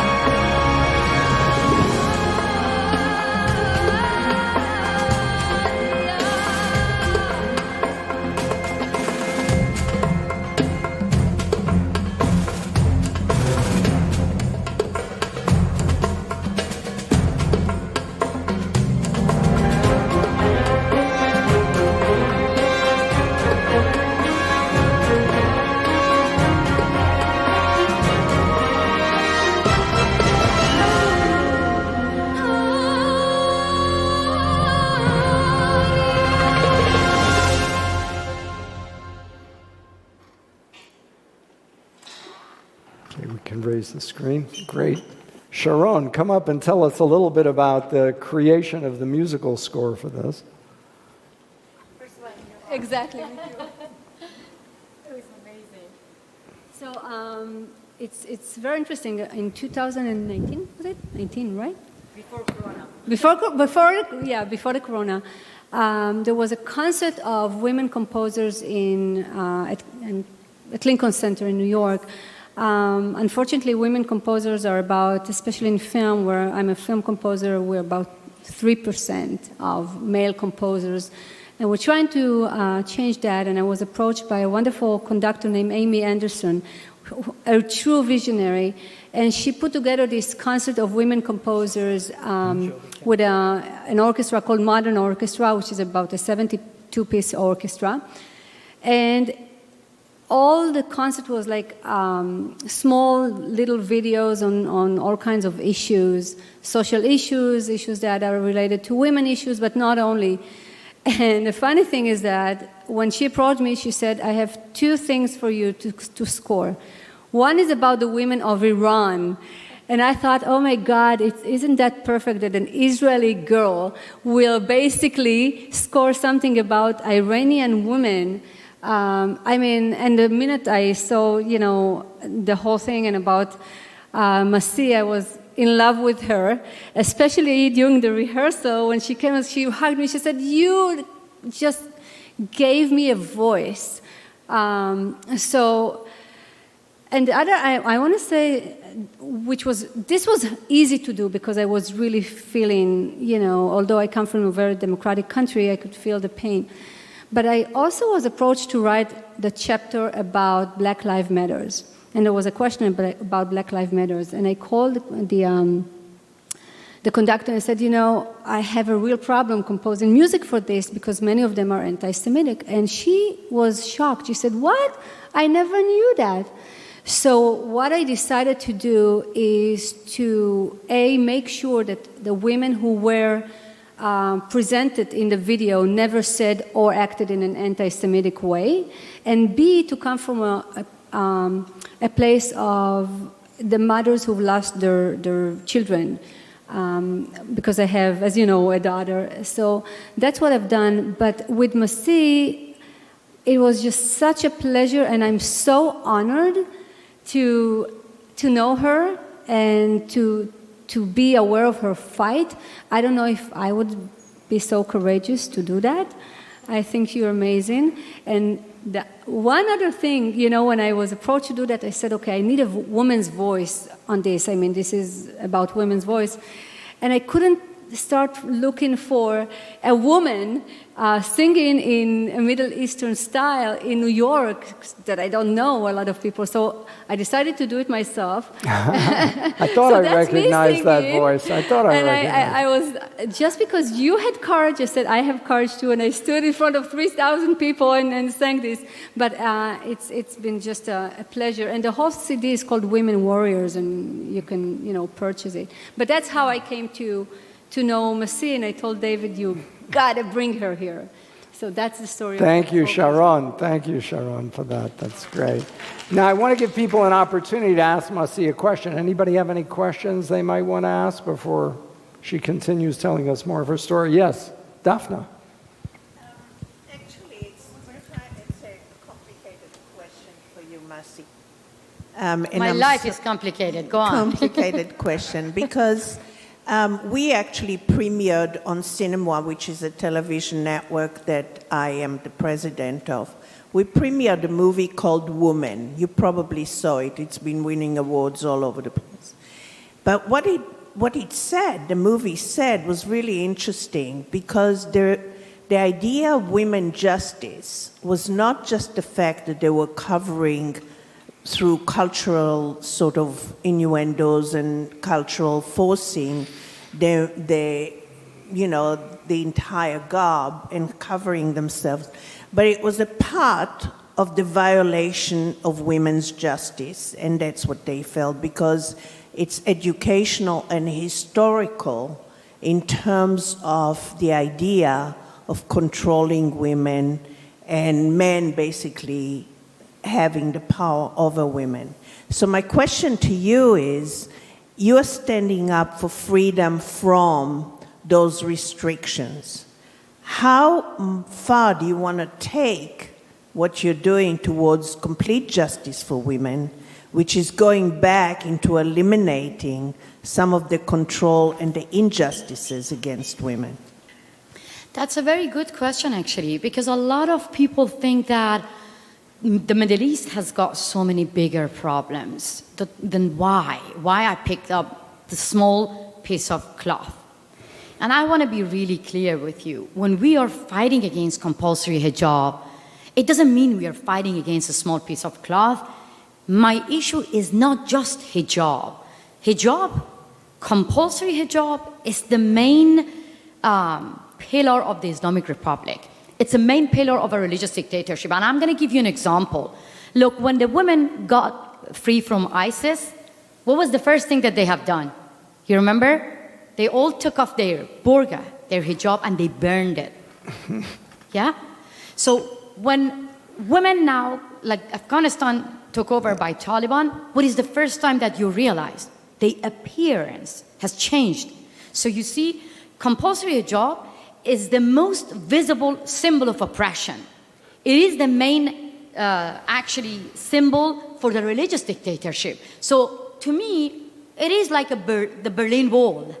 When you tear this wall down, then the rest will get easier. And I always say that if you tell a woman, cover yourself, and you don't give her the control over her own body, the same regime is not going to give you the power to control what's going on inside your head when you don't have the control of what you're putting on your head. You know, this is so simple. And I always see that, how women get more powerful. Like those women that you see in the videos, from the beginning, they were sending pictures from their back. They were scared. So they were like taking their headscarf, but they didn't want to show their faces. But after, when they got viral, people were talking about it. Like, I receive a lot of honestly, I have 7 million followers now, and I'm not an actor, I'm not a model, so I'm just giving voice to these women. I have 7 million followers. That encourages women, like saying, wow, we're taking our visibility back.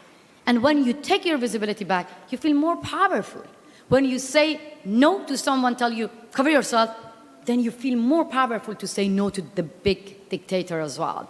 So you can fight for justice when you say that I am the decision maker over my body. And I want to actually end it with this. A lot of people in the West they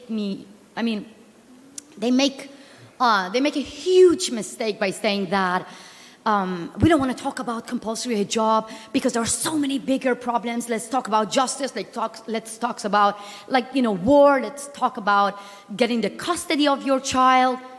Here in America, the Women's March, feminism, they were talking about my body, my choice. Did anyone downplay their cause? No. But why, when it comes to the Middle East, women of Iran and Afghanistan, a lot of people, especially the feminists, the female politicians from Europe, they go to my beautiful country, they obey compulsory hijab laws, and they say, this is a law, let's just solve bigger problems. We want to talk about nuclear deal. We want to talk about solving the bigger problems around the world. Come on. When a dictator doesn't let you to solve a small problem, you think the same dictator is going to let you to solve bigger problems? This is hypocrisy. That's all. Thank you. Thank you. Any other questions for Masi? Yes. We've got one here on the mic. I wondered at what age or what it was in your life that that made you feel that you had to speak out, and because it took an amazing amount of courage, I would think. And were you a young girl? Were you at college? How did that work? I have to say that we have to ask this question the other way. What made you to shut up? Because I spoke up from the early age. And honestly, I got expelled from everywhere without, the educational system always telling me that you have to shut up. You have to shut up because you're a woman. I always, when I met Hillary Clinton, I told her, if you go to my country, you won't be able to run for presidential election. You cannot be a president, you cannot be a judge just because you're a woman. So imagine from the age of 7, all I learned is just shut up. But what made me to speak up, I had a little brother. My brother was like able to ride a bicycle, to jump in a beautiful river in my village. He was able to sing, he was able to do whatever he wanted. Through all the educational system, I was the one that if you get raped, it's your fault. If you get harassed, it's your fault. And I was like telling myself that what is different between me and my brother? So I started to speak up from early age, and I got expelled from high school. Then I got expelled from Iranian parliament when I was a journalist and exposing the corruption. That didn't even keep me silent. At the end, when I got expelled from Iran, from my beloved homeland, I came here. I said, okay, now I have a chance. I can make a bigger platform for other women who want to speak up. That's why I launched this campaign, My Stealthy Freedom, or White Wednesdays, and I ask women to be their own storytellers. Instead of waiting for someone to come and save you, I said, we can save ourselves. So there were so many times, actually, so many reasons that I decided to give up because I wanted to, help my parents to be saved, my family to be saved. And I had to fight a lot not to give up. And I want to tell you that in my village, we had black and white TV. Is there any Iranian here? Yay! Television siyasafid. So we had black and white TV in a poor village. And I was the one that I was watching the clerics, the mullahs, telling me what to do, how to behave. Death to America, death to Israel. You're a criminal when you're not covering yourself.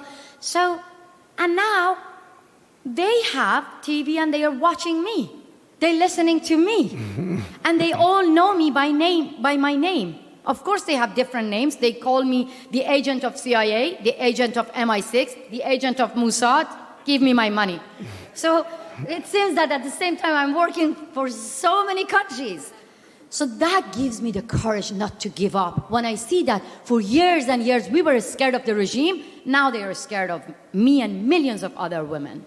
That's very encouraging. I want to ask you a quick question before I turn it over to the next question. What percentage of the population in Iran do you think is tired of the repressive rule of the mullahs and hungering for some kind of freedom? What, if you were to estimate, what percentage of the population? I'm gonna actually refer to the last election. The last election was a big failure for the regime. They have money, they have guns and bullets, they have power, they have all the media, everything. They even have media outside Iran as well. Some of the media is in favor of the so-called reformists. So they have everything. But they invited people to vote, but less than 20% just turned up to vote for the regime. So I want to actually talk about compulsory hijab. This is my expertise. A lot of people in the West saying that this is your culture. A lot of women in Iran, they choose to wear it. But the regime actually, it's not me. They showed it by statistics that 54% of population say that we don't want to be forced to wear hijab. So they didn't admit it before, but now thanks to social media is our weapon. I told you that I have more followers than the supreme leader of Iran. You see?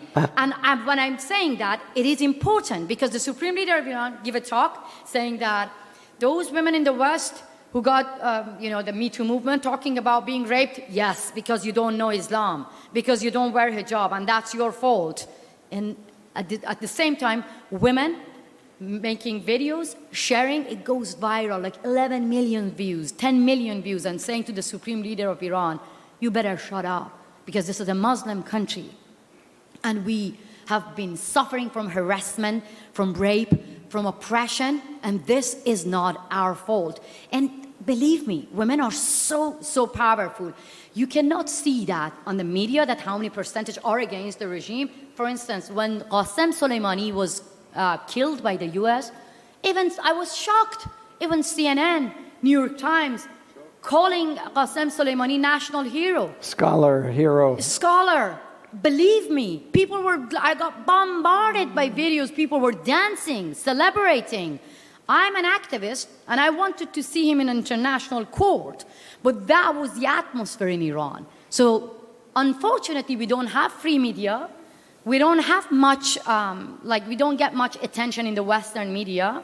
But through social media, you can see the true face of Iran who are saying no to dictatorship. There were 2 massive protests, more than 100 cities. Iranian, there were, more than 100 cities, people were chanting, this time, Islah Talab, Usulgara, dige tamum majara. They were saying that reformist, conservative, your time is over. This is 21st century, and we deserve to have a secular democratic country. A friend of mine who goes back and forth, and then I'm going to take your question. It was Iranian one asked a friend of mine who goes back and forth says it could be half the population. I say more. More. Yes. Yes, your question. Hi, Massey June. First of all, Salam. thank you for your activism. We're also from Iran, refugees, right before the revolution, literally one of the last planes out. My battle is here, as you said last night also, about this being like a virus with the Islamic regime and Sharia law. My battle has been for years, probably 20 years, with my Western female friends who do not understand what you're fighting for. And no matter what I showed them, and you brought up the Women's March where they took the American flag and they made that poster, We the People. How do I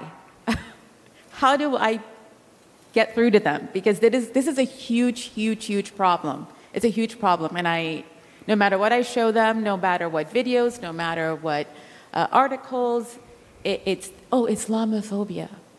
Yeah, that's a very frustrating issue in the West, unfortunately. But I have to say, I really don't want to be negative.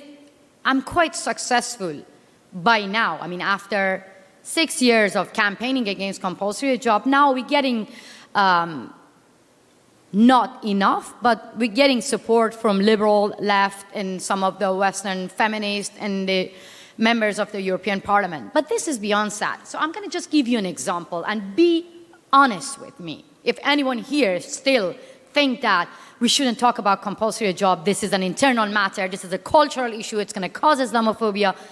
Imagine there is a tournament, international tournament, it happens to be in America. And the condition is this: all women can participate in this international chess tournament if they remove their hijab. What would be the reaction of all the Muslim community and non-Muslim community, all the media here in America? They would protest and they say, oh, you're forcing Muslim women to take off their hijab to participate in international tournament? They would protest, the whole world. Like burkini ban in France. In France, yeah. Like Muslim ban in America. The whole world got united. But there was a chess tournament. It happened to be in Iran. And the regime said that all women should cover themselves. Only one woman, Nazi Pakidze.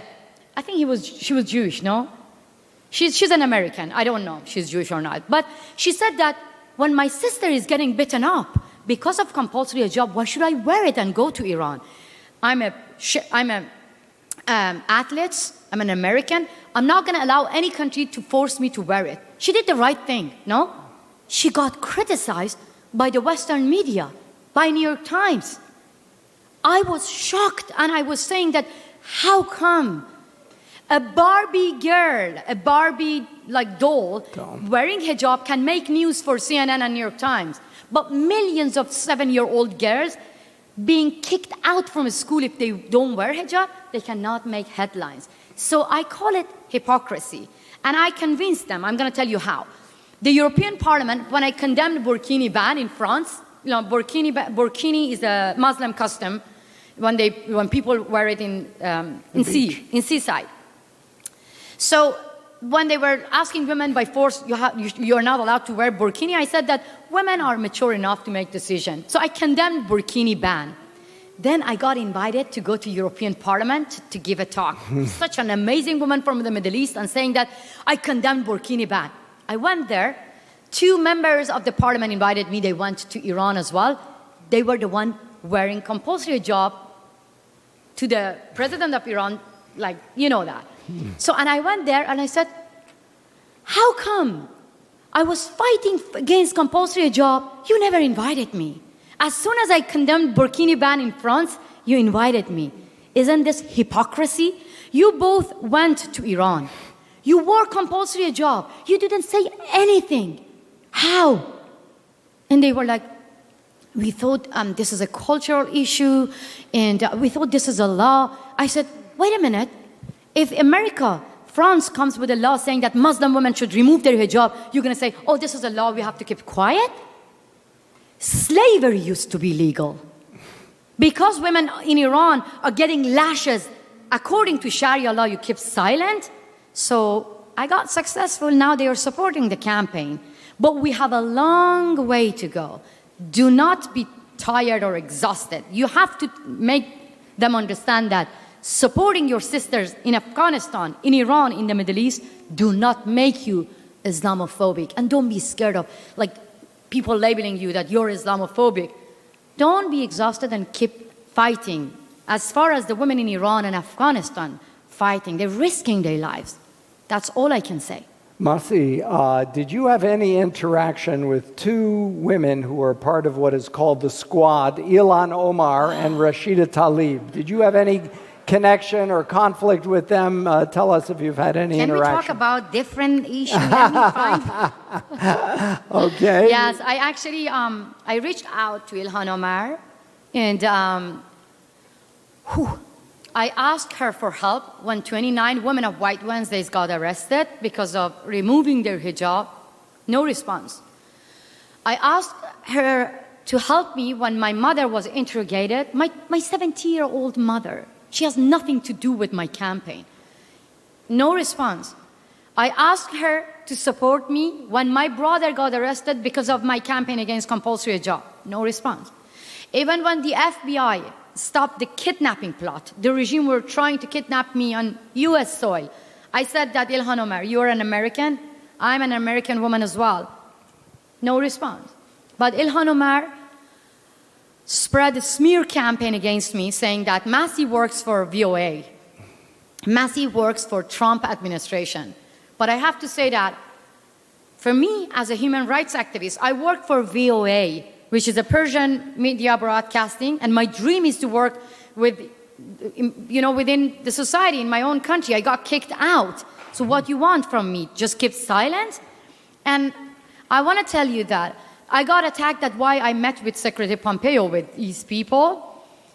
I am so proud that I met with Hillary Clinton, I met with Secretary Blinken, I met with Jake Sullivan, I met with Justin Trudeau, and I still want to meet with all the politicians who are actually planning to have a deal with Iran. I want to make all the politicians understand if you're looking for stability in the region, this is your duty to meet with the civil society, with the freedom fighters, not with Javad Zarif or Hassan Rouhani. I didn't do anything wrong to be blamed. When I see that the foreign minister of Iran go on CNN, New York Times, Washington Post, different media, and meet with the politicians, they even go on Fox News, then why should I keep silent? Of course I choose the opportunity. And they label me, they attack me, and I think that, compared to the women inside Iran who go to prison, it's nothing. So that's why I don't lose hope. I call on Ilhan Omar, I call on all the Democrats, all the Republicans, that when it comes to women of Afghanistan, when it comes to women of Iran, do not bury human rights under kind of nuclear deal or any kind of political agenda. Because honestly, if you keep silent, doesn't matter here, if you're Democrats or Republicans, honestly, if you keep silent about your sisters' fight in Iran and Afghanistan, you have to fight the Islamists in the US very soon. Any other questions for, yes, Masi?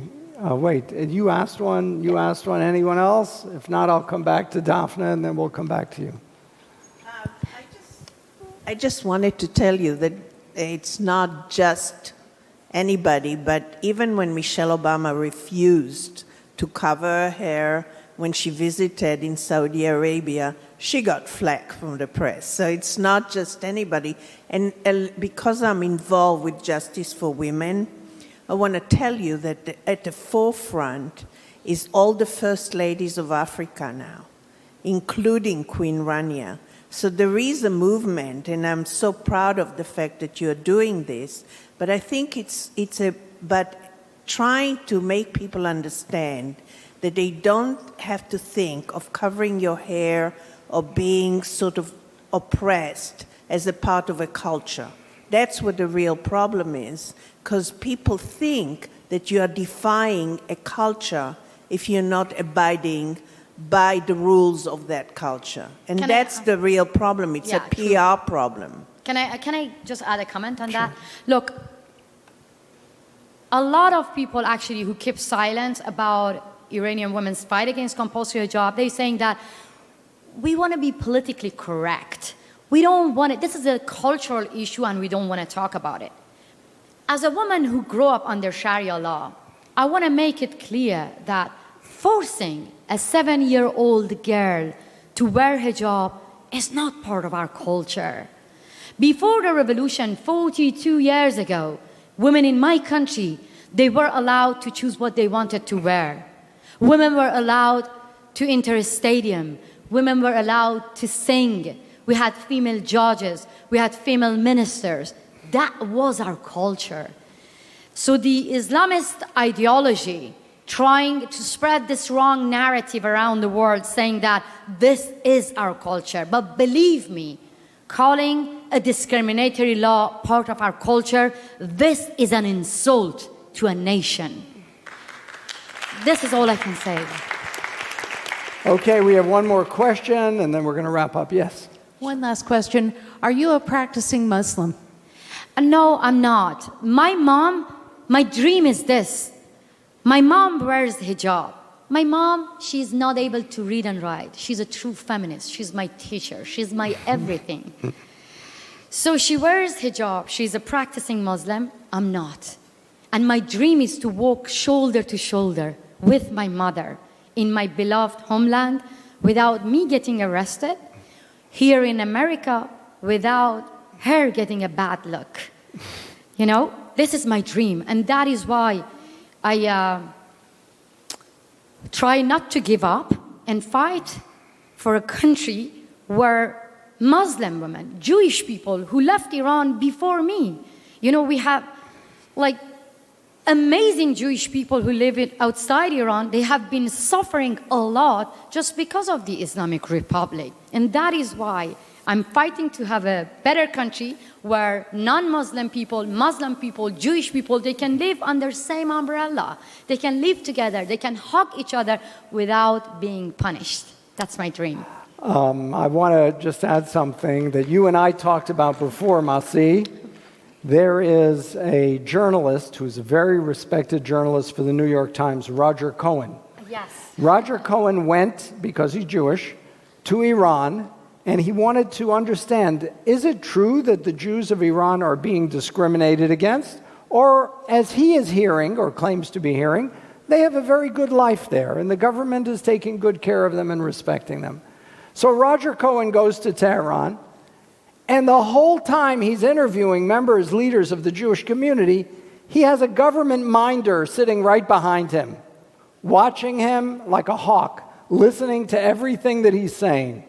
And he comes back with a report, well, it's not really that bad. That's an example of how the bias is so strong in the pro-regime coverage of a lot of Western media. When I say a lot of Western media, I mean a lot of mainstream media. They buy into hook, line, and sinker for their own agenda reasons, one narrative. And you have to be really careful in analyzing who you read and what you read and getting the full story, not just one perspective. And I know you and I talked about Roger Cohen, that episode in particular. Yes, Sharon, last question. Go ahead.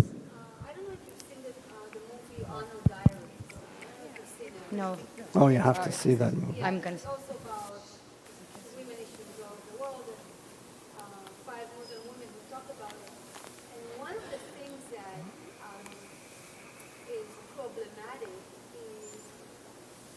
older generation of women, of mothers, who believe that their daughters should behave in a certain way and should be wearing certain things. So how do you convince? That's a very good point. I have to tell you, honestly. Oh, she said that the older generation in Iran, actually, or in the Middle East, mothers, telling the young generation, you have to behave, you have to wear this, you have to follow the Sharia laws.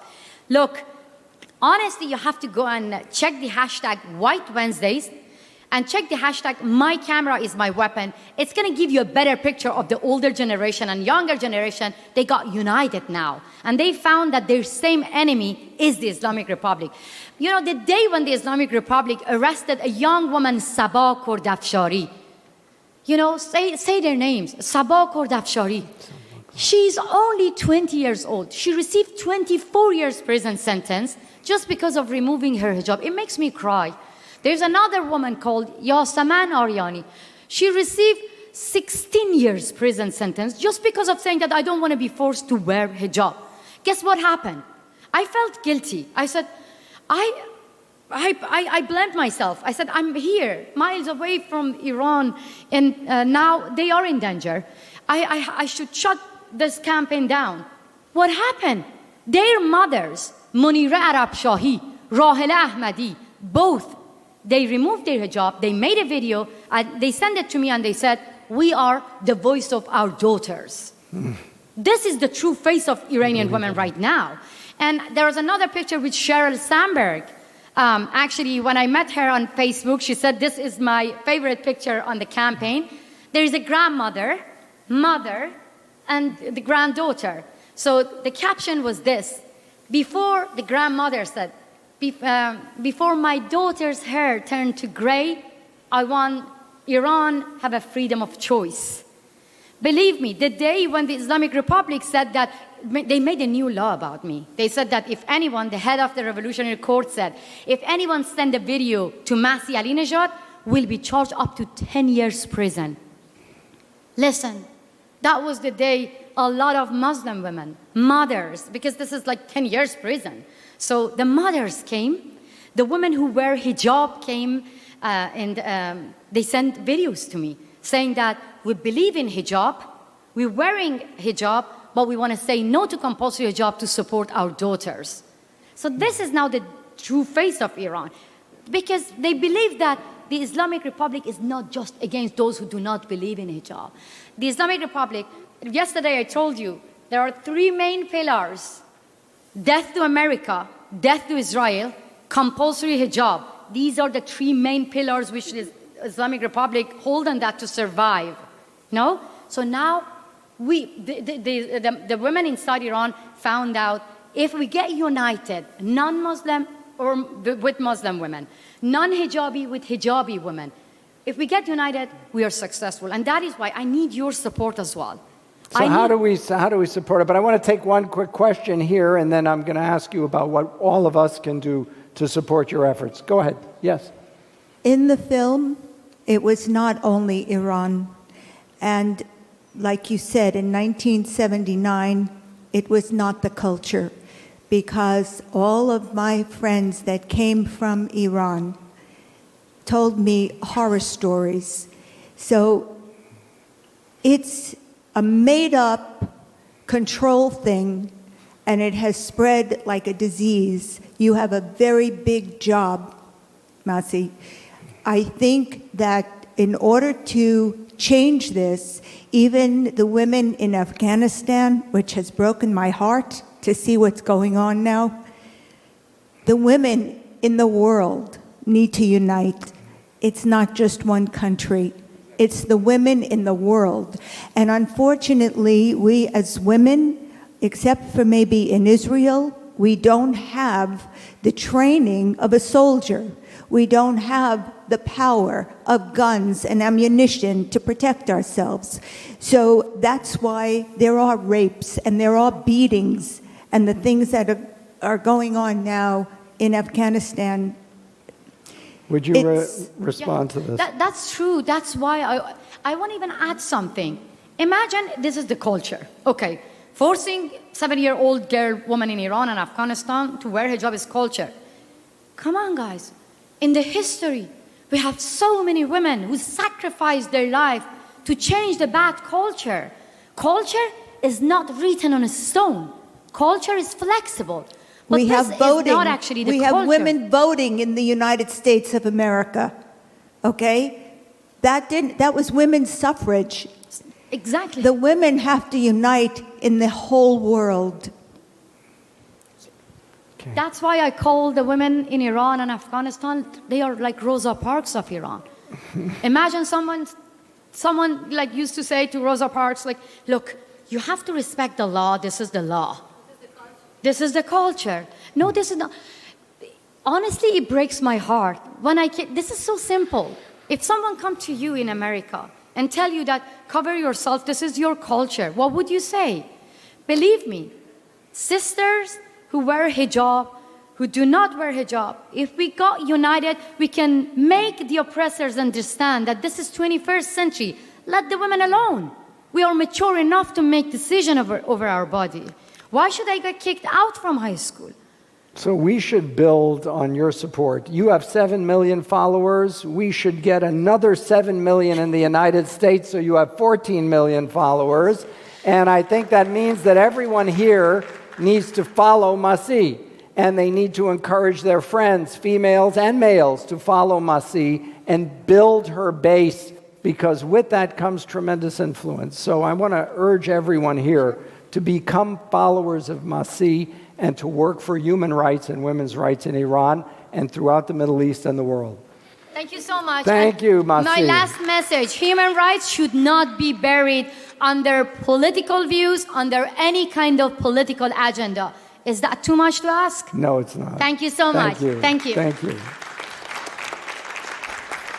Now, we did a memorial service. We did a memorial service earlier, the Yizkor, and I had asked if there are anyone who had a name of a loved one who had passed in the last year. And we failed to mention 2 names, and I want to correct that now. So let's take a moment, if any of you haven't had a chance to say that private memorial prayer, the El Malei Rachamim. Dear God, exalted and full of compassion, grant perfect peace to the souls of our loved one who are departed. And we want to remember Shirley Palmer and Diane Resnick. And anyone else here have a loved one who died in the last year we want to remember? Yes. Gloria Shapiro. Is there anyone else who had a loved one who died in the last year? Bella Peckelman. Yes, in the back. Thank you. Anyone else? Yes. I read his name, Mansour Shoshani. Yes. Yes. What? Eleanor. Yes. Yes, in the back. Thank you. All right. We pray that God watch over and protect their souls, guide them into God's heavenly center, and may they be a blessing as we perform mitzvot, worthy and righteous deeds in their memory. And let us say, Amen. Amen. All right, now we've got a really fascinating film that we want to show you. It's a French film. Can we drop the screen and show that film? We're going to darken the house a little bit. If you fall asleep, either I or the ushers will come over and wake you up. Seriously, though, this is a beautiful film. And to introduce it, I want to call on Daphna, who made it available to us. It's a beautiful French film that played on cinema. So Daphna, tell us a little bit about the film and the filmmaker. Actually, Louis Jacques is the filmmaker, and this movie is really important because the film starts with an old man who remembers what it was like for him when he was 3 years old. He was Jewish. His mother escaped after his father was killed by the Nazis, and she hid in a farmer's kind of outback. And she was caught with him eating food because they were so hungry. And she had to convince the farmer to take her son, a 3-year-old, into safety because there was one woman in this area in France that was keeping the Jewish children. Because she was very wealthy and very well known, the Nazis didn't bother her. But the story is so amazing because the filmmaker's father was actually the 3-year-old. And the 3-year-old is the grandson in the film of the actual guy that was 3 years old when it happened. And that was why he wanted to make the film. And we have a film festival on Cinema for new filmmakers, and this was the winner. And I felt so good about it because everyone that voted, we have the public voting, and they voted for this film. Because it is about the Holocaust, it really touched my heart because I felt that people really care. Thank you, Daphne. So enjoy. Thank you, Daphne.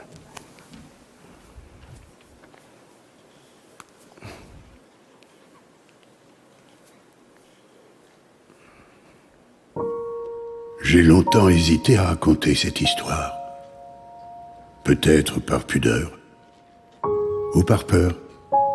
Je ne sais pas. La peur. Un gros mot pour un enfant. Mais je crois que depuis ce début d'année 1944, je l'ai ressenti de façon viscérale, comme un serpent qui vous enserre et qui ne vous lâche plus. À bien y réfléchir, elle fait toujours partie de ma vie. Je crois même qu'aujourd'hui, je me sentirais parfois seul sans elle. J'ai en tête ce moment où ma vie et ma peur sont entrées dans l'histoire. Petit bonhomme de 3 ans, je n'aurais dû connaître que l'insouciance. Au lieu de cela, j'ai découvert peu à peu que la vie était fragile. Fragile comme un enfant. L'enfant que j'étais. En même temps que j'apprenais à marcher, à courir, j'apprenais déjà à fuir.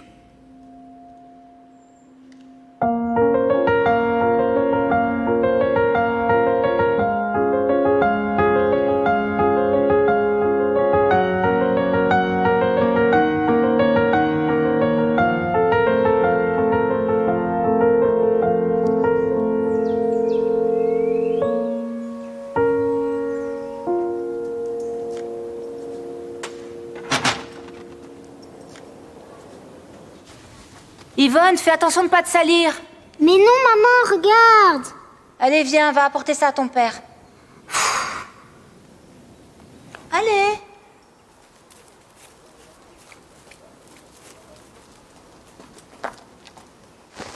Merci, ma chérie.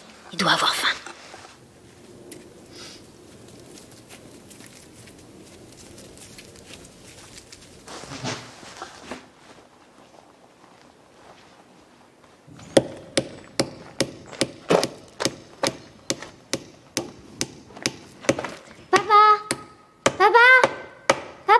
Oh non, m'écris pas comme ça, tu vas faire peur à tous les voisins.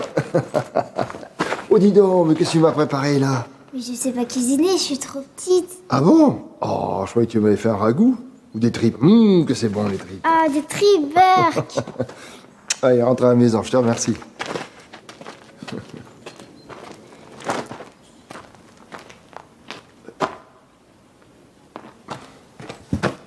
Qu'est-ce que vous fichez là, vous? Et qui vous a autorisé à vous servir? Pardon, je voulais pas, mais... Mais quoi? Mais on n'a rien mangé depuis des jours, il avait faim.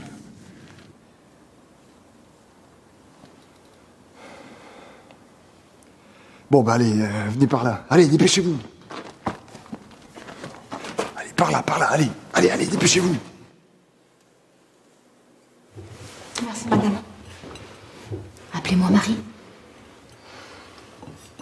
Vous voulez un bout de fromage avec la soupe? On est rationné, mais il en reste d'hier. Oui. Tu vas chercher du fromage.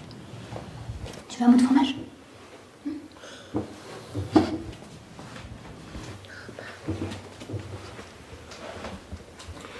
Vous appelez comment? Ingrid, monsieur. Ingrid. Et le gamin? Marcel. Papa, c'est comme le prénom de papy. Et toi, Yvonne?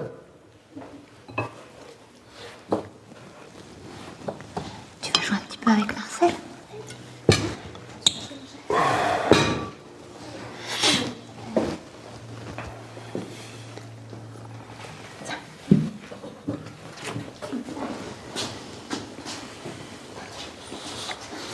Vous savez, madame, il ne fait pas bon accueillir des visiteurs en ce moment. Alors, quand vous aurez fini, il faudra partir. Bah, c'est que. Je sais pas où aller. Comment ça, vous n'avez pas de famille? C'est déjà dur pour nous ici, vous savez. On peut pas vous garder, hein. Peut-être qu'ils peuvent rester quelques jours. On verra ensuite. Quelques jours, pas question. Je vais pas vous mettre en danger, toi et la petite, non? Non, tout ce qu'on peut faire, c'est vous donner un peu de nourriture. Moi, tout ce qui m'importe, c'est de protéger Marcel. Oui, mais bon... je suis ébéniste, moi. Hein, je suis pas faiseur de miracles. Hein. Fernand, on peut pas les laisser partir comme ça. Vous savez, j'ai déjà perdu mon mari, je peux pas perdre mon fils. Il est tout ce qui me reste.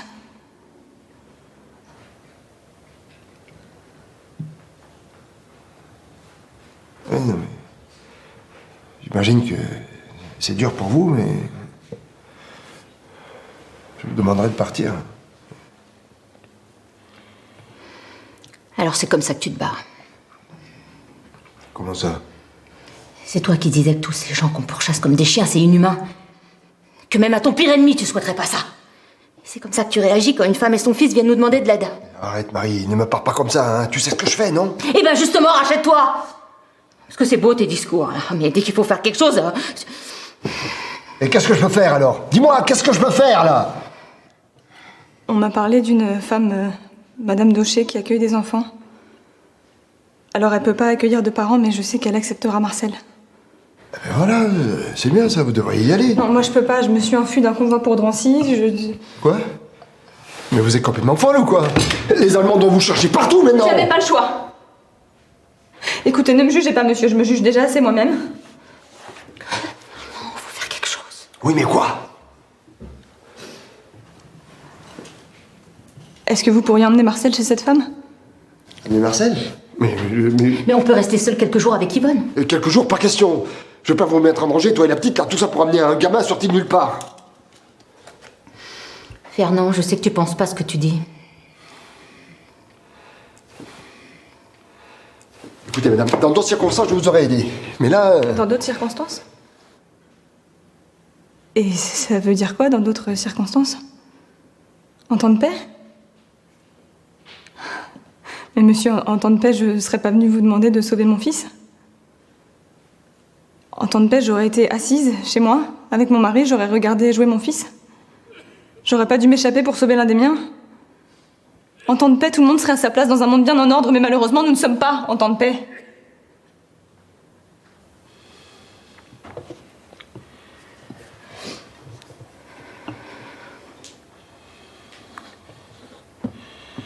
Bon, elle est où, cette baraque, là? Dans le village de Bellou, en Aulme. Bellou? C'est à plus de 3 jours de marche. Je vais préparer vos sacs. Mais enfin, Marie! Fernand, tu sais que tu vas le faire. Alors on commence à s'organiser maintenant.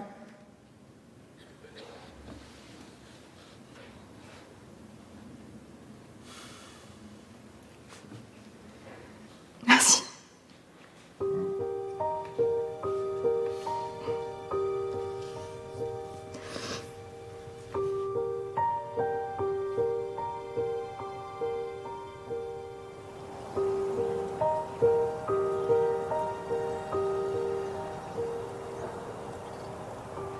Chérie, regarde-moi, tu seras poli et gentil avec Fernand, d'accord? Tu feras ce qu'il te dit. Promets-moi que tu ne prendras aucun risque pendant mon absence. T'inquiète pas pour moi. Le plus important, c'est que t'apportes ce petit en lieu sûr. Et reviens-nous vite.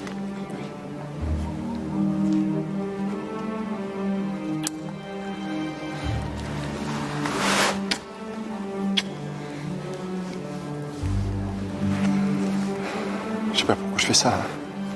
Je prends le risque de tout perdre. Tu perdras rien ni personne.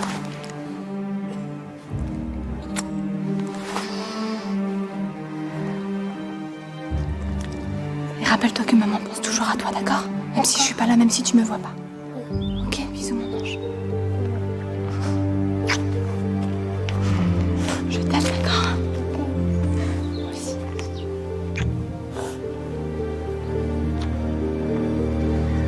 C'est moi qui lui donne.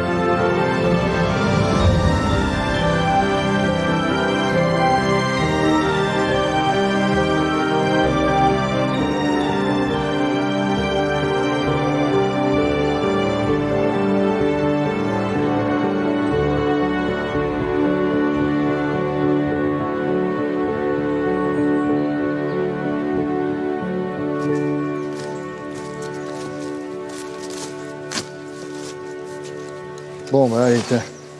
On a beaucoup marché ce matin. On va faire une pause. On va manger un morceau. Allez, c'est toi.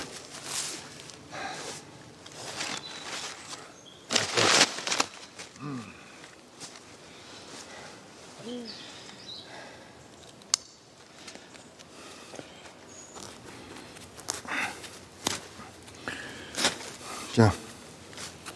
Tiens, Marcel, va falloir que tu apprennes à marcher plus vite. Hein. Je peux pas t'attendre à chaque fois comme ça.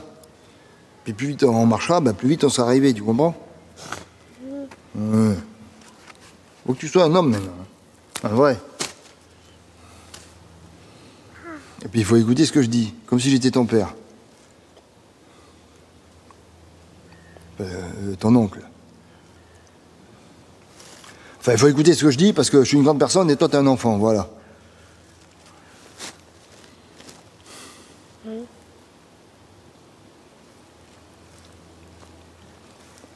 Enfin, faut que tu sois un garçon robuste et fort, quoi. Hein? Voilà.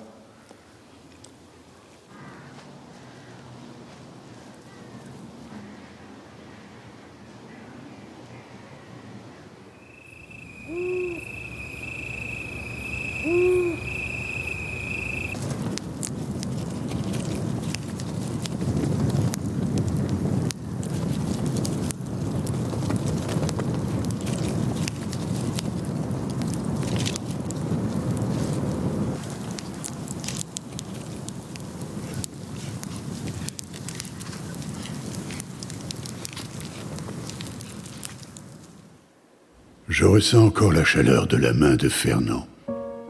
Lui, si grand, et moi, si petit à côté de lui. Je me souviens d'avoir pissé dans mon froc cette soirée-là.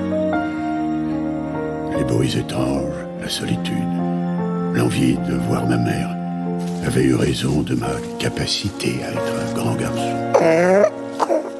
Ah non, hein. Ah non, c'est pas le moment de tomber malade, hein. On a encore de la route à faire, figure-toi.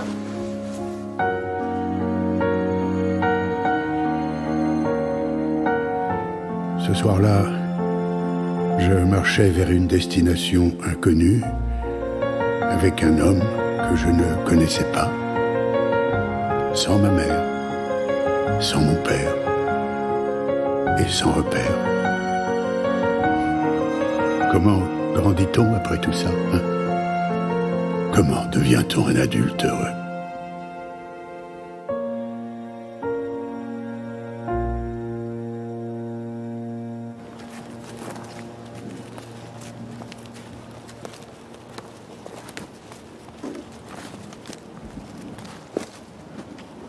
C'est dangereux de marcher dans les parages, monsieur. Oui, on m'avait prévenu, mais on n'attendait pas à rencontrer une demoiselle. Personnellement, je vois aucune demoiselle ici. Allez, au nom de la résistance, vide tes poches et ton sac. Détrousser des Français au nom de la résistance, c'est pas une bonne idée, ça. Vous entendez, les gars? Monsieur ne veut pas s'exécuter. Eh ben, on va devoir lui apprendre. Bon, c'est peut-être pas la peine d'en venir aux mains. En tout cas, faites attention à qui vous croisez. Hein. Et d'abord, vous allez où? Et vous vous appelez comment? Fernand, et lui c'est Marcel. Je cherche la maison de Madame Daucher à Belou pour y amener le petit. Moi, je me prénomme Gaston, parce que je suis frappé comme un homme. Et toi, petit, tu peux m'appeler Annette. Eh les gars, on devrait le recruter, lui. Il passe partout et il sait se cacher. On m'a parlé de cette maison. C'est sur ce chemin. Prenez sur votre droite et continuez droit devant. Mais faites attention, c'est bourré de boches. Merci. Eh, t'aurais pas au moins quelque chose à manger? Mes camarades et moi, on a l'estomac qui se tord.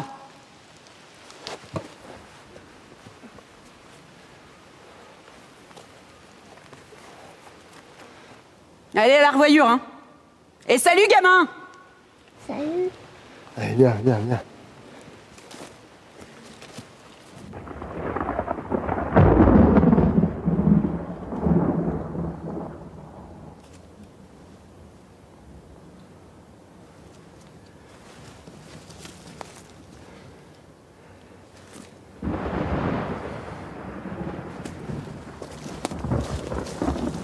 Oh Marcel, écoute-moi bien. Hein.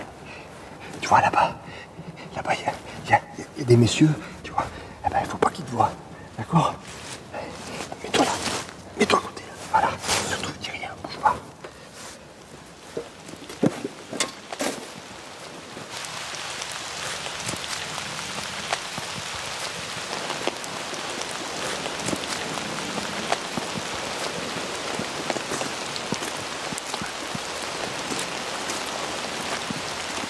Halt!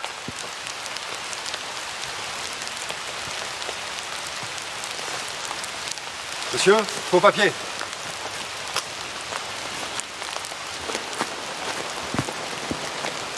Où allez-vous?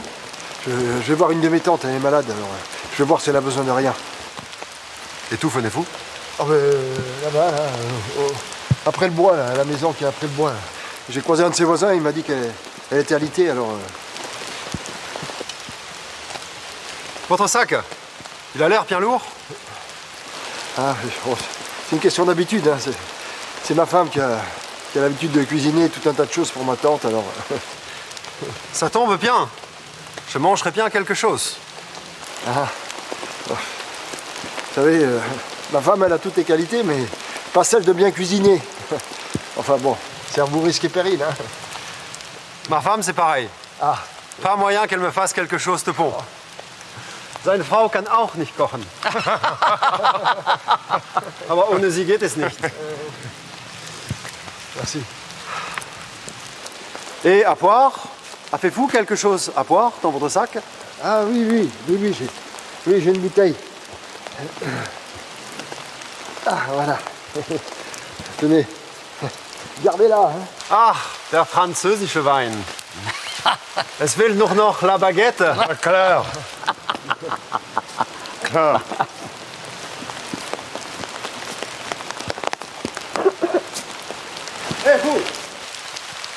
Eh vous, arrêtez-vous. Arrêtez-vous et posez votre sac par terre.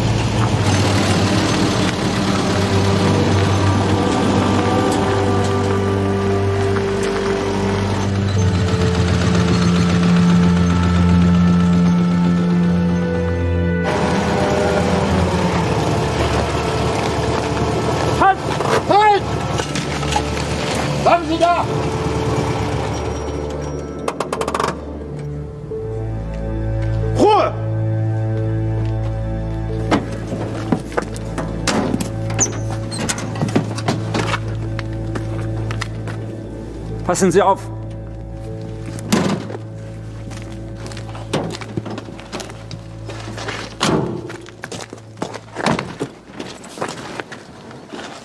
Leutnant Pohl, bitte gehorsamst. Ich werde den Auftrag erfüllen. Danke, Leutnant. Oh, Eckstein-Zigaretten. Danke, Herr General. Kurz! Kommen Sie! Sofort, Leutnant!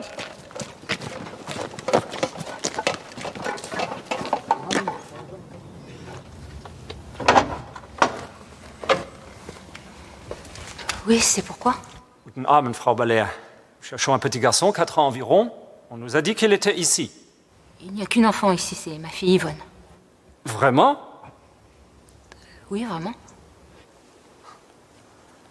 Je suis sûr, Madame Balair. Vous n'oseriez pas me mentir. Karl, draußen. Peter, drinnen. Sofort, Leutnant.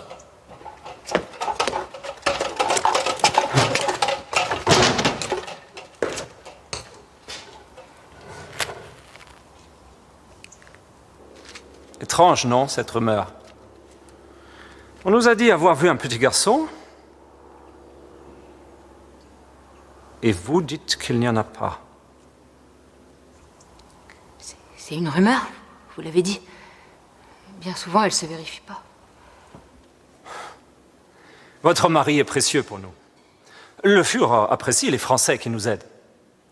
Au fait, comment va-t-il? Mon mari est au champ, il va pas tarder à rentrer. Alles in Ordnung? Pratique, hein? Le mari au champ. Leutnant!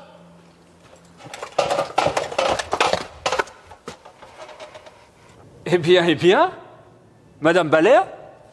C'est pas à nous, les gens jettent n'importe quoi dans notre propriété. Ich bin sicher, dass sie lügt.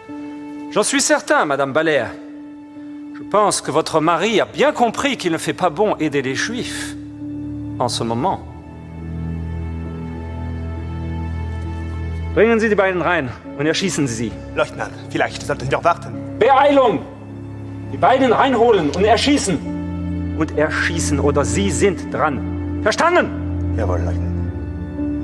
Je vous souhaite une bonne soirée, Madame Balair. Et bien le bonsoir à votre mari.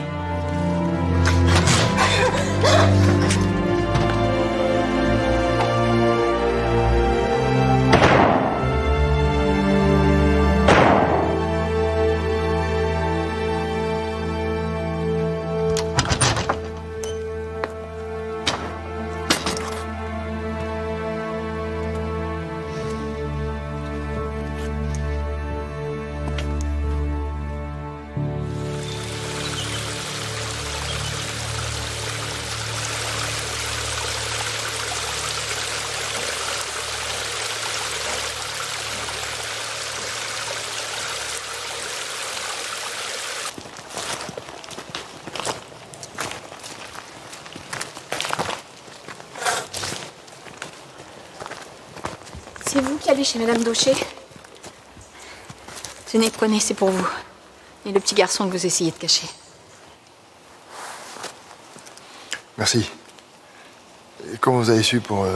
C'est Gaston qui m'a dit que je vous trouverais dans les parages. Bon, vous allez par là-bas. Près du moulin, il y a la boulangère qui vous attend. Ah, et puis... Tenez, prenez. Au cas où. Allez. Merci.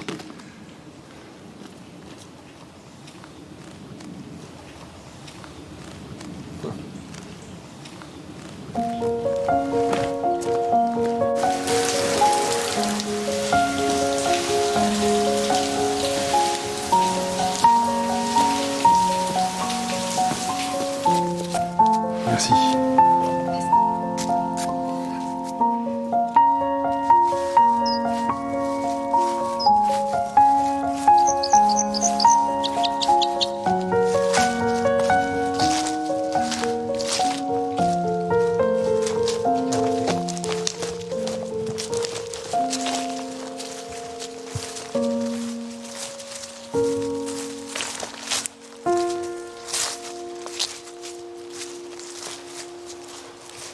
je crois qu'on est arrivé là. Eh Marcel, tu vois dans cette maison là, eh ben, tu vas te retrouver avec plein d'enfants. Et tu vas pouvoir jouer avec eux. Hein? C'est bien ça. Mais parce que tu seras content. Hein? Tu seras pas seul. Allez, viens.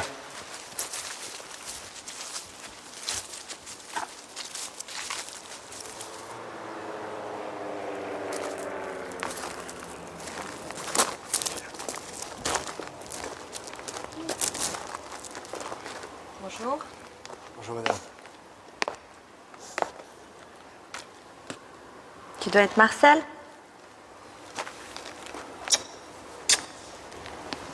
Et vous devez être Fernand.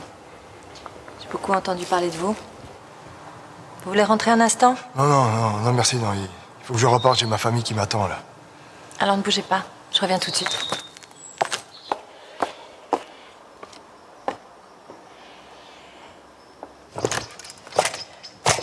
Vous permettez que je vous prenne en photo avec l'enfant? Là-bas, près du banc. Bien, merci.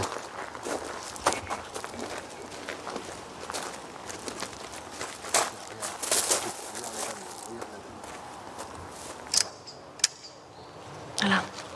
Ça lui fera un beau souvenir pour plus tard. Bon, il est temps d'y aller, hein. Mais attendez, Fernand. Vous n'allez pas repartir comme ça sans provision. Françoise, allez donc chercher du pain et du fromage pour Monsieur Fernand. Oui, madame. Merci, madame.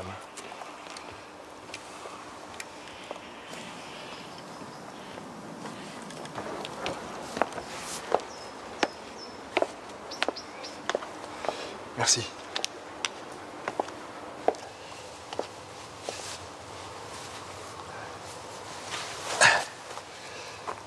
Bon, il est temps d'y aller, hein. Allez, salut, Marcel. Bonne route. Au revoir, madame.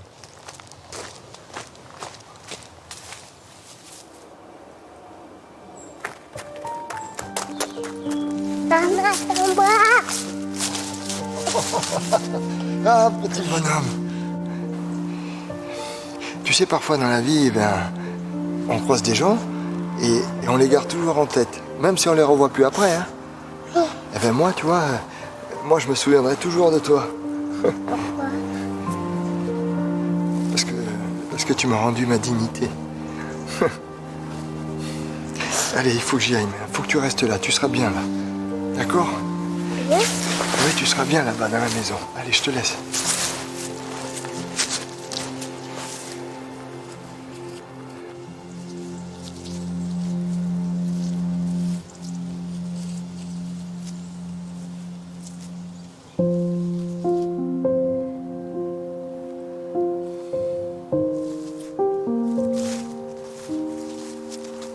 Je n'ai jamais revu Fernand. Je n'ai jamais pu lui dire merci. On raconte que Fernand est retourné chez lui sain et sauf. Marie! On raconte aussi que l'amour n'a pas pu les fusiller. Il était père lui aussi. Et il ne pourrait jamais séparer une mère de son enfant. Je suis resté chez Madame Daucher jusqu'à la fin de la guerre, avant d'être recueilli par un de mes oncles qui avait survécu. J'ai appris, par la suite, que Fernand était proche des Allemands, à qui il vendait des meubles. Le Fernand que j'avais rencontré et qui m'avait aidé était aussi un collabo. Mais peu m'importait. Souvent, je ferme les yeux et je revois ce moment où, assis sur les genoux de Fernand, je suis redevenu un petit enfant insouciant. Un enfant qui n'a plus peur. Toute ma vie, j'ai pensé à cet homme, un héros, mon héros. Je lui dois tous ces instants où, après la guerre, j'ai pu apprendre, lire, écouter, rire. Grâce à lui, j'ai pu vivre. tout simplement.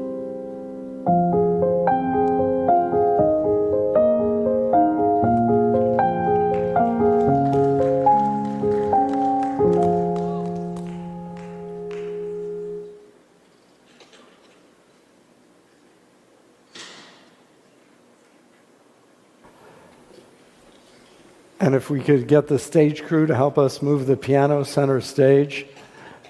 Thank you again, Daphne. Beautiful film, just really touched the heart. Very moving film. I hope everybody enjoyed it. It was beautiful. It's really beautiful. There's so many stories like that, and we've got the real deal here in terms of the story, and that's Mona Golubeck. And I'd like to bring Mona back out to take a bow and say hello to everyone. So if somebody can go to the green room and get Mona and bring her out, that would be great. You remember Mona told the story of her mom, who was a concert pianist in Vienna, and then, of course, training her to be a concert pianist, and the way she remembered what happened to her. And a lot of you don't know that this story of the pianist of Willesden Lane was part of a group of children, Jewish children from Germany and from Austria, who were sent on what was called the Kinder Transport. They were separated. Their mothers and fathers said goodbye to them, probably to never see them again, and sent them to England, which had agreed to take in a number of Jewish children. And many of them described their experiences, especially the ones who were older, 7 and 8 and 9 and 10 years old, never to see your mother or your father again, to know that they're probably dead, and to have to pick yourself up and live your life. And that makes a profound impact, not just on the child, but then when that child grows up and has children of their own, it makes an impact on that child as well. And to tell us a little bit more and give us a little more color to her story, I'd like to call back Mona. Mona Golubeck, let's give her a nice round of applause. Mona. Hello. Daphne, oh my goodness, how wonderful to see you. What a glorious hall. About a year ago, the rabbi was so gracious as the COVID was erupting. I think you have a little sense that I go around the world and I tell this story to tens of thousands of students, and I've done it in a show called The Pianist of Willesden Lane. But the COVID shut everything down. So I'm in this amazing partnership with the USC Shoah Foundation now to bring this story to millions of students across the globe in multiple languages or whatnot. And the rabbi was so gracious. I called him up and I said, we'd like to film in this glorious theater. And he absolutely right away said yes. So now we just brought it to 30,000 students in New York. We did it for the entire state of Florida. We're about to do it for the state of Georgia, Arizona. Next month I go to Cleveland. And how it is now is that I choose a spot like the Maltz Museum or the Boston Cathedral or the National Cathedral, because we're going to be doing it in Washington as well. And I start off live in that glorious place. And then I say, I'm bringing the show to you. When we did it in New York last May, I did it from the vault of the Steinway showroom in Long Island, where they make the pianos. Mm-hmm. And so I was able, you could see me with a pink piano behind me and a white piano and a black piano and all kinds of designs, Elton John's piano. And so we couldn't do it live in the theater. And so we brought everyone to the Saban Theater. And that's what we're doing now. Around the world. The book will soon come out in Arabic and in, thank you so much, in Arabic and in Hungarian, and that follows the Hebrew, Italian, French, German, Polish. It's just been one after the next. It's just been a true honor to see how this is mushroomed. And when I did the production in London with the Holocaust Education Trust a couple of years ago, again before the COVID hit, in the audience, where we did it at the National Cathedral there, I would say 1/3 were Muslim students. And they surrounded me afterwards and they said, when is this coming out in Arabic so that our parents can read it? So now I'm so thrilled that because of the Abraham Accords, the book has been chosen as one of the first to be published. And I will go to the Emirates and perform at the opening of a big theater there, and we hope to bring it to thousands of students. My goal and dream is to make it a broadcast that Israeli students would be together with Arabic students, because I'm all about wanting to break down walls through this story of a Jewish teenager in World War II who had a dream and held on to that dream in the darkest of times. But I'd like to make a comment before I ask you the next question, Mona. And we'd love you to play as well for us. Sure. So you mentioned Arabic. It's so important. There have been so much Holocaust denial education going on in the Arab world that this is a very important breakthrough, that people hear a personal story, because it's one thing for me to tell you about someone, it's something else for you to meet them and hear their actual voice. One of the things I wanted to ask you was, your mother, I know a lot of the people who are on the Kinder Transport who I've had a chance to meet and talk to, how profoundly impacted they were, how they felt their lives had been torn away from them. Did your mother ever express or carry any of that on to you and share with you her feelings of her loss? So it's a magnificent question. I think in a way, and it really points back to your sermon today and what you spoke about, the power of memory, the power of a story. So when I was a little girl, if you heard that little presentation this morning, she told me the story, but she told me through music, and it was through joy. She always said that each piece of music tells a story. So she very specifically chose the music that would tell her story. What I was blessed with is that I was the daughter of two parents who wanted to celebrate the joy of life and celebrate the power of life and the gift of life and to be worthy of it. So I didn't get the sorrow per se or the tragedy in those early years. Music, she was just full of joy about it. However, you can't run away from that. And unconsciously, I felt my mother's loss. Unconsciously, I felt her pain, especially when she would put me to sleep at night and sometimes tell me about my grandmother and my grandfather. I was a little girl, and she would say certain things I'd rather not talk about right now, but they entered my heart. And I often say that I have 6 million numbers etched on my heart because of what she did at nighttime when she spoke to me. It was only many, many years later when I decided to write the book, and I thought I could get it out there, that I began to realize really what she was imploring me, which is, don't forget. I want you, when I'm gone, to go forward. I didn't even realize it then, but I now understand as the years have gone by, she was really imploring me and begging me, remember my story, remember Malka's story, remember Abraham's story, and be worthy of it.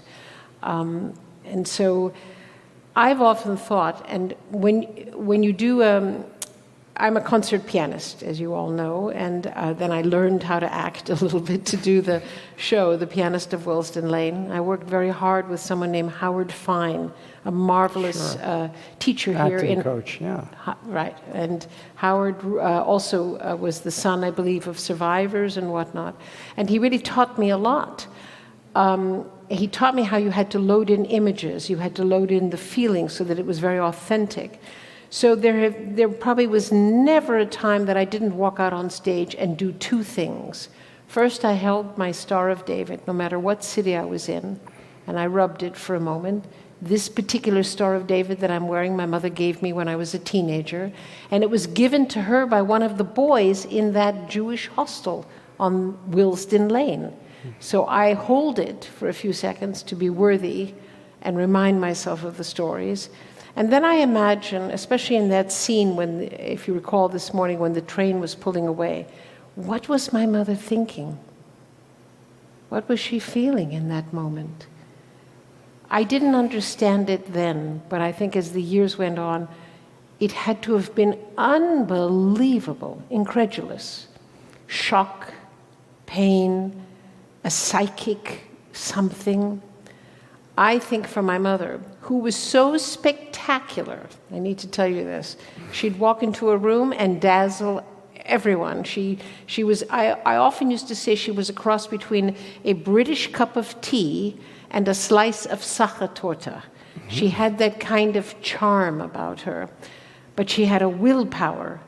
So something must have happened on that train that she determined, I am going to survive no matter what, and I'm going to hold on to the music no matter what, and I'm going to make something of my life no matter what. There's a fantastic scene in the play, and God willing in the feature film that will come out, where my mother, when she first arrived to England, many of them were put in refugee camps. Some were sent to homes, different places, but she ended up for a time in a camp where kids were learned to put gas masks, and they were taught how to survive in a certain way. And then she was plucked from that camp by the Bloomsbury House, that was the organization in charge of all of these children, and she was sent, because she could sew, to a place that we call in the book Peacock Manor. And she was a ladies, how do you call it? Lady in waiting. Yes. Yeah. And she was put to work to take care of the baby, the newborn baby of the house, to iron, to clean. She always told me she couldn't stand taking care of the baby because back then they didn't have disposable diapers. So she would take the nappies and throw them out all the time because she didn't want to clean them. By the end of the week, there were no more nappies in that Peacock Manor, so they gave her a different job. But at nighttime, she would creep down to the parlor where the piano was. She wasn't allowed to play, so she played above the keys. And she imagined the music in her heart and soul that her mother had taught her. She did this night after night, but after many months she couldn't stand the silence any longer. So she sat down and played this. She lifted up the lid, and then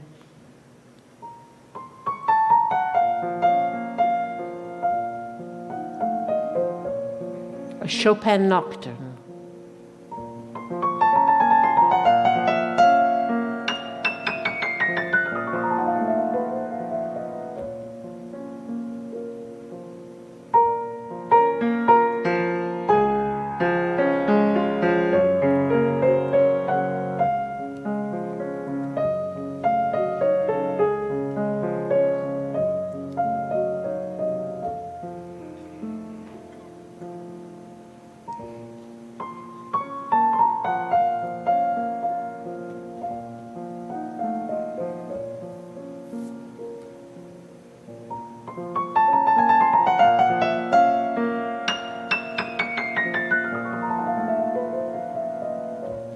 And that music, when she was playing, entered her heart so much.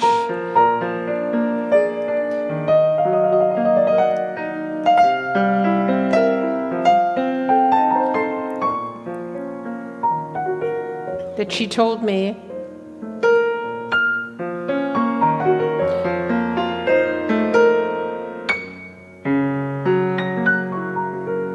that she thought of her family and what her mother had told her at the train station, to hold on to her music.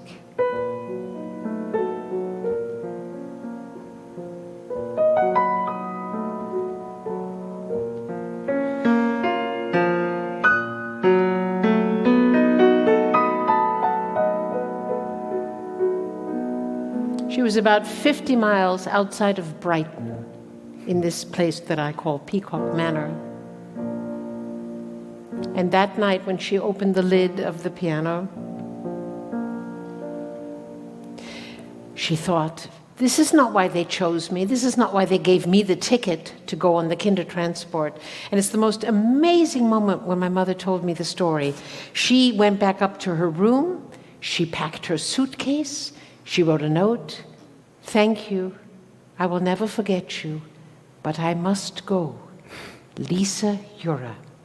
She took a used red bike that she had bought with her saved shillings from the little work that she had done, and without knowing what was going to happen next, she just left. She pedaled furiously for miles back to the Brighton train station, and then, with the few shillings she had left, she bought a ticket back to London. And I thought, wow, about 15 years old, 14, 15, how the hell did she have that moxie to leave a place that was safe, where she had enough food and people were at least kind to her and she was sheltered, because she had that willpower that she wanted to be among her own. And she told me how she pedaled back to that train station, made her way back to London. The war was about to come. She slept in the railroad station that night, got up in the morning, made her way to the Bloomsbury House, walked into the office of the director. Of course, I don't quite remember this all. I haven't done the play in 2 years. But walked in, opened the door, and came into a room, saw sort of a big fellow across her from the table and said, "My name is Lisa Jura. I'm from Vienna. I'm going to be 15 years old. I would like to bring my family here to London. I would like to live among my own. Sir, I play the piano. I'm going to make something of my life. And I need you to help me." Well, you can imagine. My mother told me that his face fell open. He couldn't believe it. He looked at this young girl. But he must have been struck by her moxie, because he picked up a phone, and on the other end, he said hello to a Mrs. Cohen, and how are you doing, and how are all the sardines? And then he said, "Listen, Mrs. Cohen, I have just a little small thing to tell you. I have a young girl here in my office." Apparently, my mother told me the screaming was so loud on the other end because Mrs. Cohen, the German Jew who was heading this hostel, couldn't take one more sardine, meaning one more Jewish child that had come out on the Kindertransport. But he promised her extra rations. And then he grabbed my mother by the hand. They got into a taxi. They motored to the northern part of London, to an area known as Willesden Green. They turned on Riffle Road, then finally onto Willesden Lane, and the cab stopped in front of number 243. And when you think about designing a show, you think, what music do you choose for the different scenes, as you know, Rabbi? So I always love it when I come to this part in the show. Here's my mother.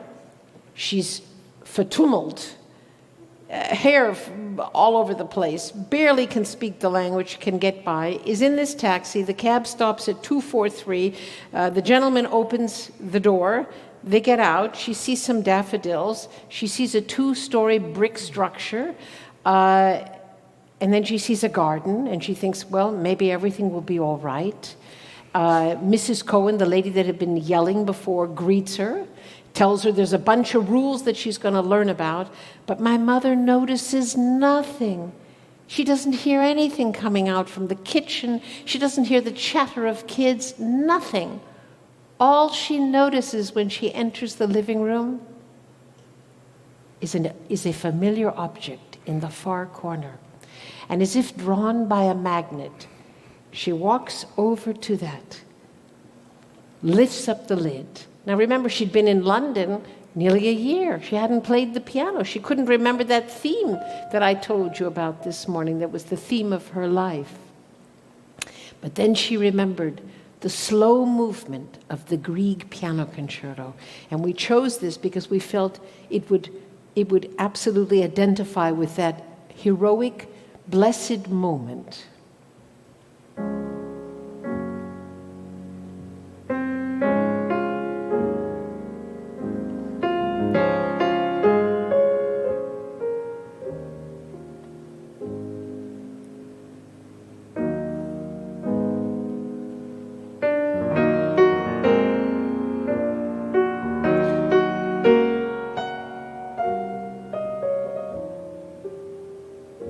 The cook came out of the kitchen, startled by the music.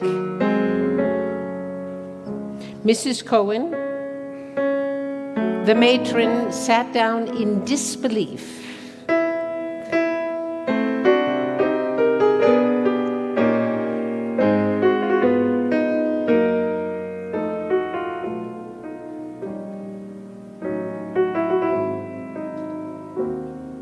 And then, one by one, the children came out of their rooms.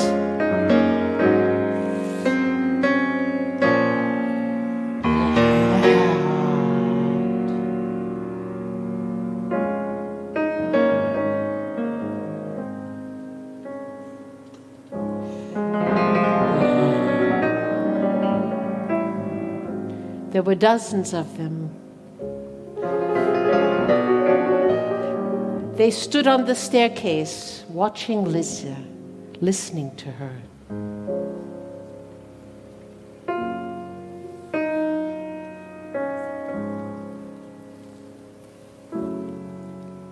Each piece of music tells a story, and now her music was their stories.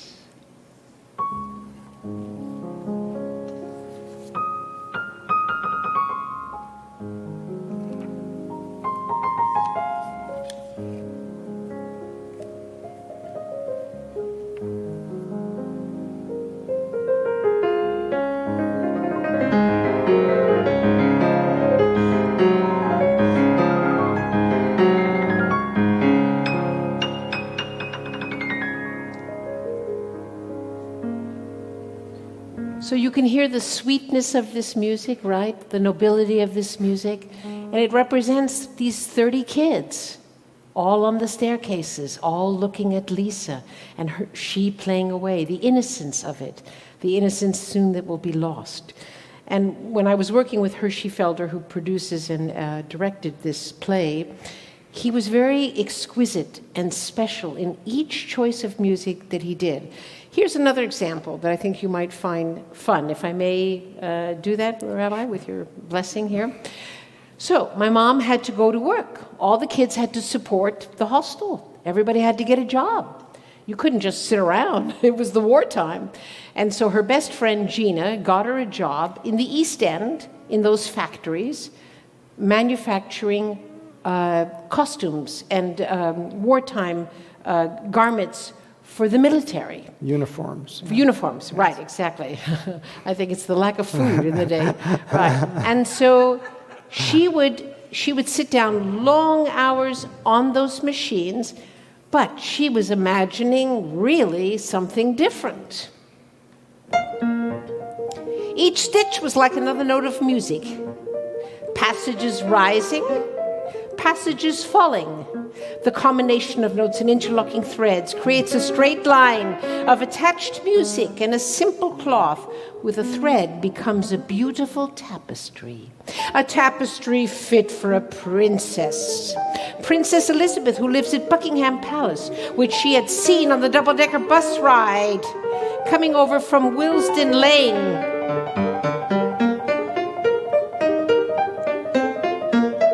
Princess Elizabeth is the same age as she is. Oh, to be a princess in this glorious place called London. One more push on the pedal, another line of stitching, and the factory bell announces the end of her day. So why did we choose that, the Bach Partita? Because that was Hershey's idea, and I thought it was so brilliant. Of course, I was always nervous. Every time I'd come to that point in the play, I'd go, please help me, God, to get through that, to be able to utter the words at the same time that I was playing this very fast music, as you can see, and get it in between. But it was this very specific choice. I'll stop for a moment because maybe there might be some questions from the audience. There are, yeah. And I've been going on and on a little bit here. No, it's wonderful. And, you know, I see how this captivates the imagination of children, of young people, and it's got to make a powerful, powerful impact. Daphne, you have a question?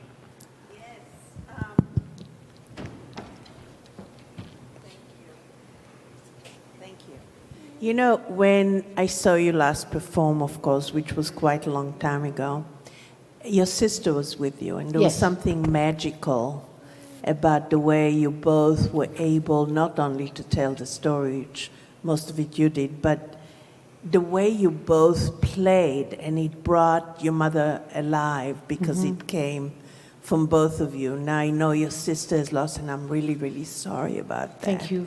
Yes. But I just wanted everybody to know how that whole thing described, a sort of a feeling between mother and daughters that was translated magically. And Yeah, I thank you. wondered if that's something you want to talk about. Well, I always say now, and especially as we are spreading this, that this is a story of a grandmother to a mother to the daughters. So Malka, my grandmother, to Lisa, my mother, and then to Renee and myself. Daphne is referring to my beloved sister Renee, whom we lost at a young age. And my sister was the one that inspired me to write the book, actually, and worked with me on it. But I think that we are the children of refugees and we are the children of Holocaust survivors. And I think we all know that when that is a sacred and a privilege, in a way, and a challenge, if you want to say that. So I think when you come into this world and you are the children of survivors, even if you don't want to take this on, somewhere it enters your heart and soul and spirit. And in our case, it came through the music. And we were so inspired by our mother that we went forth with it in that way. Now, how Yes. many? Yes, we'll go ahead Please. right here. Yes. Hold on. Hold your question so we can give you the microphone. You mentioned this morning about your mother and her sisters, and I may have missed it. Did she ever meet with her sisters again? They miraculously survived the war, and they were at her debut in London. Yes. Yes, I think. How it was many of your immediate family perished? She lost her parents. Her parents. Yes, but her sisters survived. Her sisters survived. Yeah. Wonderful. Mhm. Yes, another question here. Steve. Mona, how is it that the play came to be? It's a wonderful story. I wrote the book. I never gave up. As I tell young kids, you're looking at someone who had a dream and just kept going. And one day I got the book published by a great publishing house. And then a lot of people started to care very deeply about what I was doing. Wonderful foundations came on board. They felt it would really make a difference out there to spread this. And then I lost my sister. And I didn't know if I could go on. And I went through a couple of years of really struggling. And then one day someone took me to Hershey Felder's show at the Geffen Playhouse. And I'd heard about him. In fact, I think we performed at your home. Hershey performed and I performed also. So we knew of each other a little bit. And everyone had said to me, Mona, you're wonderful on stage when you talk, and you have a good speaking ability, and maybe you might want to consider creating a show around this. I didn't even think about that, but when the book came out, I was doing book tours and things like that. So I reached out to Hershey after seeing his Beethoven show, flabbergasted by the genius of this man, and I said, hello, I'm Mona, I know who you are, and could we get together, and I just would love your advice. So we got together at the Geffen in an afternoon. I came there, I did about 30 minutes for him on the stage, sort of a little bit like what I'm doing for you guys. And out of the corner of my eye, I kept looking at him. He was the only one in the audience. I thought he's either asleep or he's bored out of his mind. I just didn't know what the heck was going on. I thought he really doesn't like this. But I just kept going. And then when it was over, I looked up, and he looked up, and he said, that was really moving, and I'm going to produce you. Just like that. Well, my mouth fell open. I was shocked. I had only come to ask for advice. I'm here to tell you he changed the course of my life. And he's a genius, and demanding and challenging, and he taught me so much. And then I went and worked with Howard Fine. And he always told me, you will be alone on that stage. No one will be with you. So you better get your act together, because you can't rely on anybody when you're out there. And I think I've probably done about 1,000 performances now of the production, from London to New York to across America. And it's because of Hershey Felder. He opened that door. And then I came to the attention of the Shoah Foundation, because my dream and my goal is to impact young people from all walks of life. That's more important to me than anything. We've done massive performances in huge amphitheaters now, pre-COVID, and now we've pivoted with the with the virtual. But I knew that I couldn't go on alone. I had a small foundation that blessed people like Jonah Goldrich and Lowell Milken and Wallace Annenberg, various different, Daphne, various different people helped me to mount this and start it. But I could never be the education. I'm a performer. I know how to tell a story, and I have my heart in the music. And the Shoah Foundation was tracking me, and there was a lady in San Francisco, one of the most important people in Jewish philanthropy, and she saw the show at the Berkeley Repertory Theater, where it was one of the highest grossing successful shows in their history. And so she had a meeting with me and said, I'm interested, I'm going to follow you, what you're doing. Then I opened at the Kennedy Center in Washington 3 years ago. And I came off stage one night and my phone was ringing, and it was her. She said, where are you at with your educational mission? I said, it's interesting you should say that. I've sort of started discussions with the Shoah Foundation. And she said, if you get your act together with them, I'll come back and I'll help you. And the rest is history for me. They awarded out of San Francisco a $10 million grant to start to bring this across the globe. And now we are out there with other folks starting to follow. I think everyone's seeing that this is an instrument that is unique and different because of the music and because of the way we tell the story. And the Shoah Foundation is building these incredible assets now called the Wilsden Project, which are launched on Discovery Channel. And we're bringing this into half the schools of America with a lot of programming. And then we're going to go to England, and my goal is to go to the Arabic nations. We did South Africa before the COVID hit for 10,000 students there. That was a glorious experience. And God has given me a tremendous purpose to take my mother's story, as the rabbi said, the power of memory, and be the conduit to pass it on to others.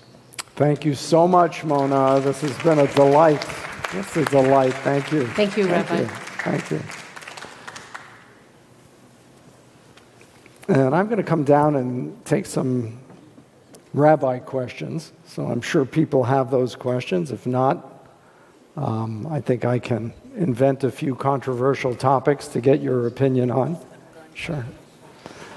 So this is your opportunity to ask the rabbi any explosive, controversial question you might want to ask. So if you have one or think about one, and if not, I'll throw a few hand grenades at you, and you can throw them back to me. All right, anyone have a thought? Anyone have something they'd like to share or a question they'd like to ask? Anyone? All right, so yes, go ahead back there.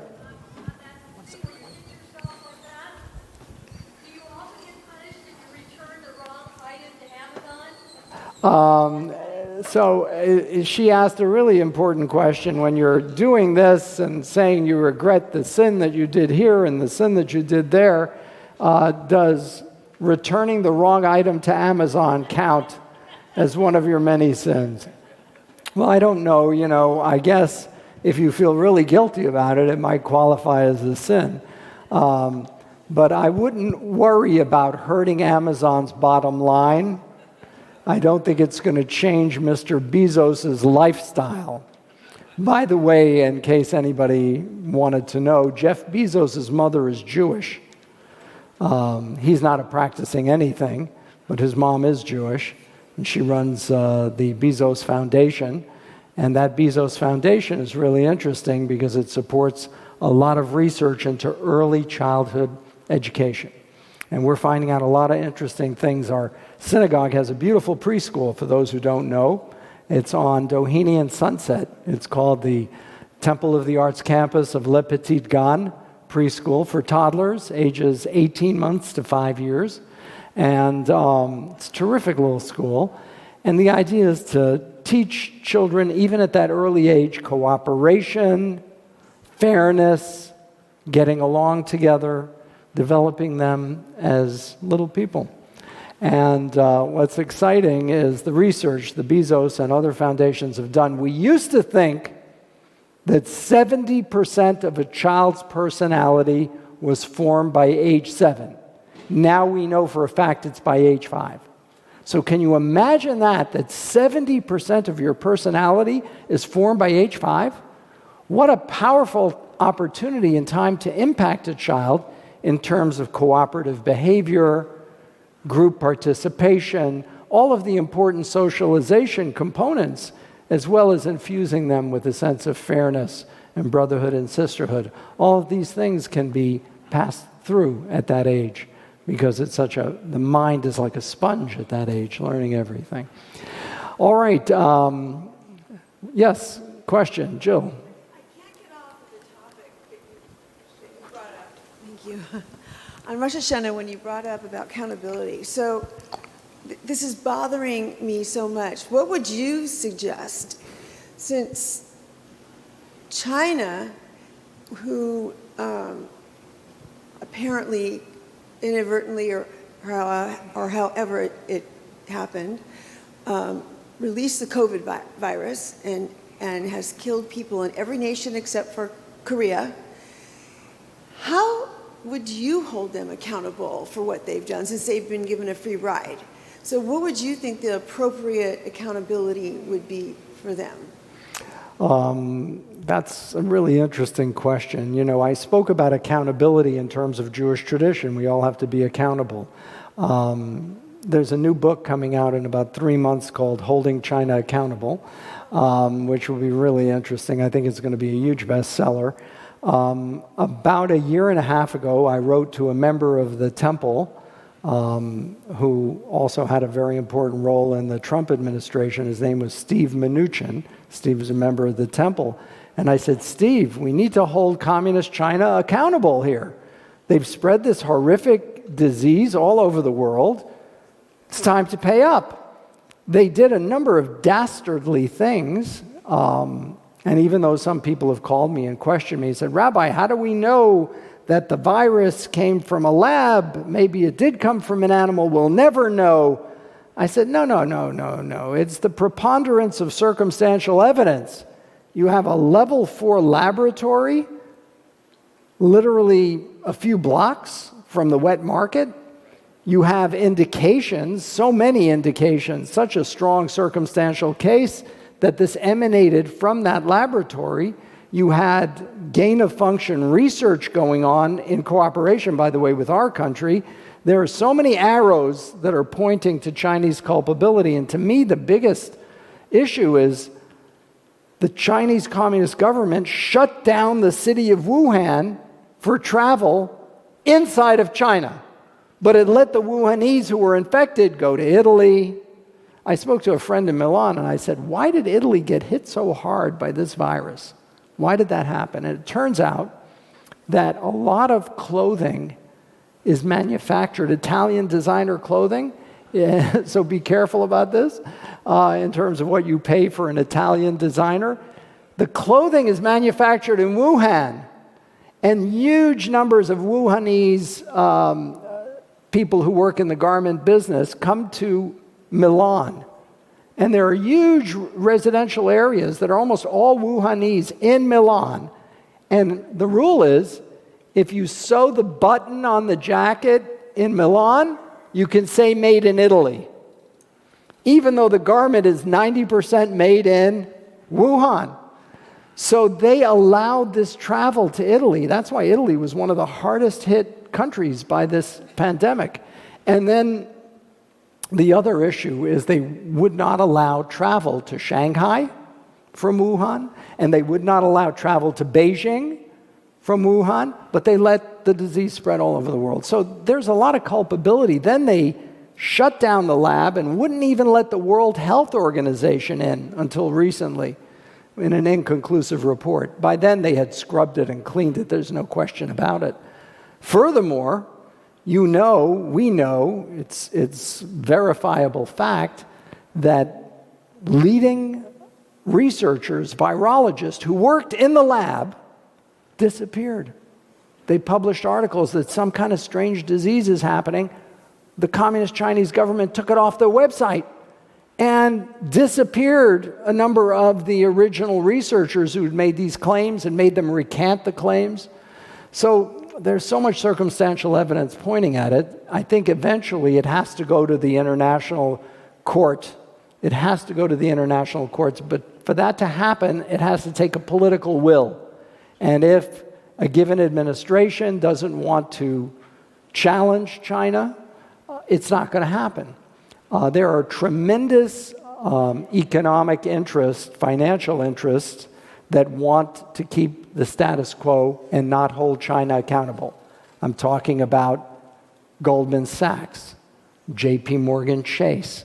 They're all driving financial investment in China. And China is, for the first time, allowing them to run without Chinese ownership their businesses in China. So they are heavily invested in making sure we don't rock the boat with China. Furthermore, you've got a guy like the CEO of Nike who's saying, we are China, China is us. That's the CEO of Nike. I don't see him joining the bandwagon to hold China accountable. So it's going to take a popular will, kind of like what Masi was telling you about what she needs to do in Iran. It's going to take a lot of American citizens who believe that human rights are important, who believe that people have to be accountable for their actions. I mean, if we count the damage done to this country, not the world, just this country, it's in the trillions of dollars from the shutdowns and the impact and the loss of lives and the illness. I mean, all of it taken together, I believe there is a comeuppance that's required, and it's going to take popular will. So hopefully there will be enough investigations that will really get to the bottom of what happened in Wuhan, and we'll find out if it's time and when it's time to hold the Chinese Communist government accountable. Anybody else? Any other questions? Yes, please. All right, Rabbi. So, 2020 and 2021 have been troubling times. I have a friend that works for a $100+ billion company. For who? He works for, I'm not going to say the name, okay. But he works for a big corporation that stood behind Black Lives Matter. My question is he then wrote a nice letter to the CEO and asked him, why won't you stand up and condone the anti-Semitism that's happening out here in the United States? How would you go about responding to that? Well, I have to tell you, you have to distinguish between the idea or the concept of Black Lives Matter and the organization itself. The concept that black people who are targeted or singled out by police and who suffer like George Floyd did for 9 minutes, having their breath squeezed out of them without an ounce of compassion, without a moment by this horrific Chauvin, this officer, just lift your knee for a minute, let the man breathe. I mean, the cruelty, it's amazing. And I'm not making George Floyd out to be a hero, because he was a very troubled guy, and everyone knows that. And he had enough fentanyl in him. And by the way, if we're talking about holding China accountable, the biggest manufacturer of fentanyl in the world is Communist China.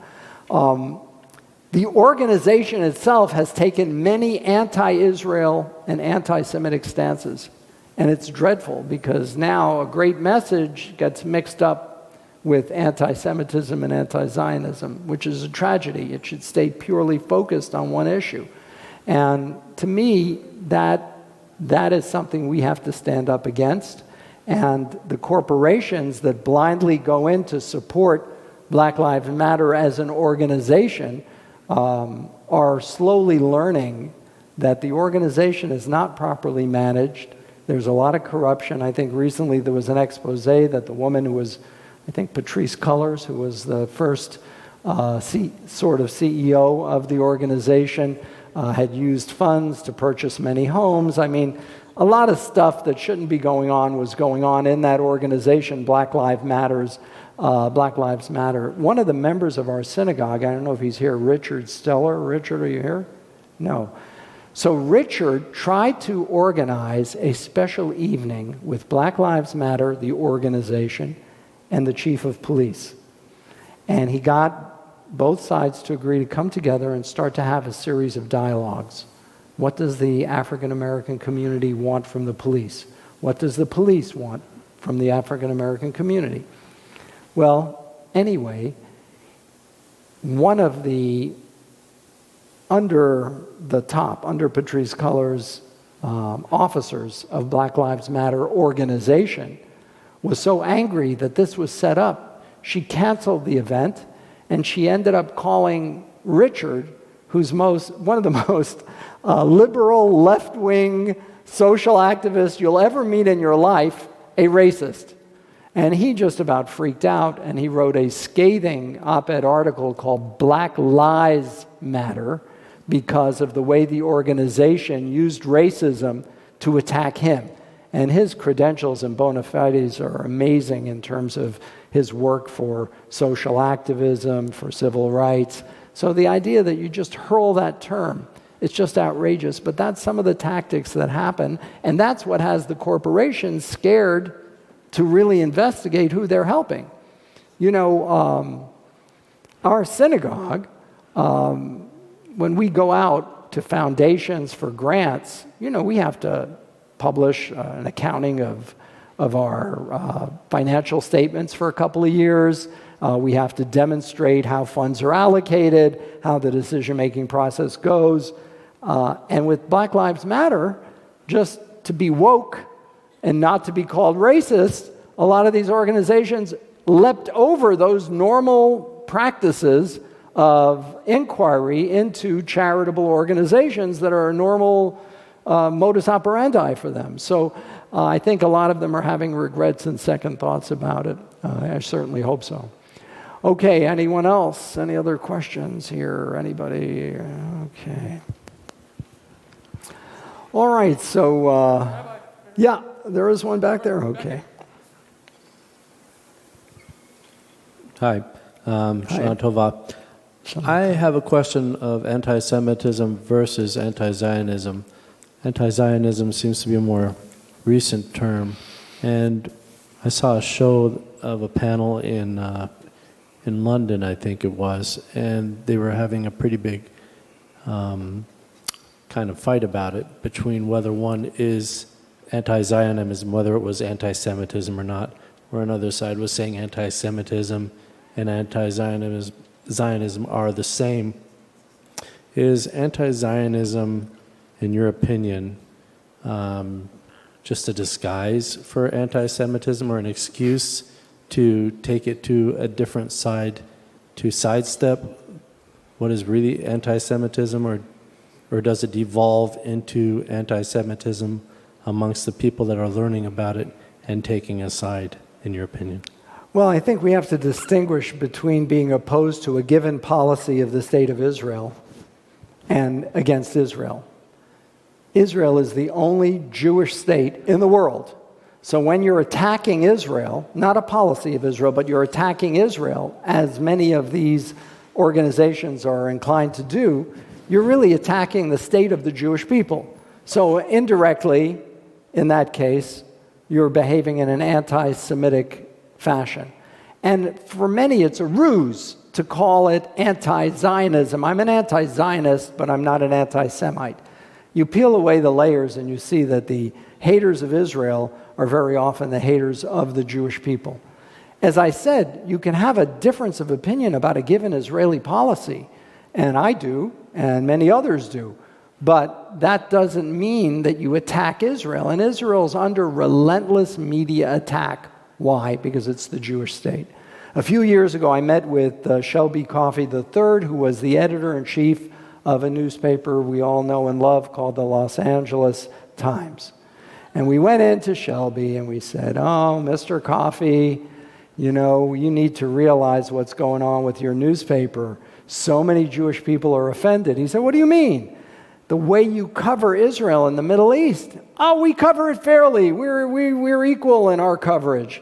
I said, "Really?" And then we took out a stack of LA Times headlines. Every time, without exception, and he was stupefied when he looked at this, every time without exception, when it described a terrorist act perpetrated by Palestinian terrorists, it said, "Bomb explodes in market." Then when Israel struck back, the headline was, "Israel kills." Now, when you do that in a headline repeatedly, time after time after time, you're creating a biased perspective. But that's what was happening. And the editor-in-chief himself was in a state of shock. He couldn't believe we brought his headlines right to his face to show him the bias that was explicit. Now, implicit is a whole other story with the op-ed writers who often have a very strong bias against Israel and pro-Palestinian. And as I said earlier, it's not that we can't disagree with policies of an Israeli government. We do all the time. You know, what do they say? Israel, you get 5 Jews, you get 20 opinions. And that's certainly true of the Israeli Knesset, where, you know, you have members of the current cabinet who are Palestinians. So I think you can have an honest disagreement about a given policy, but I think often, in my experience, anti-Zionism is a veiled form of anti-Semitism. Dr. Judea Pearl, who was here earlier, who did that beautiful song in memory of his son, Danny, who was the Wall Street Journal reporter who was beheaded. And by the way, one of the last things he said before he was executed and killed so brutally was, "I am Jewish, my father's Jewish, my mother's Jewish." And Judea, you know, shared with me, you know, his emotions around this and how he tried to process and deal with this horrific death of his son and this killing of his son.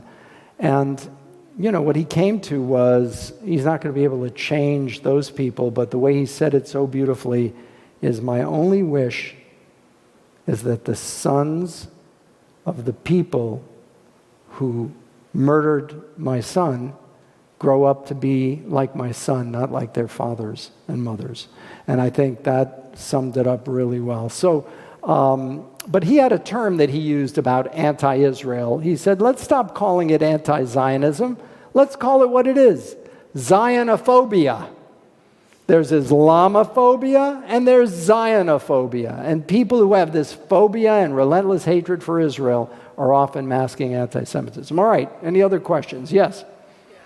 I wonder why could Israel do a better job with getting the Israeli and Jewish point across around the world. It seems like there's way more propaganda on the other side.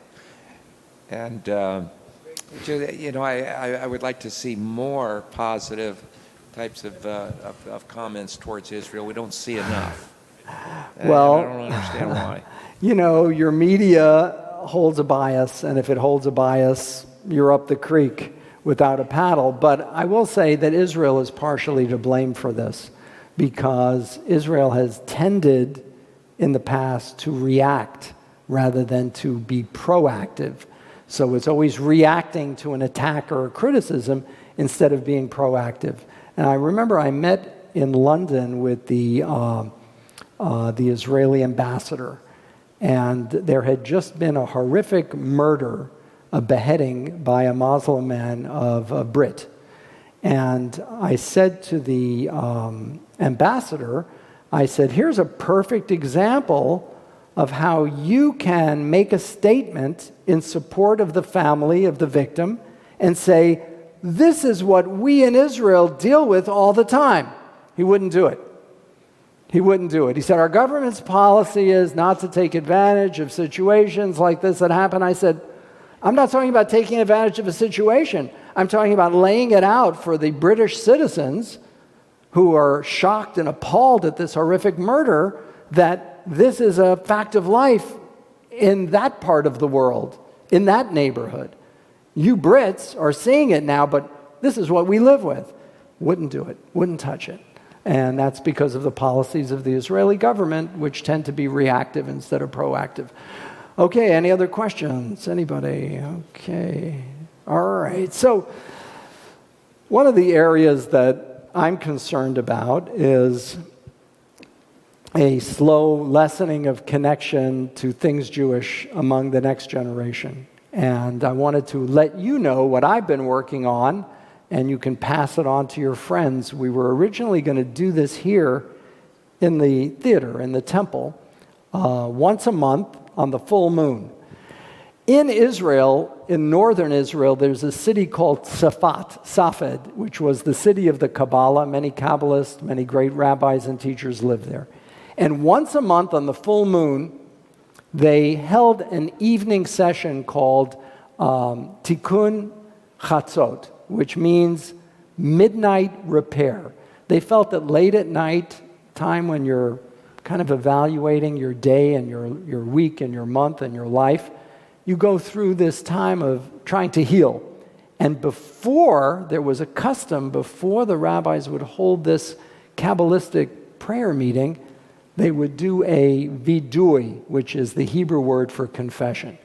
So I immediately grabbed the domain name, Midnight Confession and Correction, and created a program. And if, by the way, if you go to the site, Midnight CC, which stands for Confession and Correction, if you go to midnightcc.org, you'll get an example of what we've been working on for the last year. It's really fascinating.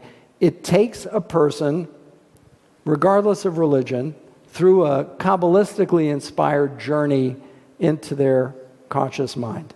And what we try to do is use the techniques that have been developed that help people meditate and pray and connect. And if you watch the site, you'll see I use sound technology to create the environment that embraces you, called a sound bath. Now, sound bath, for those of you unfamiliar with it, is a way of putting your brain in a restful theta state.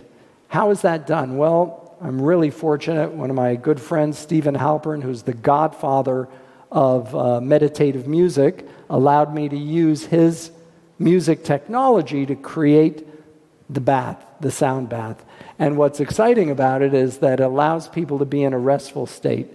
Then I show a really provocative film clip that makes you think, that really provokes thought. And the one I used is The Human Eye. And it shows a girl lying on a picnic blanket out at the Google campus, and she's looking up at the sky, and the camera goes from her eye higher and higher into deep outer space. And it shows the configurations of the planets and the solar systems. And then the camera comes back into her eye, and it goes deep into the internal structure of the human eye to show what a magnificent creation it is. And when you watch this, if you go to midnightcc.org, you'll see what we tried to create. And we're going to do that live here after the first of the year on the stage and gather people together who want to have this experience. And we're hopeful that this is an experience that is spiritual in nature that'll bring people in who heretofore have been reluctant to connect with religion in a traditional or organized fashion. So I'm going to send everybody an email about this, and you can help me spread the word about it as well. Okay, so that's one area that I wanted to talk about and let you know, because we have been active during COVID. A lot of people have. You met my guests on Rosh Hashanah, Richard Weitz. Richard is a senior partner at William Morris Endeavor Agency. And he and his daughter said, "Daddy, we can't just sit here during the COVID crisis. We have to do something." And she invented quarantunes, where you got people to sit in their pajamas in front of their keyboard, play a song, and people would pledge money to hear another song. And guess what happened? It went viral. And of course, it didn't hurt that Daddy represents Elton John and that Daddy represents John Mayer. And before you know it, this little fundraiser that was going to raise $30,000 raised just north of $26 million for a whole host of different charities. So things can be done in the creative environment. We like to think of our synagogue as one of those creative environments where people can bring the best of themselves. And you heard some of our wonderfully talented artists and guests that have been here. It's really a blessing to have them participating in a part of this process as well. So I wanted to let you know a little bit about that. We did a prayer for Rabbi Neil Weinberg, who's usually with me every year. Neil runs the Judaism by Choice program, where men and women convert to Judaism. Neil had a kidney biopsy recently, wasn't feeling well, called me to say, unfortunately, he couldn't be here with us, but we sent him our prayers and best wishes. He runs one of the biggest programs, and something interesting happened to Neil when COVID hit. Something I told him to do 5 years ago, but of course he forgot. When COVID hit, he couldn't hold his classes here every Sunday. So what did he do? He put his class online. He's got 4 times the enrollment of students studying to become Jewish than he did when he held his live classes here. So it's been a great boon for Rabbi Weinberg and the Judaism by Choice program. And that raises an interesting issue.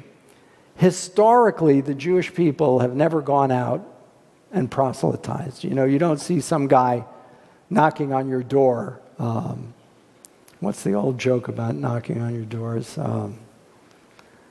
What do you get if you cross a Seventh-day Adventist and an atheist? Someone who knocks on your door for no reason. We never really go out there and knock on people's doors and try to get them to become Jewish. That hasn't been the Jewish way. In fact, the opposite was true. If somebody came to you, to a rabbi, to want to study, you push them away, and if they came back successive times, you'd embrace them. Where did that come from? Well, that idea of pushing away came from the experience of Jews in Europe, where the Catholic Church made Judaizing a sin, a capital offense, where not only would that rabbi or that teacher be put to death, but the whole Jewish community might suffer an attack or a pogrom. So the rabbi said, we can't let this happen to our Jewish communities, so let's not only say we don't go out and try to convert people, let's tell people who want to become Jewish, no, you have to go away, we don't want you, but if you come back 3 times repeatedly, we'll accept you. So they can say to the authorities, look, we pushed them away. Not only did we not try to have them embrace Judaism, but I think there's an opportunity there, and I think the Jewish world needs to shift or change its consciousness about that. And to me, that's really important, because we, as a people, have this rich legacy, rich religious faith to offer humanity. Direct access to God. You don't need a priest or an intermediary. You pray directly to the Creator. We also have this concept that we don't exclude people. You know, in Catholicism or Christianity, if you don't accept Jesus as your Messiah and Savior, you're doomed to hell. In Islam, if you don't accept the Prophet Muhammad, you're an infidel. Your status is that of a dhimmitude, a very secondary status. But in Judaism, what do we say? It's in the Talmud. Tzadikei umot ha'olam yesh lahem chelek ba'olam haba, which translates, good, decent, righteous people of any religion share in the next life, in the world to come. So not only is our religion not exclusionary, it's inclusionary. And that's why I think we should be more aggressive and welcoming to people who are quote-unquote unchurched, have no religious affiliation, and show them what we have to offer. I say this also within the context of an article that I wrote that was published in the Times of Israel and in the Allgemeiner last year. And it was a big discussion that was happening about anti-Semitism.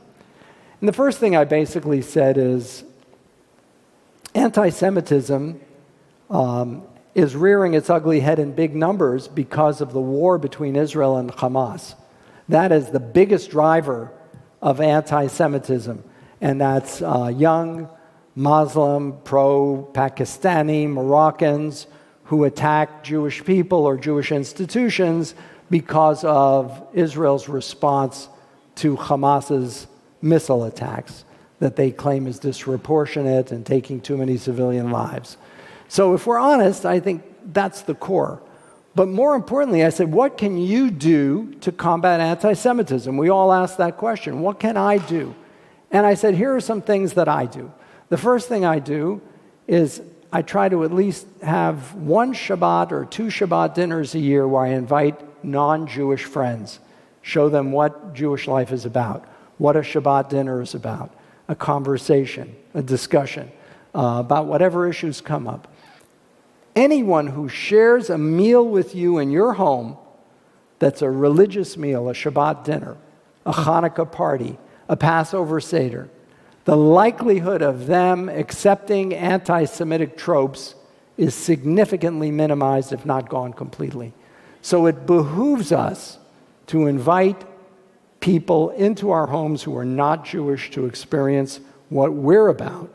That's one of the best antidotes to anti-Semitism. And I urge people to consider doing that when you have a Shabbat dinner, you have a religious gathering, make it a point to look through your address book, your friends list, and invite them to your home. I think they'll be shocked, amazed, pleased, and honored. I'll never forget about a Passover Seder. I invited Dr. John Marshall, who was one of the leading OBGYNs in Southern California, Mormon, to my Passover Seder. And he came with his wife and his 4 daughters, and they were all dressed beautifully, and they came to the Passover Seder dinner. They asked the most amazing, insightful questions about Pesach, about Passover, and about the observances. I said, Dr. Marshall, John, where did he said, oh, Rabbi, I told them they were coming to your house for Passover. I made them go to the library for 2 weeks and research everything they could about Passover, which today they'd Google. But they were so well prepared. So I'm telling you that people take it very seriously and are very honored when you bring them in to that kind of experience, and the likelihood that they will become our allies in combating anti-Semitism is dramatically increased. Okay, so one of the things I wanted to talk about today as well is one of the books that's traditionally read. Well, 2 chapters actually. The afternoon Torah reading is a taboo subject, and it deals with something that when we think about it, we go, well, that's strange. On Yom Kippur, it's about forbidden sexual relationships, incest. The Torah delineates what kinds of sexual relationships are not permissible between siblings, between parents and children. And we look at that and we say, wow, that's like really stuck in an ancient time warp when that might actually have occurred. But the truth is, I think what the message is coming from the Torah is to say, forbidden actions, whether they be in interpersonal relationships, in sexual relationships, in any kind of relationship, those things that are just not acceptable, if they're diminished or diluted, then other things that we consider unimaginable become acceptable. I'll give you one example of this, and I call it my political view. I'm an ACI, anti-crazy independent. That's my political affiliation. If anybody wants to know, I'm an ACI, anti-crazy independent. I just cannot believe for the life of me that a man with male genitalia can go into a female spa and say, I identify as a female, and go in naked into the female spa. That's just crazy to me. I'm not anti-trans, I'm not transphobic, I just think that's insane. And I think that for a lot of us, when you diminish certain standards of acceptable norms of behavior, the dilution intensifies with each diminishment. And that's why I think the Torah portion is what it is for Yom Kippur afternoon. The Haftorah portion for Yom Kippur afternoon is the fascinating story of Jonah. Jonah, who was swallowed by a big fish. Everyone says a whale. The Haftorah actually says a big fish, not a whale. And I think there was actually a story recently, about a year ago. Does anybody remember that? About a person, short stature, who was actually swallowed by a big sea creature. Well, anyway, the story of Jonah is one that speaks to me and I think speaks to all of us. We are addicted. Those of us who aren't addicted to drugs or alcohol forget a very subtle form of addiction. Do you know what it is? Comfort. We love comfort.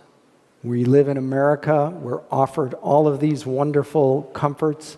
We become addicted to them. We become used to them. They become a part of our lifestyle. I'm not saying people should suffer or deny themselves pleasure, but what I am saying is that you can easily become addicted to comfort.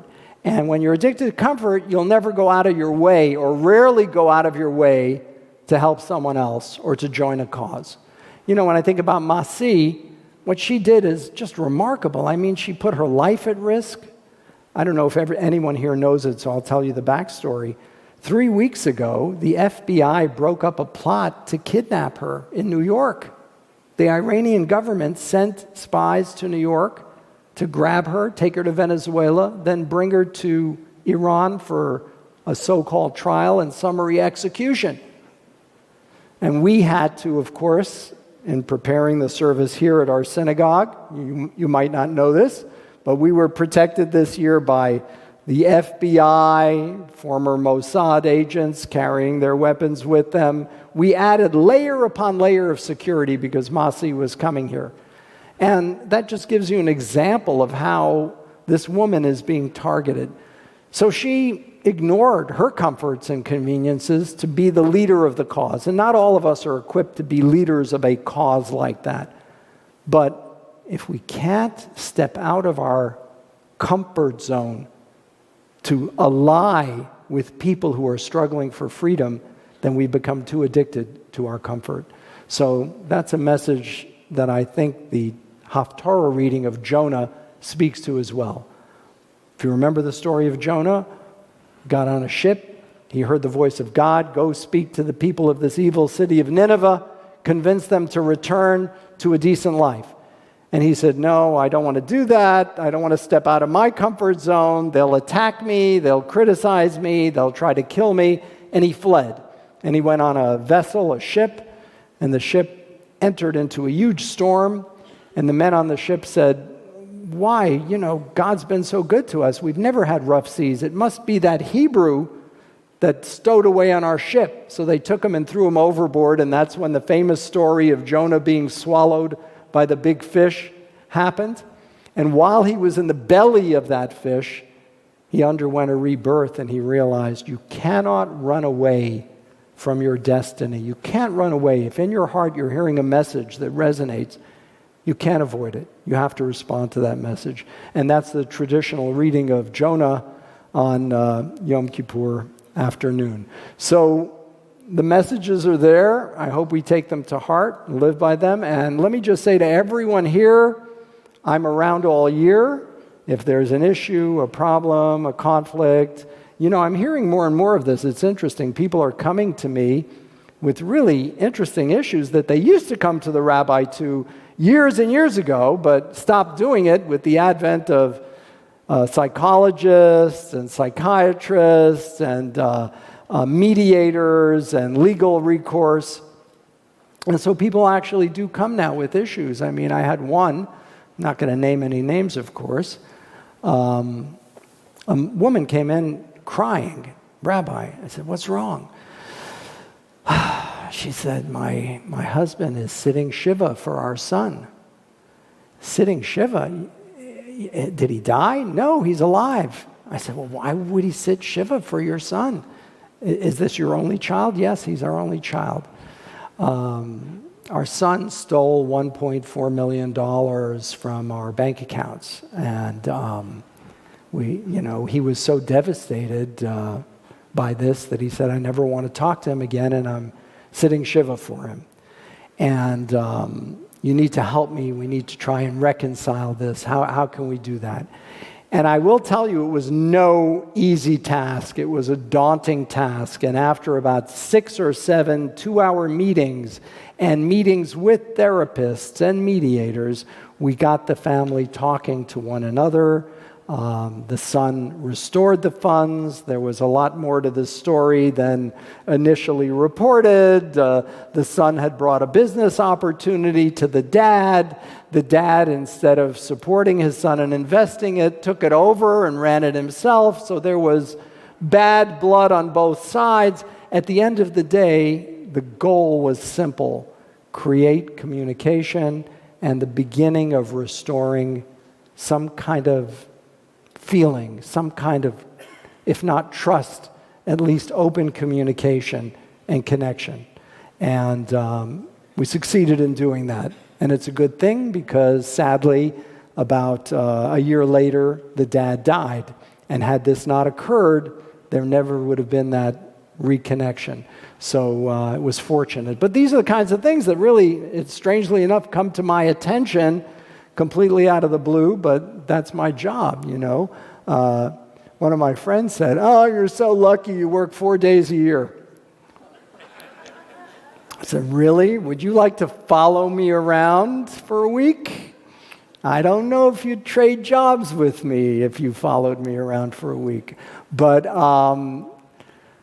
that's the year-long commitment that this synagogue is for everyone here. And even if people tend to come at the holidays or special parties or events, and by the way, we'll be doing a lot of Shabbat dinners this year, throughout the year, and gatherings and celebrations. It's here for you all year, so we hope you take advantage of it. Right now, we're going to begin our Neela closing service in a few minutes, and at the end of the Neela closing service, we'll invite everyone to join us for a beautiful dairy Break the Fast that's sponsored by our very dear member and benefactor, Daphne Ziman. So I'm going to gather the cantors, and we're going to begin our closing Neela service in just a minute.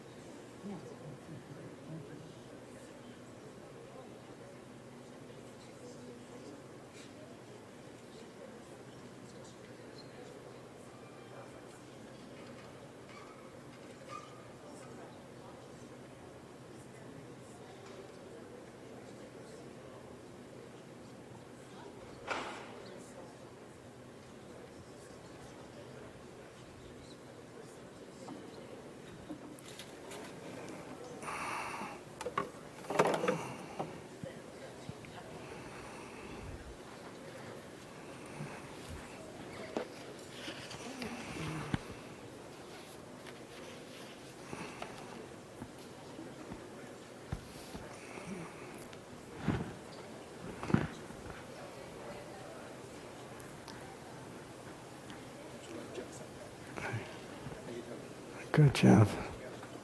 Got a haircut.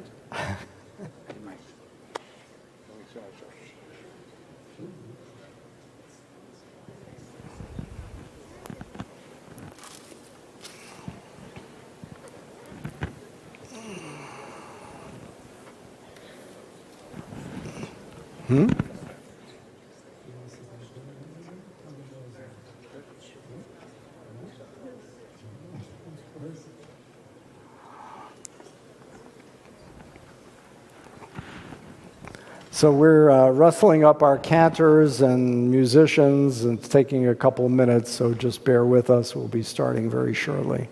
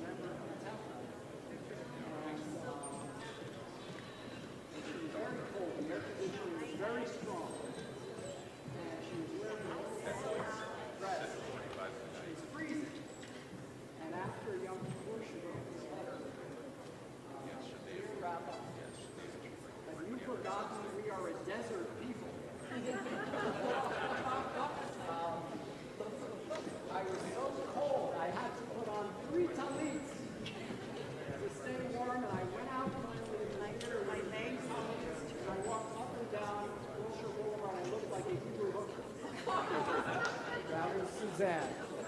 That was Suzanne Plachette. One of a kind. Legs are free. Well, we're all freezing. Okay, we're going to start in just a minute. Oh, we got Jordan, Alicia, okay. Sharon here as well? Jordan, is Sharon here? Ah, here she is. Good. Okay.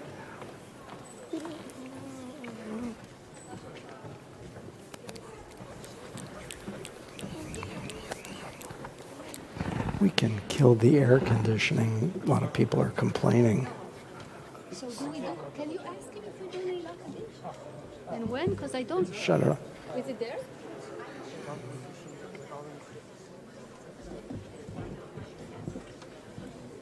I don't see that. We will ask for trust. Okay. We always do it. It's here.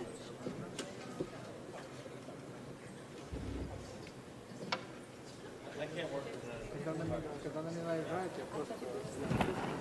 All right, so we need to get warm. We're going to do Hine Matov U'Manayim one more time. So stand up, put your arm around your neighbor, and let's do Hine Matov U'Manayim Shevet Achim Gam Yachad to begin our Nila service. Let me get in the middle for a change. Go for it. You'll be the meat and the sandwich. Just for a change. Hine Matov U'Manayim Shevet Achim Gam Yachad Hine Matov U'Manayim Shevet Achim Gam Yachad Hine Matov Shevet Achim Gam Yachad Hine Matov Shevet Achim Gam Yachad Hine Matov U'Manayim Shevet Achim Gam Yachad Hine Matov U'Manayim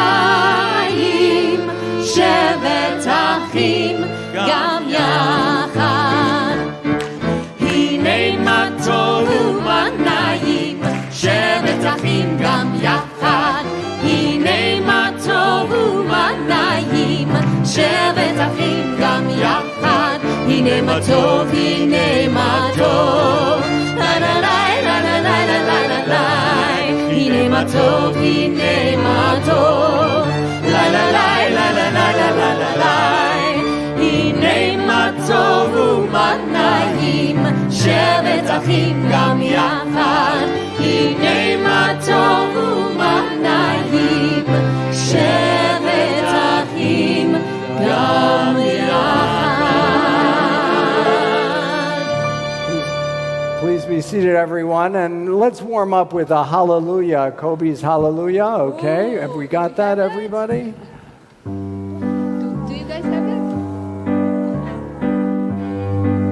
We will try from what we remember because nobody has it, but it's okay. We'll try. Hallelujah לעולם Hallelujah ישירו כולם במילה אחת בוא תדע הלב מלא להמון תודה והולם גם הוא איזה עולם נפלא Let's know Hallelujah עם השיר Hallelujah היום שמאיר Hallelujah מה שהיה היה ומה שעוד לא היה Hallelujah Hallelujah Sing the song Hallelujah We'll follow along With a simple word We bless the sky, the trees, the bird And we'll fill our hearts with joy Hallelujah Hallelujah Sounds of love Hallelujah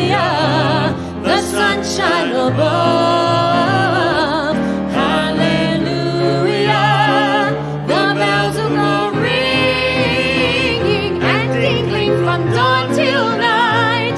Hallelujah. Hallelujah. Hand in hand. Hallelujah. All over the land. Hallelujah. Let's try from the start and sing it with all our heart. Hallelujah. Hallelujah. Sounds of love. Hallelujah. The sunshine above. Hallelujah. The bells will go ringing and dinging from dawn till night. Hallelujah. Hallelujah.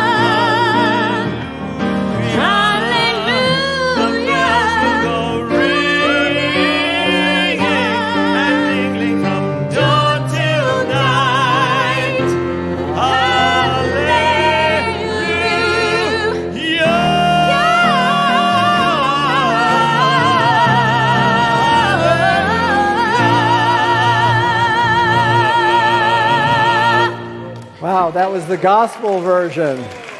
Terrific. Hallelujah. Praise God. That's what the word means. Hallelujah. We praise. We praise. We express our thanks. And as the dusk arrives and grows ever closer, the close of the day is symbolic of the closing of a gate. And in ancient times, during the time of the ancient Beit HaMikdash, the Holy Temple, there was a time where the gate would close and the prayers would be concluded. And this is that moment of Ni'ilah. Ni'ilah means Ni'ilat Hasha'arim, the closing of the gates. And it teaches us a lesson. It means a gate is now locked, and as long as the sun shone, the gates of the temple remained open to all who wished to enter. But later on, Ni'ilah came to apply to this closing service of Yom Kippur. And as the great fast comes to an end, we say, Petach lanu, open for us the gates at the hour of the gates closing. The day is nearly done. The sun is beginning its descent and is low.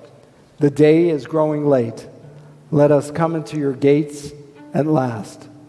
We live only once and should want to live fully. The corridor of life stretches before us, and each of us walks its length. Let's open the doors that lead to truth, to beauty, to goodness. Let's open the gates to all of those things in life that abide eternally. Before the doors are closed, before the gates swing shut, we remember the meaning of Ni'ilah. And it continues with the chanting of the Ni'ilah melody to the Chatzi Kaddish.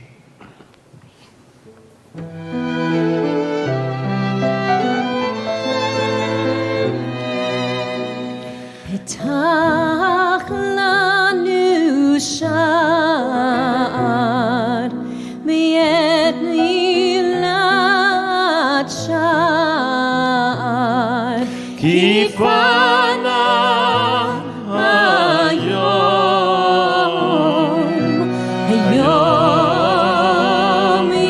ifnei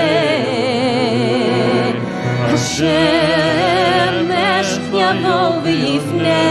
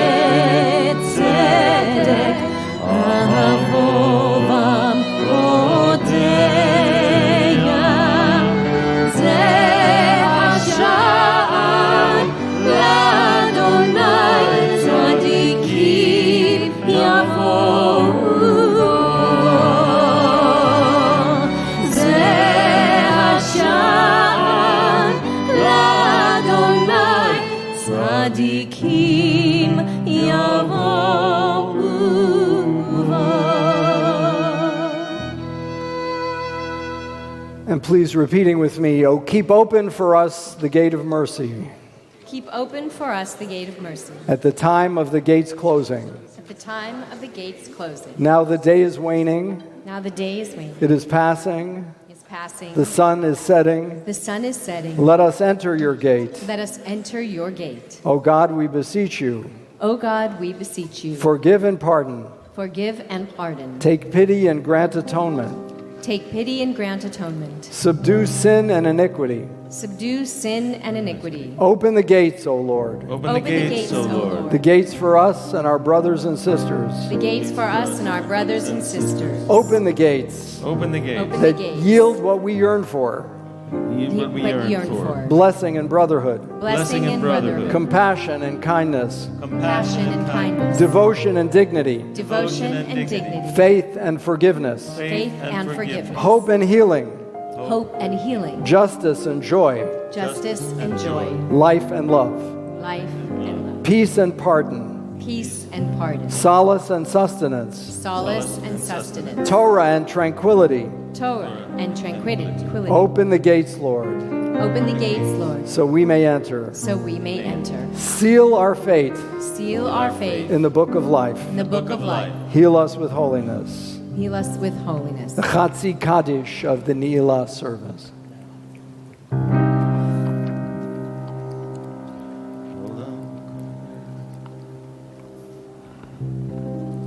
Yitgadash, Yitgadash, Shemer Abba. We'll do it one more time.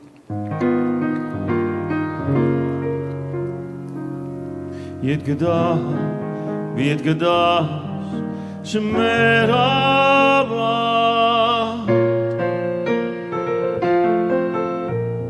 Yalma devra kerute, v'yamlik Malchutute, v'kayichon, v'yomechon, v'kayed kol ben Yisrael.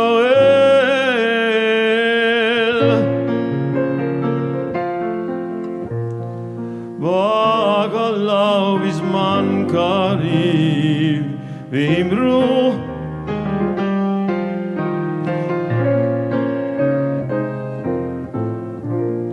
Yitparah, Vishtabah, Vitparar Vidram Vidnasei,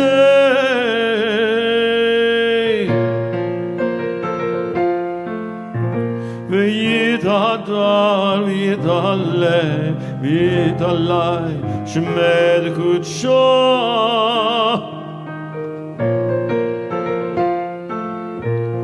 Leila Leila Min kol birchata v'shirata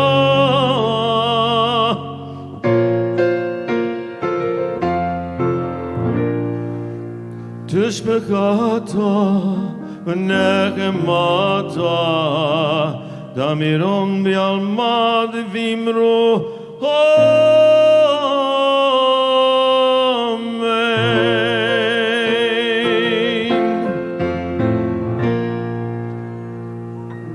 For the Amidah of the Ne'ilah service, which will be followed by the close of the Kedusha, the Lador Vador. Please rise and let's join with the cantors in the Amidah. Baruch atah Adonai Eloheinu v'Elohei Avotenu v'Imotenu Elohei Avraham Elohei Yitzchak v'Elohei Yaakov Elohei Sarah Elohei Rivka Elohei Leah v'Elohei Rachel Ha'el Hagadol Hagibor ve'Hanona El Elyon Gomel Chasadim Tovim Ve'konei Hakol Ve'zocher Chasdei Avot ve'imahot U'mevii geola livnei v'neihem L'man shemo be'ahava Zachrenu lechayim Melech hafetz b'chayim V'chatveinu בספר החיים, למענך אלוהים חיים. מלך עוזר ומושיע ומגן, ברוך אתה אדוני, מגן אברהם ועזרת שרה. And repeating with me, remember us to life. Remember us to life. O sovereign who delights in life. O sovereign who delights in life. And seal us Seal us in the book of life. in the book of life. For your sake, For your sake, O God of life. O God of life. Ledor vador, from generation to generation, we declare God's glory. Okay, you know what to do. Ledor vador. Ledor vador. Ledor vador. Ledor vador. Nagi God lecha. Ledor vador. Ledor vador. Ledor vador. Nagi God lecha. ולנצח נצחים קדושתך נקדיש, קדושתך נקדיש. לשבחך אלוהינו, ליבנו לא ימוש, לעולם לעולם ועד. לדור ודור, לדור ודור, לדור ודור נגיד God לך. לדור ודור, לדור ודור, לדור ודור נגיד God לך. כי המלך גדול, גדול וקדוש, וקדוש וקדוש אתה. לי לי לי לי לי לי לי לי לי לי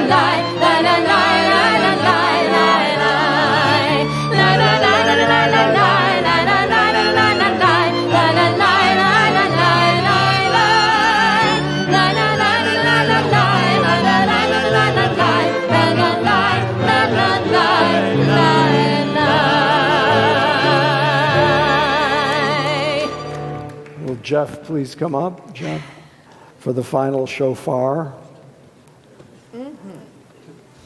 We join together in chanting the Shema and the Baruch Shem and Adonai Hu Elohim 7 times to close our Neila service.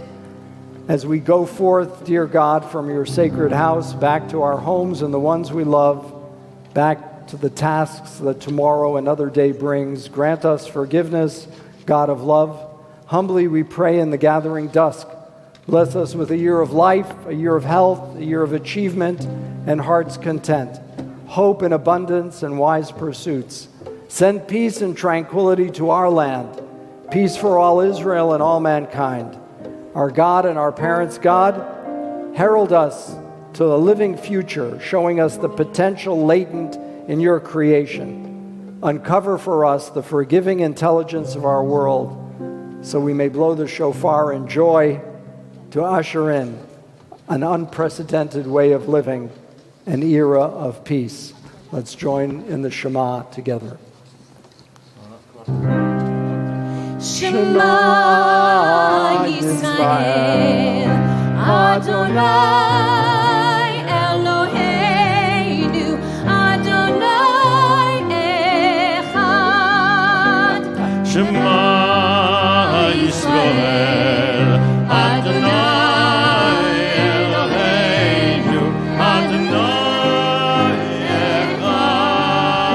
Baruch Shem Kevod Malchuto, Le'olam va'ed. Baruch Shem Kevod Malchuto, Le'olam va'ed. Baruch Shem Kevod Malchuto, Le'olam va'ed. Adonai Hu HaElohim, Adonai Hu HaElohim, Adonai Hu HaElohim, Adonai Hu HaElohim, Adonai Hu HaElohim, Adonai Hu HaElohim, Adonai Hu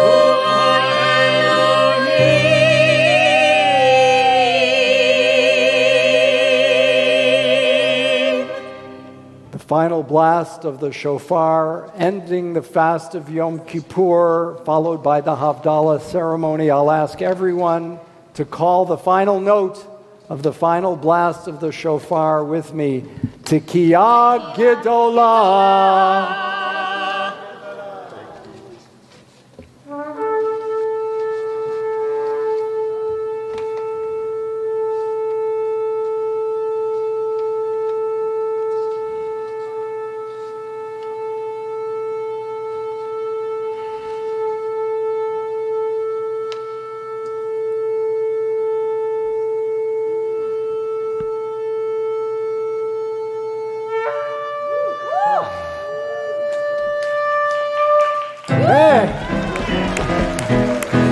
עושה שלום במרומיו, הוא יעשה שלום עלינו ועל כל ישראל, ואמרו אמן.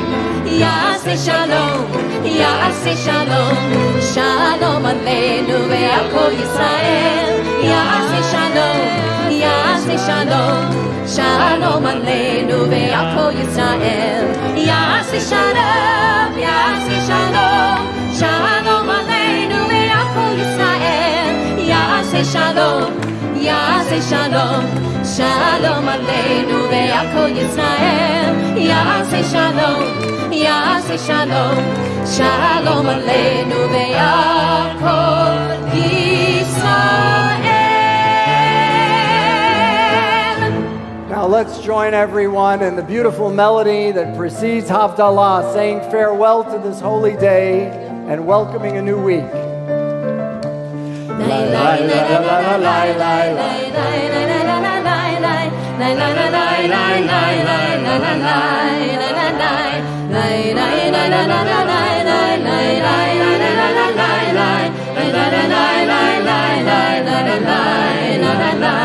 Baruch atah Adonai Eloheinu melech haolam, borei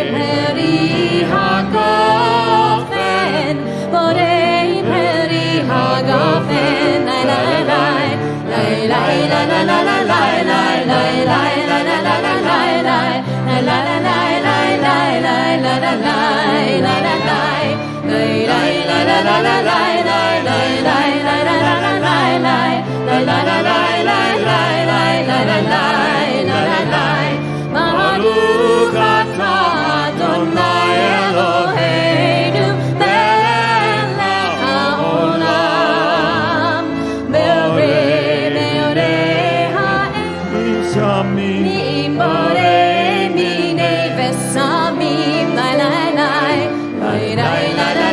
lai lai lai lai lai lai lai lai lai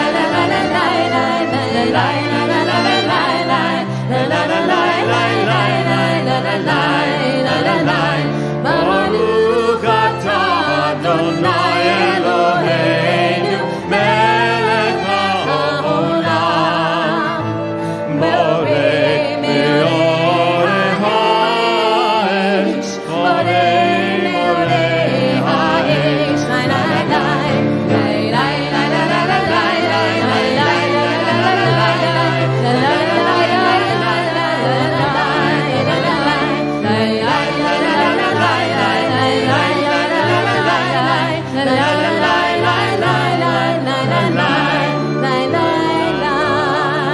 Welcome everyone to our Break the Fast and wishing everyone a sweet and healthy and blessed new year filled with life, no more disease, only joyous occasions in the future.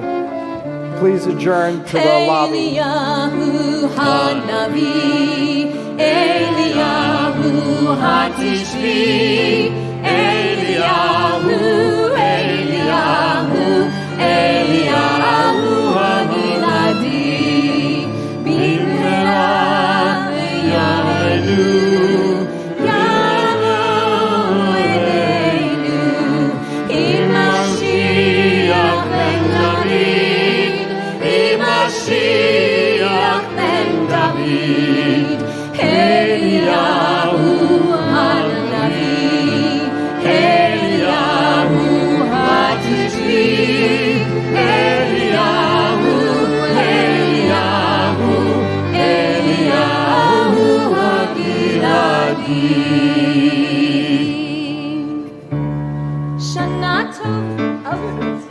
לשנה הבאה, לשנה הבאה, לשנה הבאה בירושלים.